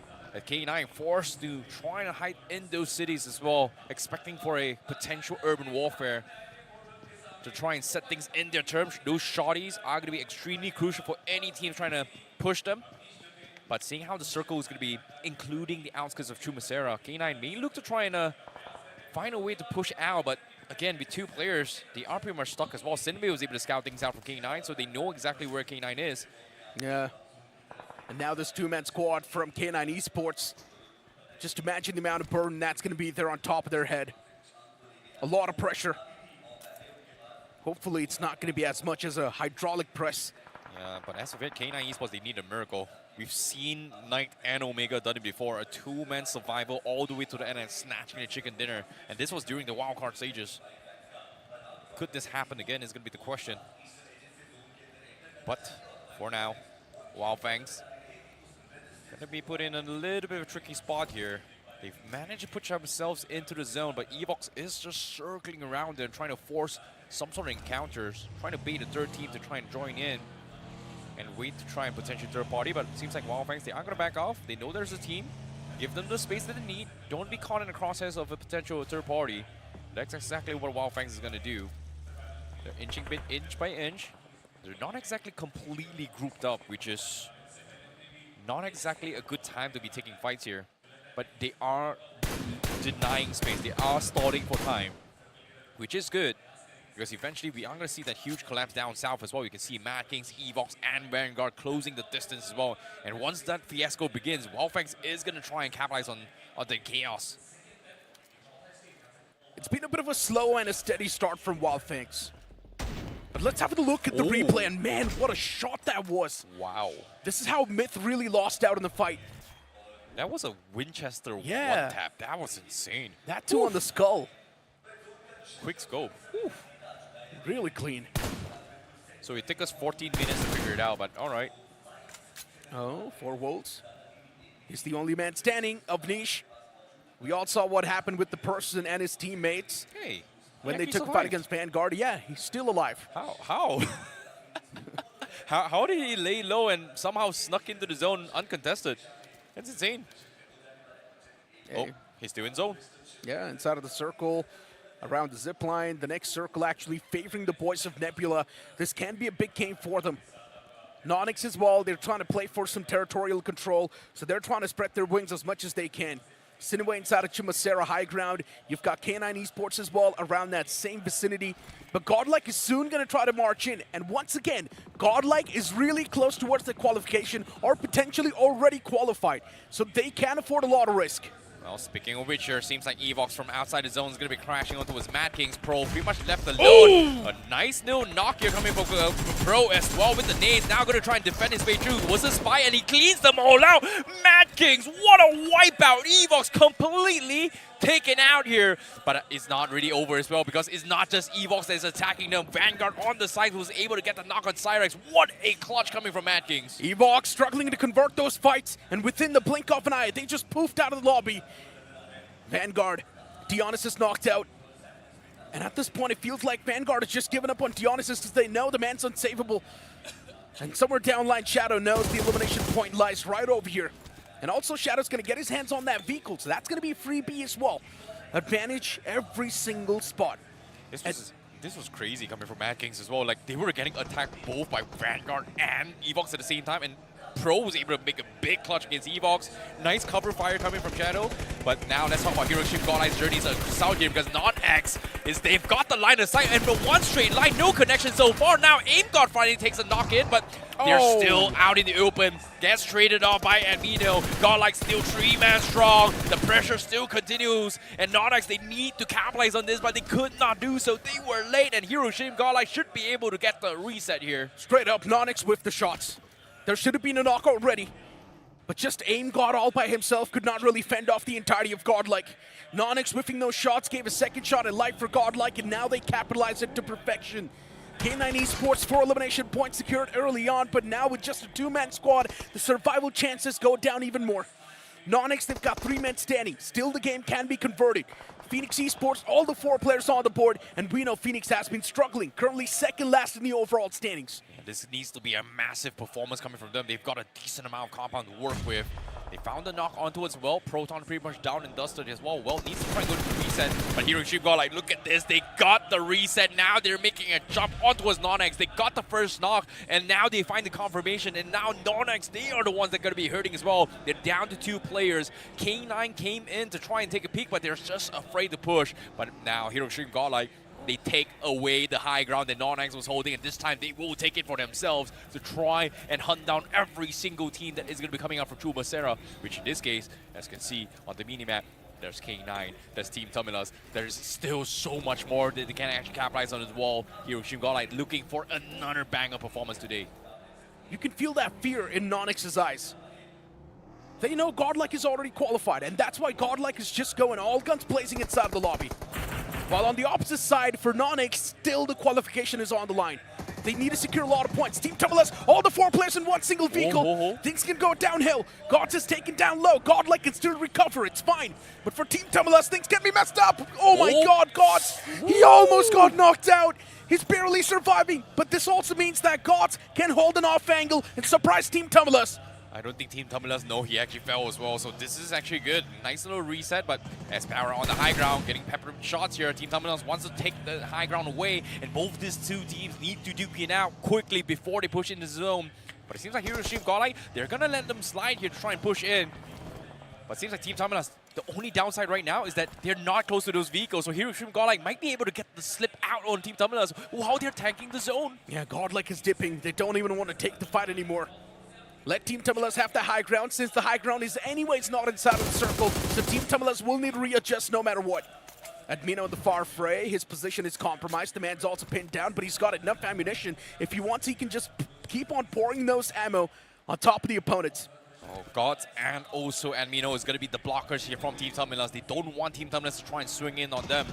They are going to try and force the issue. High ground's on them. Team Fox finds Admino out in the open. That's going to be the knock that they need. And now Hiroshima Godlight has to skedaddle and abandon Admino now.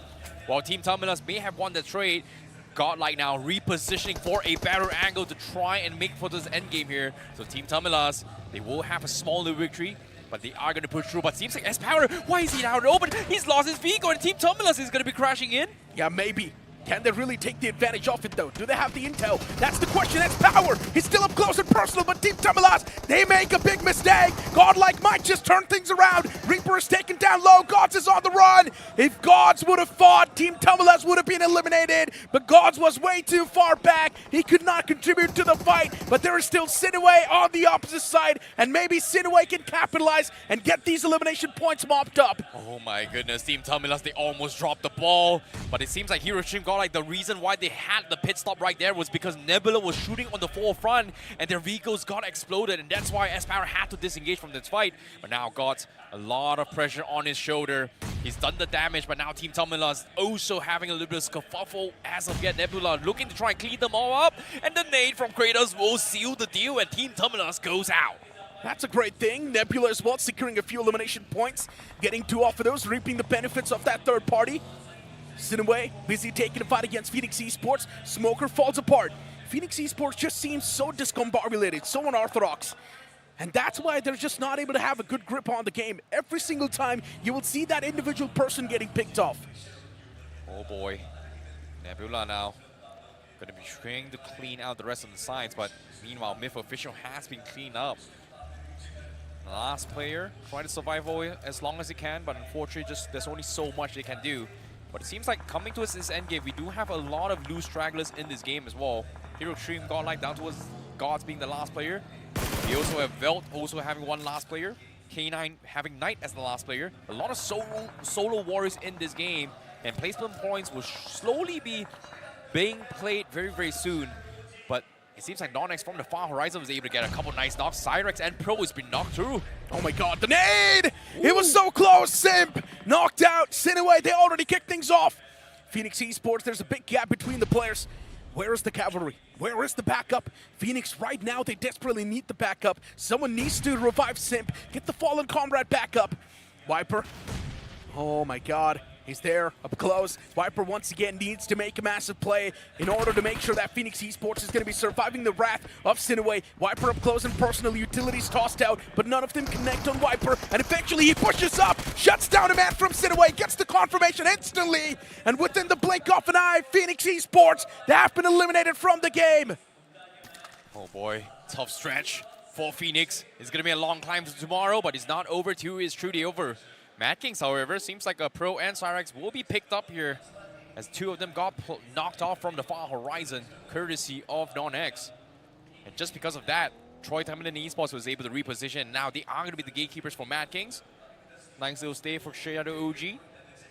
But the game continues here. Weld Esports, Solo Warrior, Justy in the forefront here. You do have Wild Fangs. Sensei does not spot him on the far horizon, but Spray God is right beside him. Seems like the drive-by comes in. I don't think Spray God actually saw him, so that's a good sign. So Justy just may be able to find a little bit of space to crawl his way through. Sensei's back's out in the open. Prone means 0 recall for Justy. Does he want to take the risk? Oh, he should.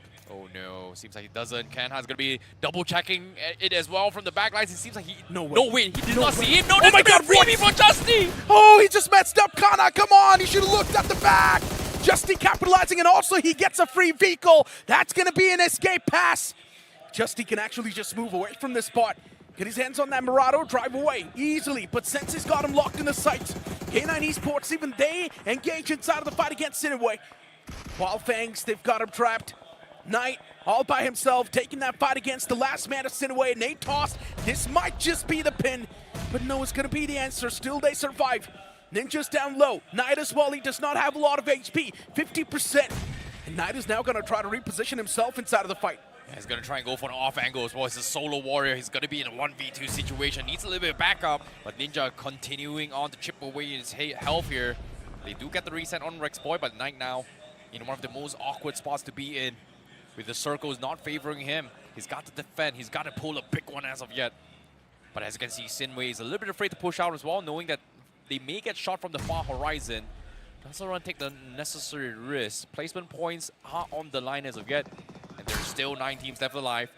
And Sinway still getting pinned from the sides. Nebula Esports going to be chiming in. Uh-oh. Sinway, they've got to move very, very soon.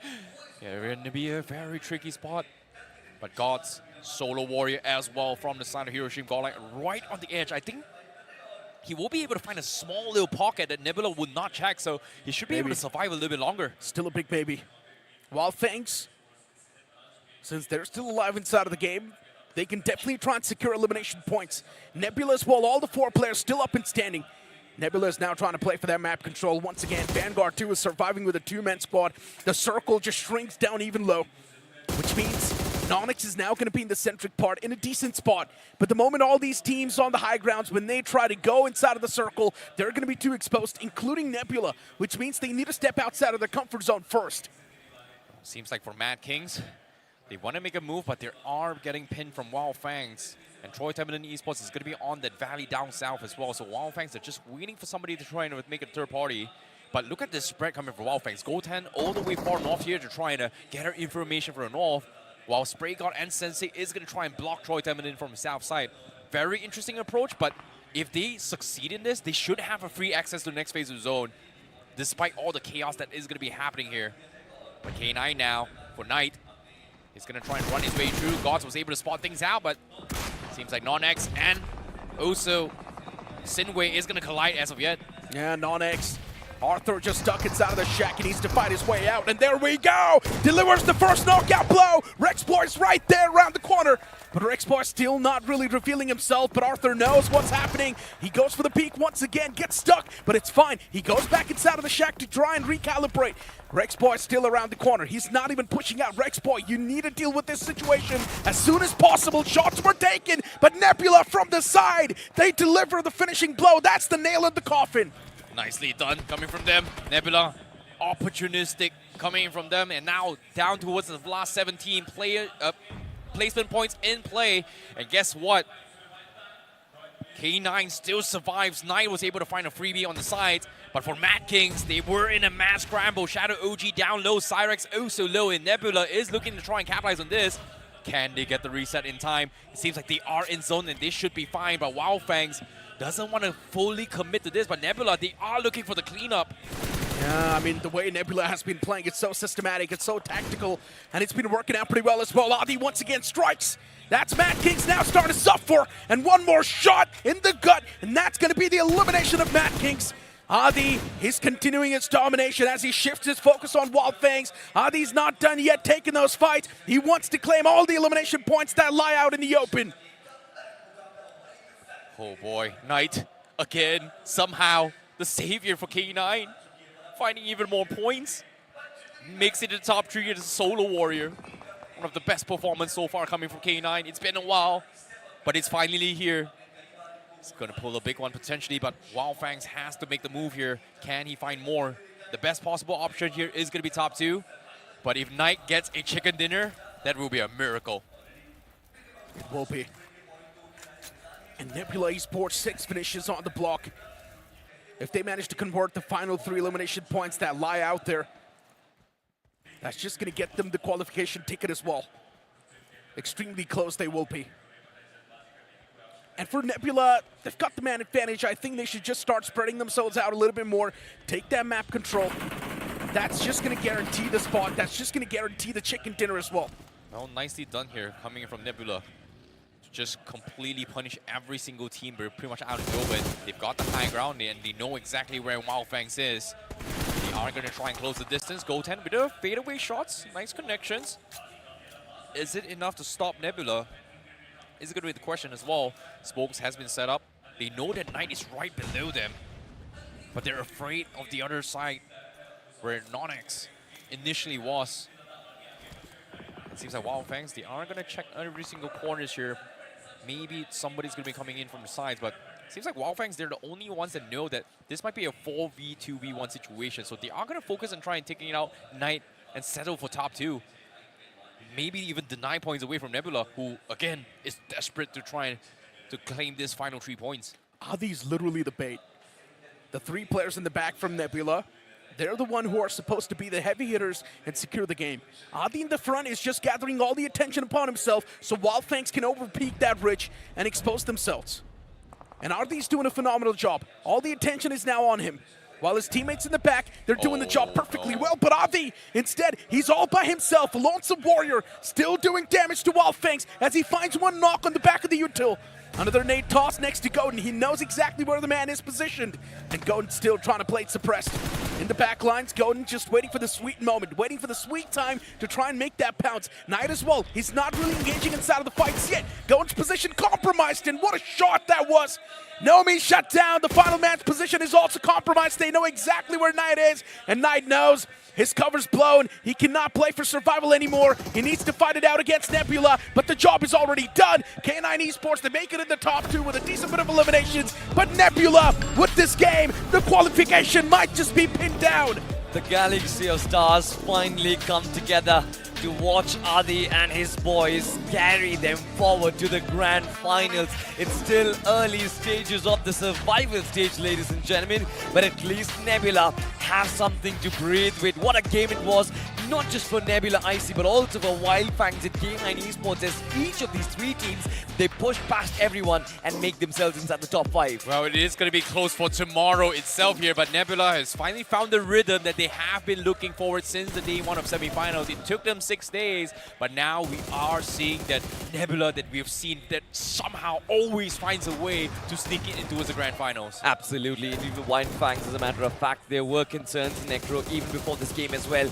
Will Wildfangs be able to find that touch, that rhythm, the way they were getting those finishes? But it seemed like Spraygod and Goten had to come out with their best performances itself to actually lead Wildfangs to the place where they are right now. Yeah, Wildfangs got a lot of elimination points secured and a top 3 finishes as well, which means 5 placement points tallied up. And then even for K9 Esports, they're making that run slow and steady in the overall standings, but that also means that the consistency is there from K9 Esports. 100%.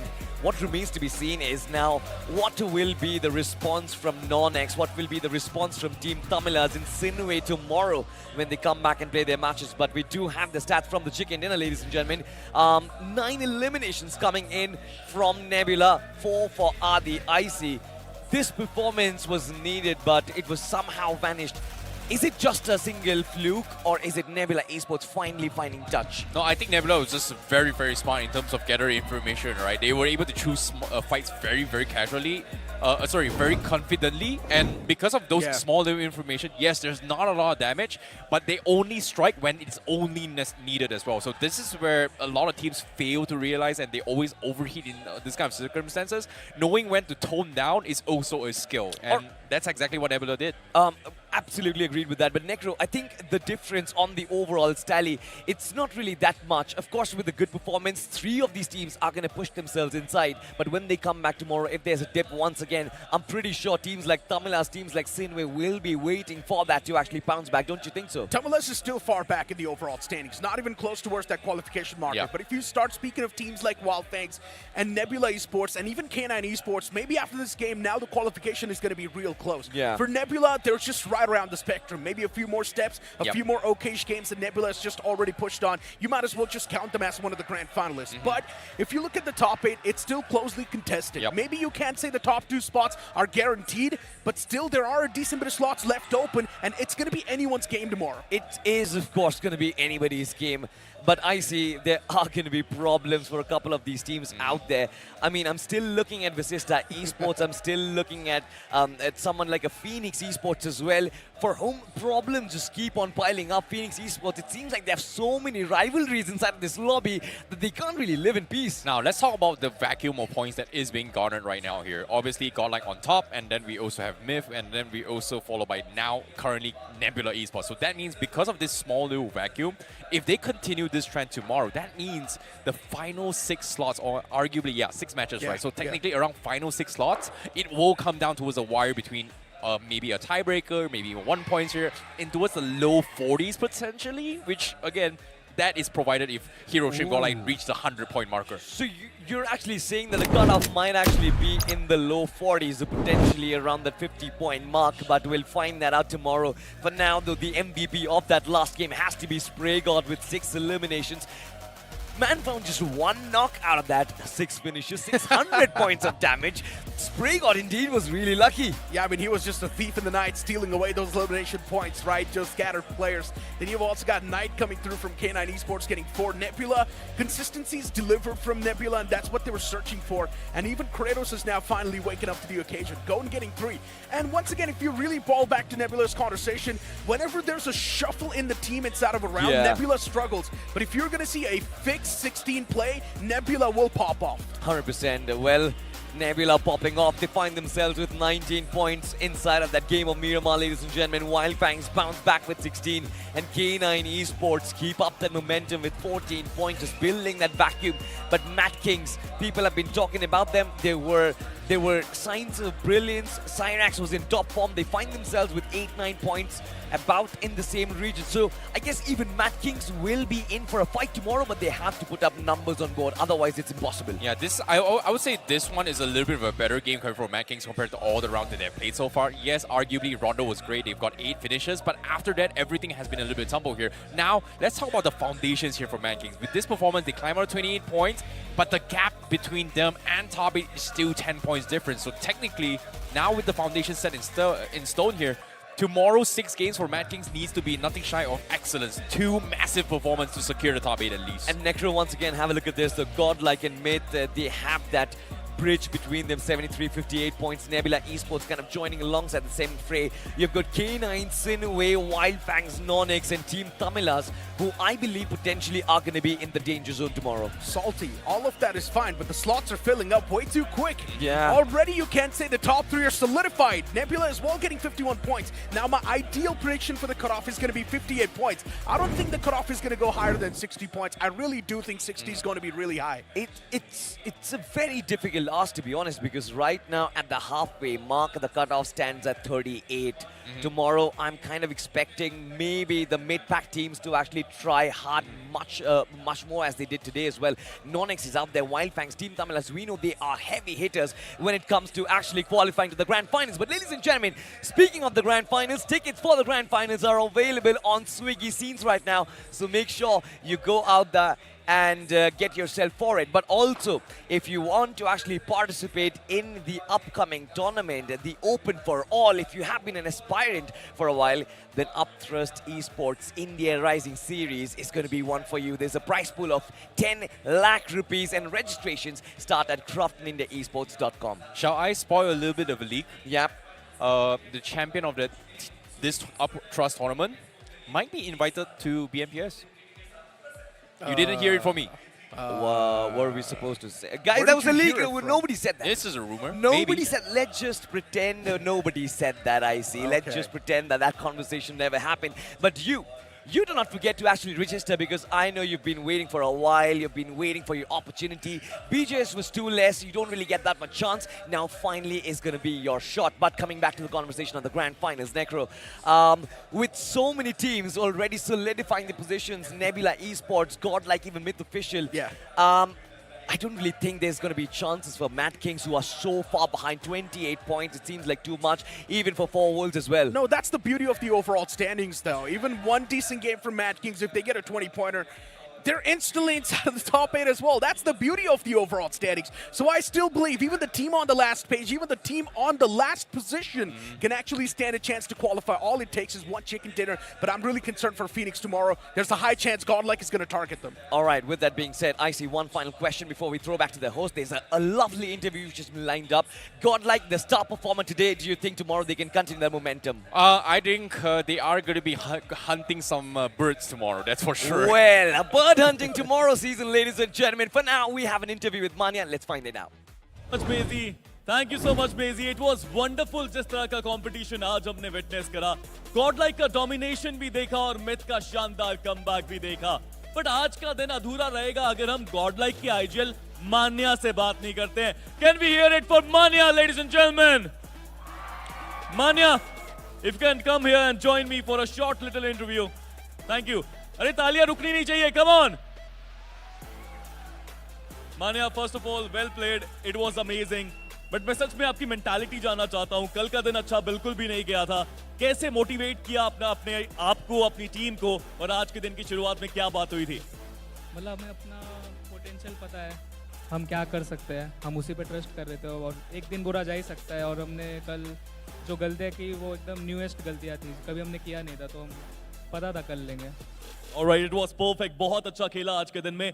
But एक change भी आया. आपने Jonathan को bench किया, गॉडजी को खिलाया. मैं reason जानना चाहता हूँ, क्या मानसिकता थी उसके पीछे? अपने रोंडो के स्टैट्स थोड़ी ख़राब चल रहे थे ड्रॉप किल्स में, तो अपन ने सोचा कि ड्रॉप क्लैशेस में अपने को गॉडजी को यूज़ करना चाहिए. और इवन पोचिन की गॉडजी पहले खेल चुका है, तो आज ड्रॉप क्लैशेस थे, तो हमें उससे कंटिन्यू करना था. और हमारा ये प्लान था कि अगर मोमेंटम चलता रहा तो हम चेंजेस नहीं करेंगे, और मोमेंटम ब्रेक हुआ तो जॉनी इन होगा. बट हमारा मोमेंटम ब्रेक नहीं हुआ, हम हर मैच पॉइंट निकालते गए. काफी बेहतरीन प्रदर्शन आज के दिन में आया जरूर, बट मैं जानना चाहता हूं जब अकेले प्लेयर कोई बचते हैं, जैसे एडमिनो आज बचे थे और इट वाज अमेजिंग जिस तरह से उन्होंने खेला, पीछे क्या कॉल्स चल रही होती है, तीनों प्लेयर्स क्या क्या कॉल दे रहे होते हैं, I want to know that. मतलब जब मिनो ने 1v4 कर दिया, उसके पहले मैच में हम शैक पे सर्वाइव कर रहे थे, मैं बोला अगर सर्वाइवल कोई जगह रहेगा तेरे को पहुंचा तो दूंगा, फिर वैसा जोन बन गया कि मैं उसको कहीं पहुंचा सकता था, मैंने पहुंचा दिया। Alright, it was amazing, बहुत अमेजिंग मैचेस अभी तक चल रहे हैं, बट कल एक इंपॉर्टेंट दिन होगा, ऑलरेडी आप पॉइंट्स हासिल कर चुके हैं। यार मैं आपको जानता हूँ बहुत लंबे समय से, क्या किसी को टारगेट वारगेट कर सकते हो कल के दिन में? नहीं, अच्छी टीम्स क्वालिफाई हो ही जाएगी आई थिंक, और जो बुरी, मतलब सभी अच्छी टीम्स है, बुरी कोई नहीं है, मतलब जो अच्छा खेलेगा वो हो जाएगा, हम कौन है किसी का किस्मत बिकने वाले। What do you think about the Pochinki drop clash? Are you going to contest that tomorrow as well? नहीं, कल पोचिनकी दे देंगे हम PNX वालों को, क्वालिफाई हो जाए, फाइनल में क्लैश करेंगे। क्या बात है, can we hear it from Manya one more time? अच्छा, जनता की डिमांड है कि क्या हम कल जॉनथन को खेलते हुए देख सकते हैं? 100%. Johnny will play tomorrow. Thank you so much, Manya, for joining with me. It was amazing. Jonathan कल खेलेंगे, but God like they played well. और वो तो कह रहे हैं यार फिनिक्स को ड्रॉप भी दे देंगे ताकि वो भी क्वालिफाई कर पाए। अमेजिंग एफर्ट्स हमने आज के दिन में देखे टीम्स की तरफ से, but you know what, nebula का कमबैक भी लास्ट मैच में बहुत मजेदार साबित हुआ। मैं एक बार जनता से जरूर जानना चाहूंगा, आपको मजा आया आज के दिन में? देख आवाज तो कम आ रही है, क्या मजा आया आज के दिन में? लेट्स गो, बढ़िया खेले सारे, अच्छे कमबैक्स हुए, कुछ सेटबैक्स हुए, बट कल का दिन और भी बेहतर होगा। सर्वाइवल स्टेज में कल 6 मैचेस के अंदर आखिरी मौका मिलेगा यहाँ पे प्लेयर्स को, इन टीम्स को, कि वो ग्रैंड फाइनल्स में अपनी जगह बना पाए। बट आज के लिए इतना ही। It was amazing. मेरा नाम स्वीरो, मैं था आपका होस्ट। मिलेंगे कल, तब तक के लिए अपना ख्याल रखिए, अपनों का ख्याल रखिए। Take care, peace out.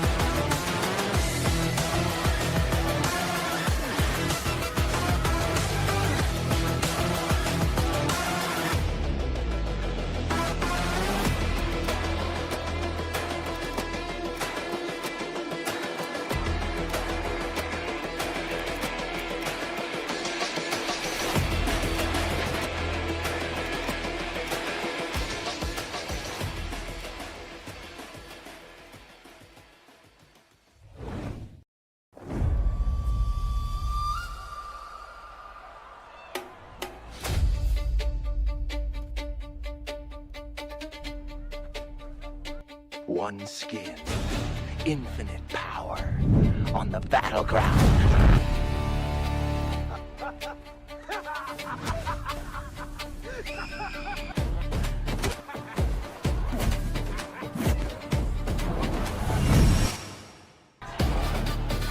You fool. Let's put a smile on that cute little face.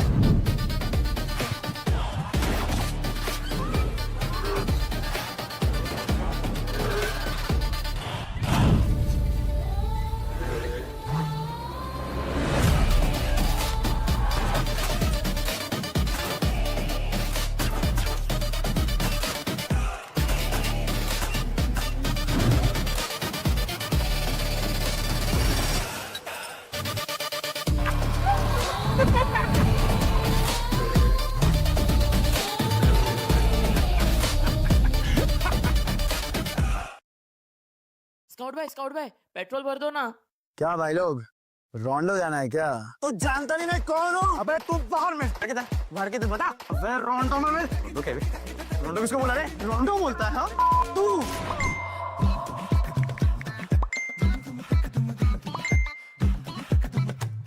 रोंडो? Run run run run run run run run.